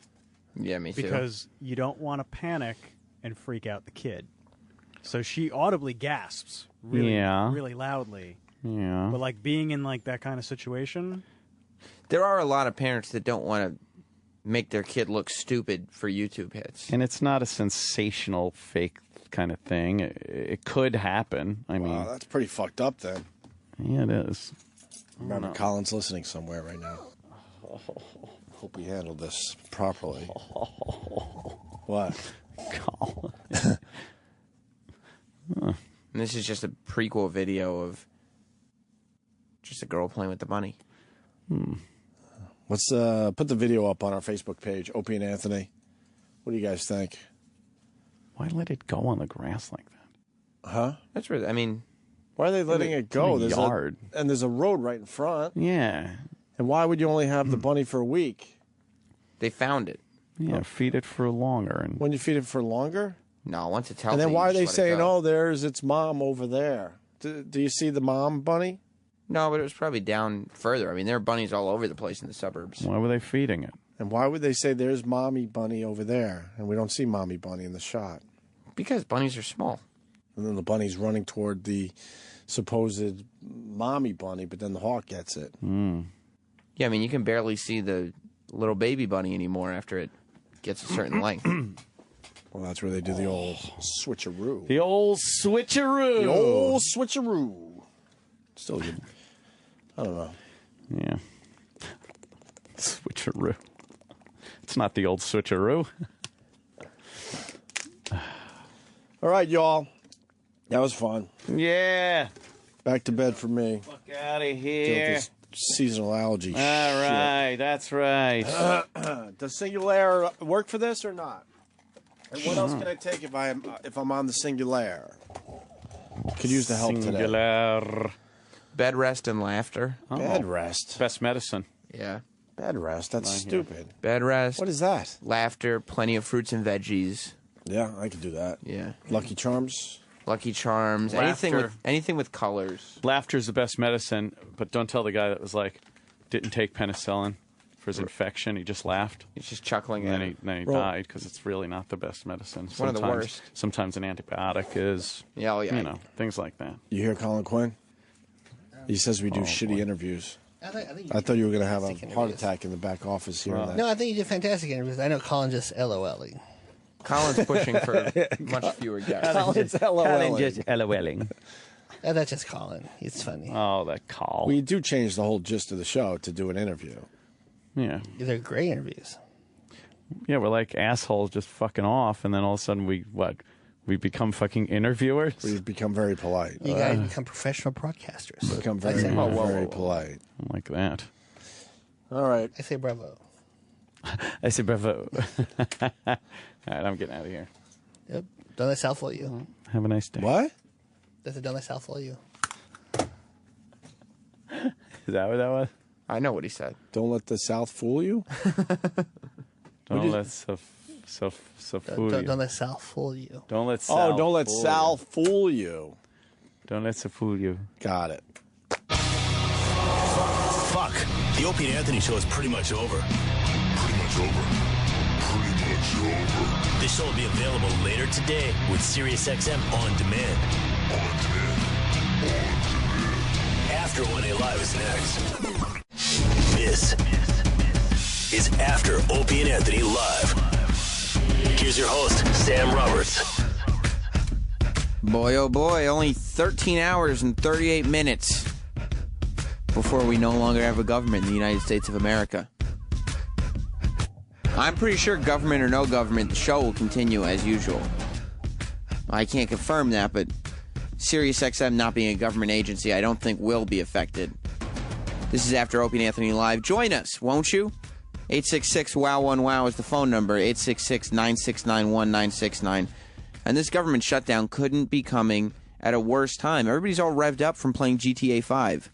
I know that's how I'm feeling. Like, everybody's just looking for an excuse to act like a vigilante. And now there's going to be news that there's no government, although that would be hilarious if people didn't really comprehend the full, government shutdown thing, which basically just means, like Colin Quinn said on the phone a little earlier, that, you won't be able to get passports. If it snows, it might not get plowed right away. Luckily, it's still September, so probably won't snow. Although, technically, it'll be October by the time the government shuts down. And we did have that snow at Halloween, but odds are we won't need the plows. Other than that, I mean, public schools will still be functioning. I'm pretty sure you can still send mail. But I don't know why passports wouldn't work. You get your passports, you go to the post office for your passports. So what, they're just going to close off that little closet that they turn into the passport office? Doesn't seem rational at all. But it would be great. And it'll happen. If they close down, if they do this government shutdown, and there are people that are only going to half listen, or that are just going to have no idea what they're talking about or what they're hearing, and just go out and start committing crimes. And then, much to their chagrin, the cops will be there. What do you mean? I thought the government shut down. What are you guys doing here? Well, I can't wait to see it. Sal, how are you doing? Doing great, Sam. You tell me. Yep. When did you know everything had gone south today for you? Actually, before I went in. So, the video you suggested was a video where a guy makes a slingshot. Right. And then he shoots himself in the face. Yes. But it was fake. Yeah. And there's a video that follows it that is him explaining how he did it. Right. He's not only does he's some weird, where would you say he's from? Germany? No, it's not German. It's probably like one of those Nordic countries. Yeah, something. His name's like Jorgen or something like that. Yeah. So Jorgen sits around and he makes odd weaponry for himself. He makes slingshots, but not just like he tears a branch down from a tree. Yeah. He makes super weird, like if he were in the United States, government agencies would be looking into exactly what he's doing on his weird Nordic compound. Because he's fashioning weapons out of wood and bands and screws and stuff like that. Anybody that has giant ball bearings like he used to shoot out of his slingshot is worth questioning. Why would anybody have those things? When you live in a boring country, you have to entertain yourself somehow. So you just go to the hardware store and you're like, you know what? They have massive steel marbles. I'm sure I could find a purpose for these. Yeah, people make like potato guns, all that sort of fun stuff. It's like Homer Simpson when he was shopping for his kids when he had no money on Christmas. Pads of paper. Bart could think of a million things to do with these. And so Jorgen sits at home making weaponry and I guess demoing it on YouTube. But obviously also he likes to, use movie makeup and video editing and stuff like that. So Sal walks in during a commercial break. Keep in mind, the last time that Sal came in during a commercial break, he ran in, and I can't remember exactly what it was, but it was to report something that Denny was doing. And they were like, okay. And you were very excited, Sal, that day that you did that. And Denny came in, and it was a bust. It was a big time, who cares? And of course, Sal caught some shit for it. Then today he comes in during the commercial break and he's like, you guys might want to check out this video. Can I show it to you? Blah, blah, blah. And he pulls it up on the computer and Ant takes a look at it during the commercial break. And immediately, before any of us brought Sal in, we all knew it was not a real video. And so Sal comes in, he shows us the video. We watch it with him tonight. We watch it with him in the studio. And we're all pretending it's real. And Sal is acting like it's real, too. And when we let him in on the fact that this is fake, we all know it's fake. fake, fake, totally fake. Sal acts like, yeah, I know it's fake. We go, what are you talking about? And he goes, I was gonna tell you guys later. That's weird. You're sticking to that. Yeah. There were 2 signs of forgery. Well, no. Fuck the whole concept. There was 2 signs that things were going south before I walked in studio. My original question, right? Okay, yeah. During the break, I heard some screaming and all that sort of stuff. And was it the typical Anthony going, what is he doing? No, I couldn't hear. I just heard like screaming, like something unusual. So I'm like, what's going on, Travis? And Travis was like, nothing. So I'm assuming Travis was listening into the studio. So I was like, okay, that's one suspicion right there. When you hear something, and Travis is insisting there's nothing happening, you go, this isn't good for me. No, there's something's up. I know exactly what's going on. And it's not like it's out of the realm of possibility that you're about to get shit upon. Right. I'm always assuming that. Right. Why like out of the realm? That's just always understood. So anyway, and then as soon as I walked in studio, everyone had like a very welcoming vibe and a very nice like grin and all that sort of stuff. I'm like, fuck! I knew it. I knew it instantly. I'm like, this ain't going anywhere. I'm just gonna get killed. So that's so funny. So you see right through all of our tells. It's not necessarily tells. It's just you sense it. You just feel that vibe. As soon as I walked in, I was like, this is too welcoming. Something's not. If we're welcoming you into this studio, going, hey, Sal's here. Come on in, Sal. It's the only reason we could be that happy is because we have something bad on you. Yeah, I'm getting fucked. Now, did you figure out that what was going on was we all knew it was fake or did you not know yet? No. I didn't know you guys were doing that to me as of yet. Like I said, after I was going to show it and you said, oh, it's pretty convincing, blah, blah, blah, whatever, I was just going to say, yeah, it turns out it's fake. And that was pretty much it. And you knew it was fake, you're saying? Yes. And your plan was to what? Just say after it, yeah, it's pretty convincing, but the video's fake. And that's it. But wouldn't Opie and Anthony then be like, well, why would you not tell us that in advance? Look, am I going to walk in saying, hey, there's a fake video? Let's watch it. No, they're not going to want to do that. I guess, but then why show it to them in the first place? Because it was pretty. I thought it was pretty convincing when I first saw it. I totally believed it. But you don't think you can go in and be like, "There's a pretty convincing video online. It's tricking a lot of people. You should take a look at this." I suppose I could have done that in retrospect. Yeah, because you're never going to get over going like trying to stay one step ahead of the guys. I wasn't trying to outwit them or anything. It was just that I was going to present it like, yeah, afterwards it turns out. But that's what happens. You're like, there's a video that I want you to see. And then in your head, you're going, I know something they don't know. I mean, I don't have it that menacing. In that you got sort of to. manner, but you got to. Now you know. I mean, you have to. And I do this still to this day. Like when you come in with some content for Opie and Anthony, you have to be thinking, okay, what's every possible outcome of this scenario? You have to. Yeah. It's the only way to survive. And you have to be prepared for every possible outcome. And one of those is going to be, I'm going to have to just sit there and take my licks. Yeah, they are absolute masters at picking apart every little fine detail and examining, the subtleties of it. Dude, I've been here for 8 or 9 years, and they'll still pick an angle on something where it's like, oh, fuck. Like, that's what they're going with. And you get frustrated because you go, what about everything else? This all works fine. Wait, no, this is how it played out in my head. And they go, no, buddy. No, welcome to hell. Well, I guess that's why it's so entertaining is, you never know what the fuck is going to happen. Not for us, it's not entertaining. For us, it's torture. Like, Jocktober starts tomorrow. Yes, I'm very excited about that. You're excited about it. Yeah. Opie and Anthony are excited about it. All the listeners are excited about it. Let me tell you, Jocktober is our celebration of all the jocks. I should get with Troy to make sure we have production ready. Jocktober is a celebration of all the jocks throughout America and I guess Canada too. And what we do is we just choose random radio shows that are bad and then make fun of them. But you know what happens? I'm the one who has to supply all the content. And I've opened this up a million times. Please, listeners, you can tweet me at NotSam. You can call into this show. Any way that you can get a hold of me to suggest radio shows, please do it. Because I'm being held responsible to find a new show each show. Like every day of the month, theoretically. I'm sitting there every year. I go, Opie, maybe we just do once a week this month. Maybe this year we just spend October and do Jocktober once a week and keep it fresh. And he goes, "No, I think we'll do it every day. I think we're going to go every day this year."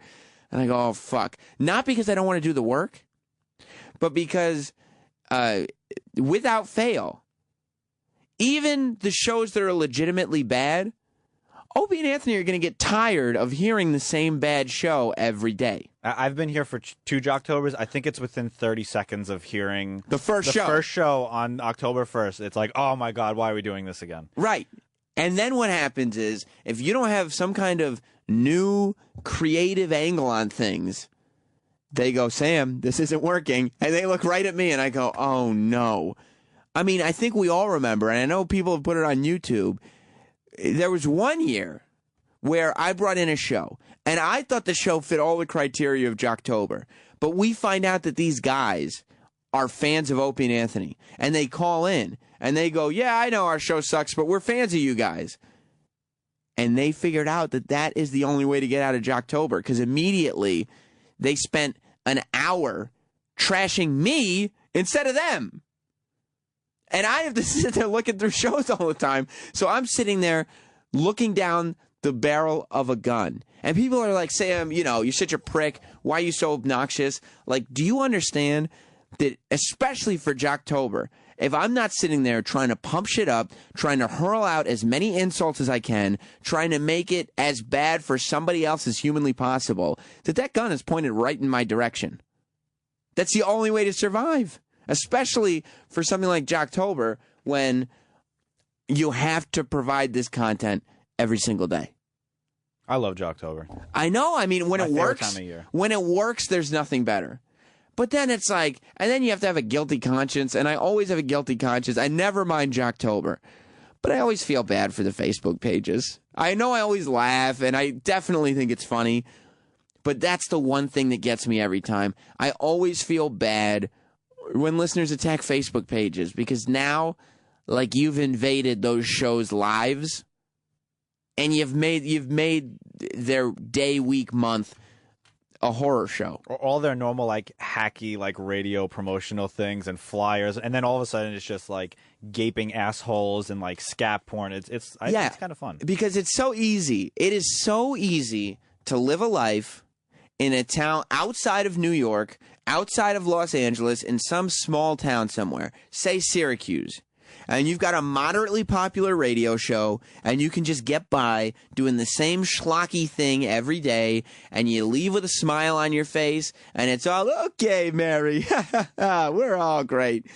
And you go home, and you spend time with your kids, and you have a white picket fence, and everything's fine. And you just lie to yourself about the fact that nothing you do has any integrity. They can maintain this illusion of anything that I'm doing has any credibility to it whatsoever. And it's easy.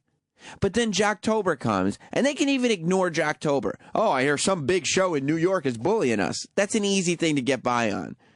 But when it starts infecting your Facebook page, then you're doing your show, and all of a sudden, truth starts pouring in to you via the internet, thanks to Mark Zuckerberg. Truth just starts pouring in the forms of cock pictures and gaping assholes and defecation and everything else you could imagine. And you have all this house of cards, this delicate house of cards that you've built for yourself, made of lies, comes tumbling down in a hurry. And it's not good for a person psychologically to be hit with that much reality in one shot. No, I think it is good. And it's mean. No, it's good because people should know that, like, Yeah, but no you one gotta likes that shit. Like, you gotta hold someone's hand when they've been and some of these people have been doing it for so long that they don't know how horrible what they're doing really is. So you kind of gotta hold somebody's hand and walk them through this. When they get hit with that kind of reality all in one shot, it's like they're gonna end up with PTSD. It's like bad. It's bad. Phil in Michigan. Hey Sam, how are you? What's up, buddy? Hey, suggestion for Jocktober, WWCK, CK105 FM out of Flint. They got a couple 50-year-old plus geezers hosting a morning show on a top 40 station. This guy has And that's been, the thing. It's these guys in their 50s. It's like you're watching. Like I can't stop watching X Factor. I know I should, but that's the one sort of singy, judgy show that I can't stop watching. And you watch the show, and like the 60-year-old woman, because there's no age limit on that show, and inevitably the 60-year-old woman is going to go and audition, and you know it's not going to go well for her because she can't sing. And she goes up on stage, and she's been living this lie where everybody's telling her that they enjoy her. And she's been smiling for so long, bubbling herself in from any sort of reality, that she gets up on stage, and when Simon tells her, you know, you're horrible at this singing thing, he might as well be slamming her in the kneecaps with a sledgehammer. It's that damaging. And that's what this is. You got these, like, 50-year-old dudes. Is it two guys? No, it's a guy and a girl. That's even worse, dude. Yeah, very embarrassing. And the thing is, one of the low-rated weekend TV morning shows has them on the weekends, you know, about what's hip and what's new at the movies. And they put him on video. And this guy used to be a top 40 jock, probably 20-plus years ago. He was cool then. He's so out of touch now. It is pathetic to listen to. It's a Cumulus station. They actually bought some other, another top 40 station in a market, and the rumors going around was they were just going to simulcast because they are so bad. They have not done it yet. Because they're so bad. It's a joke. But it's like these 50-year-olds, this guy and this girl, have never, like, they know what they're doing is horrible. And they know they're way too old to be talking like this. But they've built up this delusion long enough, and they've been kept in that position long enough that they can live in a reality where they are who they are portraying themselves as. And Jocktober comes along and just crushes dreams and just reminds them exactly of what life has done. They've been lying to themselves for so long that they don't know what's going on in life. Like, they haven't had to keep checking themselves because they found this comfortable position. The funniest thing, though, Sam, is the male geezer, for the most part, they'll be talking about the latest in pop stars and Katy Perry, or they'll be having banter with, you know, the female news anchor or, you know, weather person. And he comes across as creepy. He comes across as Chester the molester. The weatherman? Chester the molester. That's what he comes across as. Uh-huh. You know, trying to act cool, and I'm like, you're just making a fool of yourself, dude. And you know, I mean, that said, like everything I've said about, you know, how damaging this can be for somebody, I'm going to listen to that station. I mean, this is a great tip, and I thank you, Phil. And, no problem. And I mean, and I've been in cars, like when I travel around the country, as I do, I'm a bit of a jet setter. I don't know if you heard. But I listen to other radio stations all the time, and they're all horrible.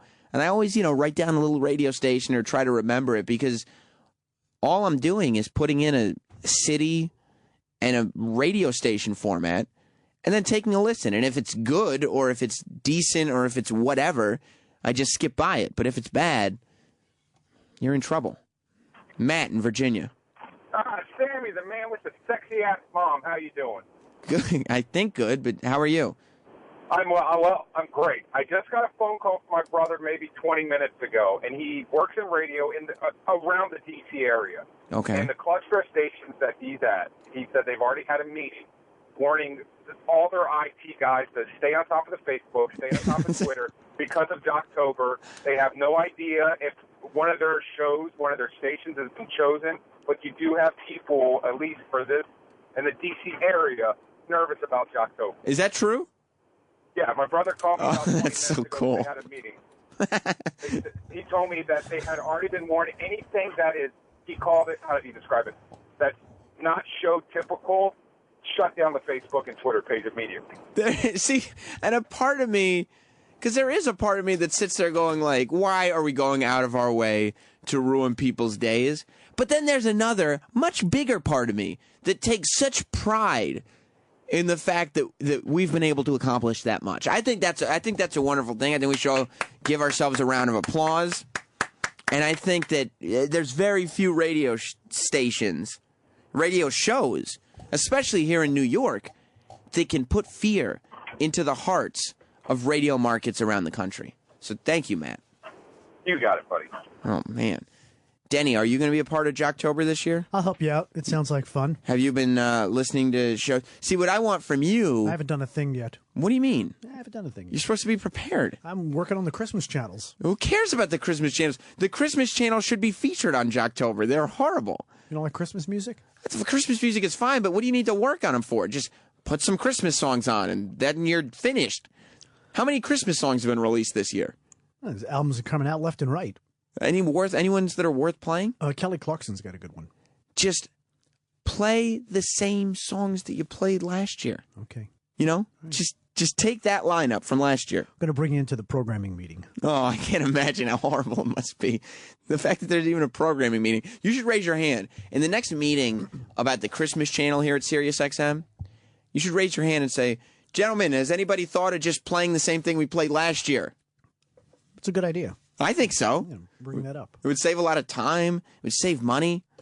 And it would leave you more free time to scan the country looking for shows that you like, because that's what I want from you. Okay. Is some of your favorite things that radio stations across the country are doing. I mean, one day you could even bring in some of your favorite jingles. Oh, yeah. Now we're talking. That's the type of thing we could feature on Jocktober. One day we'll give it to Denny and do Jingle Day. Okay. You know, that could be a lot of fun, don't you think? Oh, that could be a lot of fun. And maybe figure out some of your favorite bits that are going on, some of your favorite go-to marquee bits that radio channels do, radio stations, and just see how many different shows we can find across the country doing those very bits. And steal them. Let's do them ourselves, right? Go. No new ideas, just call it something different. Right, exactly. War of the Roses. Diane on Long Island. Hi, it's Jimmy Lover. How are you? Oh, good. How are you? I have a great idea for Jocktober. What's that? All your bloops. I mean, I don't know if we I can... want to hear all yours. That'd be a great day to start off. Diane, I don't know if we can start off that way, but it's happened before. And I'm telling you, if that's what you're looking for, that's what I was talking to Sal about. Be near your radio, because the minute any of these Jocktobers go south, all they want to do is throw me under the bus, Diane. I know. I'll be the first one to push you, honey. Why? Because I love you. Thank you. I appreciate that, Diane. But if you loved me, I wish you wouldn't do that to me. Denny, do you have any old air checks that I can... Yeah, I can bring in some stuff. Can I have some? And then they'll just be to honor you, really. No, of course not. We can destroy them. That's what we're going to do. That's what the show's all about. Can you bring me a few of your old air checks and stuff? Because Jocktober is a time of the year. I started getting tweets about Jocktober, like station suggestions in August. Okay. I mean, this is how some stations. I'll take a list from these Opie and Anthony fans. Yeah. After Opie and Anthony live fans too. Just love Jocktober. It's Christmas. Wow. You hear Sal. I mean, Sal has been beaten to the ground on this show, and well deserved. You're right about that, Denny. Fuck you, Denny. I mean, you got to give Denny some credence to that. All right, fine. That was a good jump in. Did you think that? Did you hear today's Sal's little blunder? The video, huh? Yeah. It was great. Did you understand what he was getting I had at? no idea what was going on. Yeah, a guy I know told me about it. Not me, but a guy I know, a friend of mine. Even if Sal was telling the truth. He should have taken the onus. He just should have owned it. Said, look, I thought it was good. I screwed up. Right. And even if he was telling the truth and he knew it was fake, does it make any sense to you that you would give them a video you know is fake and just tell them it's real? I think he was trying to put one over on the boys. Right. But that doesn't, even for you. That's not right. No, I don't try to put anything over on those guys. No, it doesn't. It's not a smart thing. No. Because best case scenario, you get them, it's only going to make them more upset. It's like Kanye and the Jimmy Kimmel thing. Yeah. Jimmy's going to win. He is, yes. He's going to win. Jimmy's going to win this thing. He's going to win this. Let him have the laugh. Done. Yep. Oh, yeah. Because you're not going to get one over on him. See if you can do anything sneaky behind the scenes, whatever you could do. But if you're trying to beat them at that game... Man's got to know his limitations. It's never going to happen. Right. Like for you, it's all about the Christmas channel. Yeah, Christmas channel. Come in here, talk about radio, talk about fun, and that's it. And that's it. You're an expert on fun. That's it. Just part of the Fun Patrol. And I'm sure there's a morning show that call themselves that out there. Yeah, if you could find a Fun Patrol morning show, that would be great. Yeah. Sal, you were not... You had your hands in the air when Denny walked in today. I like Denny. Sal, he waved me in. I would never just barge in. I know. I was It's wondering why you were going in. So I'm Everybody's welcome. I enjoyed what he was talking about, and he waved me in. Right. When I see Denny coming up the hall, every time it's Come on in. I don't have anything planned. It was like the Pope, the papal wave. He sort of just said, come on in. Let me go to Larry in Louisiana. And it was very papal of me, wasn't it? Yes, it was. Larry. Sam Roberts, professional broadcaster. There he is, buddy. By the way, great call to O&A the other day. Great call. Well, Jimmy might have a lot of trouble finding these books. The book I recommended, and I got to warn him. I didn't warn him then, and I want to warn him now. It can be a very, very difficult read. Some of it's rough. Well, Larry called in the other day when Jim was talking about Nazi documentaries and some of the books and stuff. And, yeah, I would assume that reading and watching and I mean, you know how Jim is. Like, you don't have to talk to Jim about it being a rough read. I mean, this is a guy who sits at home watching beheading videos. You watch beheading videos, Danny? No, you don't. No. Back in the 70s, they used to have the snuff movies. Do you watch those? No. Faces of Death? No. A little bit? No, the most thing I get out of watching the from the Nazi prison camps and things, Hogan's Heroes. You like that? I like that. You like Hogan's Heroes? Because you know what? They take something that was tragic, but at least they put a fun spin on it. Yeah. I would have liked to have been in the programming meeting back in the 60s. All right, it's about a concentration camp, but it's a comedy. You would buy it. Yeah. Why not? Yeah. Hogan. You love it. I love it. Sal, you a Hogan's Heroes guy? I don't even. Doesn't know. Right now. Sal is looking at you blank. Who is that? Colonel Clink. Colonel Clink. Yeah. And Sergeant Schultz. I know nothing. Oh, Larry, Hogan's Heroes? I watched it as a young man. It did receive a lot of criticism at the time for taking something where prisoners were dreadfully treated and making a comedy out of it. But, hey, you know, the majority of the people didn't live through that particular experience, and the misfortune of a minority can be uniquely made fun of. And turned right, I mean, into Denny got a kick out of it. Let's show all the Germanist buffoons. And everybody loves to see a Nazi turned into a buffoon, the preening in front of General Bullhalter, and the fear from the Gestapo man and the fear from the SS guys. Is that what you like, Denny? The Germans being buffoons? Yeah, it was just a funny show. Yeah, Richard Dawson was on there. That's sure. America first came to find out about him. Didn't he used to make out with people on Family Feud? Yeah, I love Richard Dawson. That's fucking weird, man. That was so good. He was a weird dude. He was just kissing little girls on the lips and stuff. That's some weird shit, am I right? That's weird. It was weird when he started doing it. Yeah, but those women got so excited when they would get a chance to finally kiss him. They got aroused. They loved it. They got very aroused. But Hogan's Heroes was the same concept of the TV show F Troop. F Troop was just set back in the days of the the Civil War. And I don't know anything about any of these shows. Well, they're 60s TV shows. Yeah, I wasn't watching TV in the 60s. Ant would know. He could sing you the song. He could tell you all the characters. I'm sure he could, but I think I'm about 9 generations behind on this conversation. Oh, yeah. And I'm not sure if those shows if we're talking about Charles in Charge, if we're talking about Darkwing Duck, I'm right there. Right. Well, that's your generation. Do you know about Darkwing Duck? No, I don't. Let's get dangerous. But I wouldn't, go on the radio and talk about it. Like the guy was talking about the morning show with the old disc jockeys. Right. You're not going to do that. How about that swinging T-Pain? He's coming up now. You can't do that. No, you sound like a fucking asshole. Exactly. That's what. I mean, you're not going to say those words. No. But the sentiment is there. Yeah.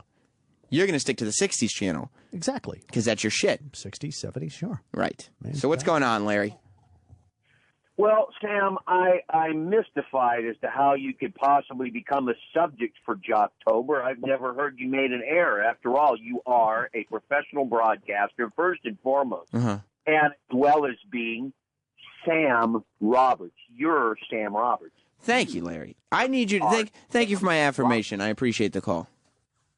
Hey, Sam, you the man. You know that. You are right. Sam Roberts. I'll talk to you later, buddy. And by the way, go more ahead. thing. Yeah. You are a world-renowned professional wrestling expert and originator of the blatantly stolen Lonely Virgil concept. That's exactly right. Thank you, Larry. You see, Denny, you need people like Larry in your life to remind you. You need that confidence up.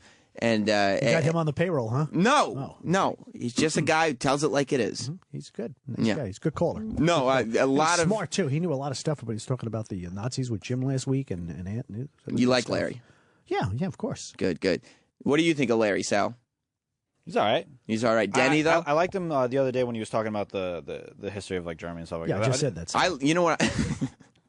Denny was just saying you didn't have to be repetitive about it. Oh, I'm sorry, because Sam asked me my opinion, so Denny's got to fucking open his mouth. Salty, huh? Wow. No need for the potty mouth here. What's a potty mouth? Potty mouth, you fucking dope. A potty mouth. He said potty mouth, though. Potty mouth. It's not like you to make a mistake. The potty mouth. That's why taping for the music show is a little easier. You could go over and gloss it. Oh, pre-producing. Yeah. You like that? I do that, sure. Sure. Why not? Perfection. Kevin in Arizona. Hey, thanks, Tim. Hey, man, I've got one for you. 94 Rock in Albuquerque. 94.1.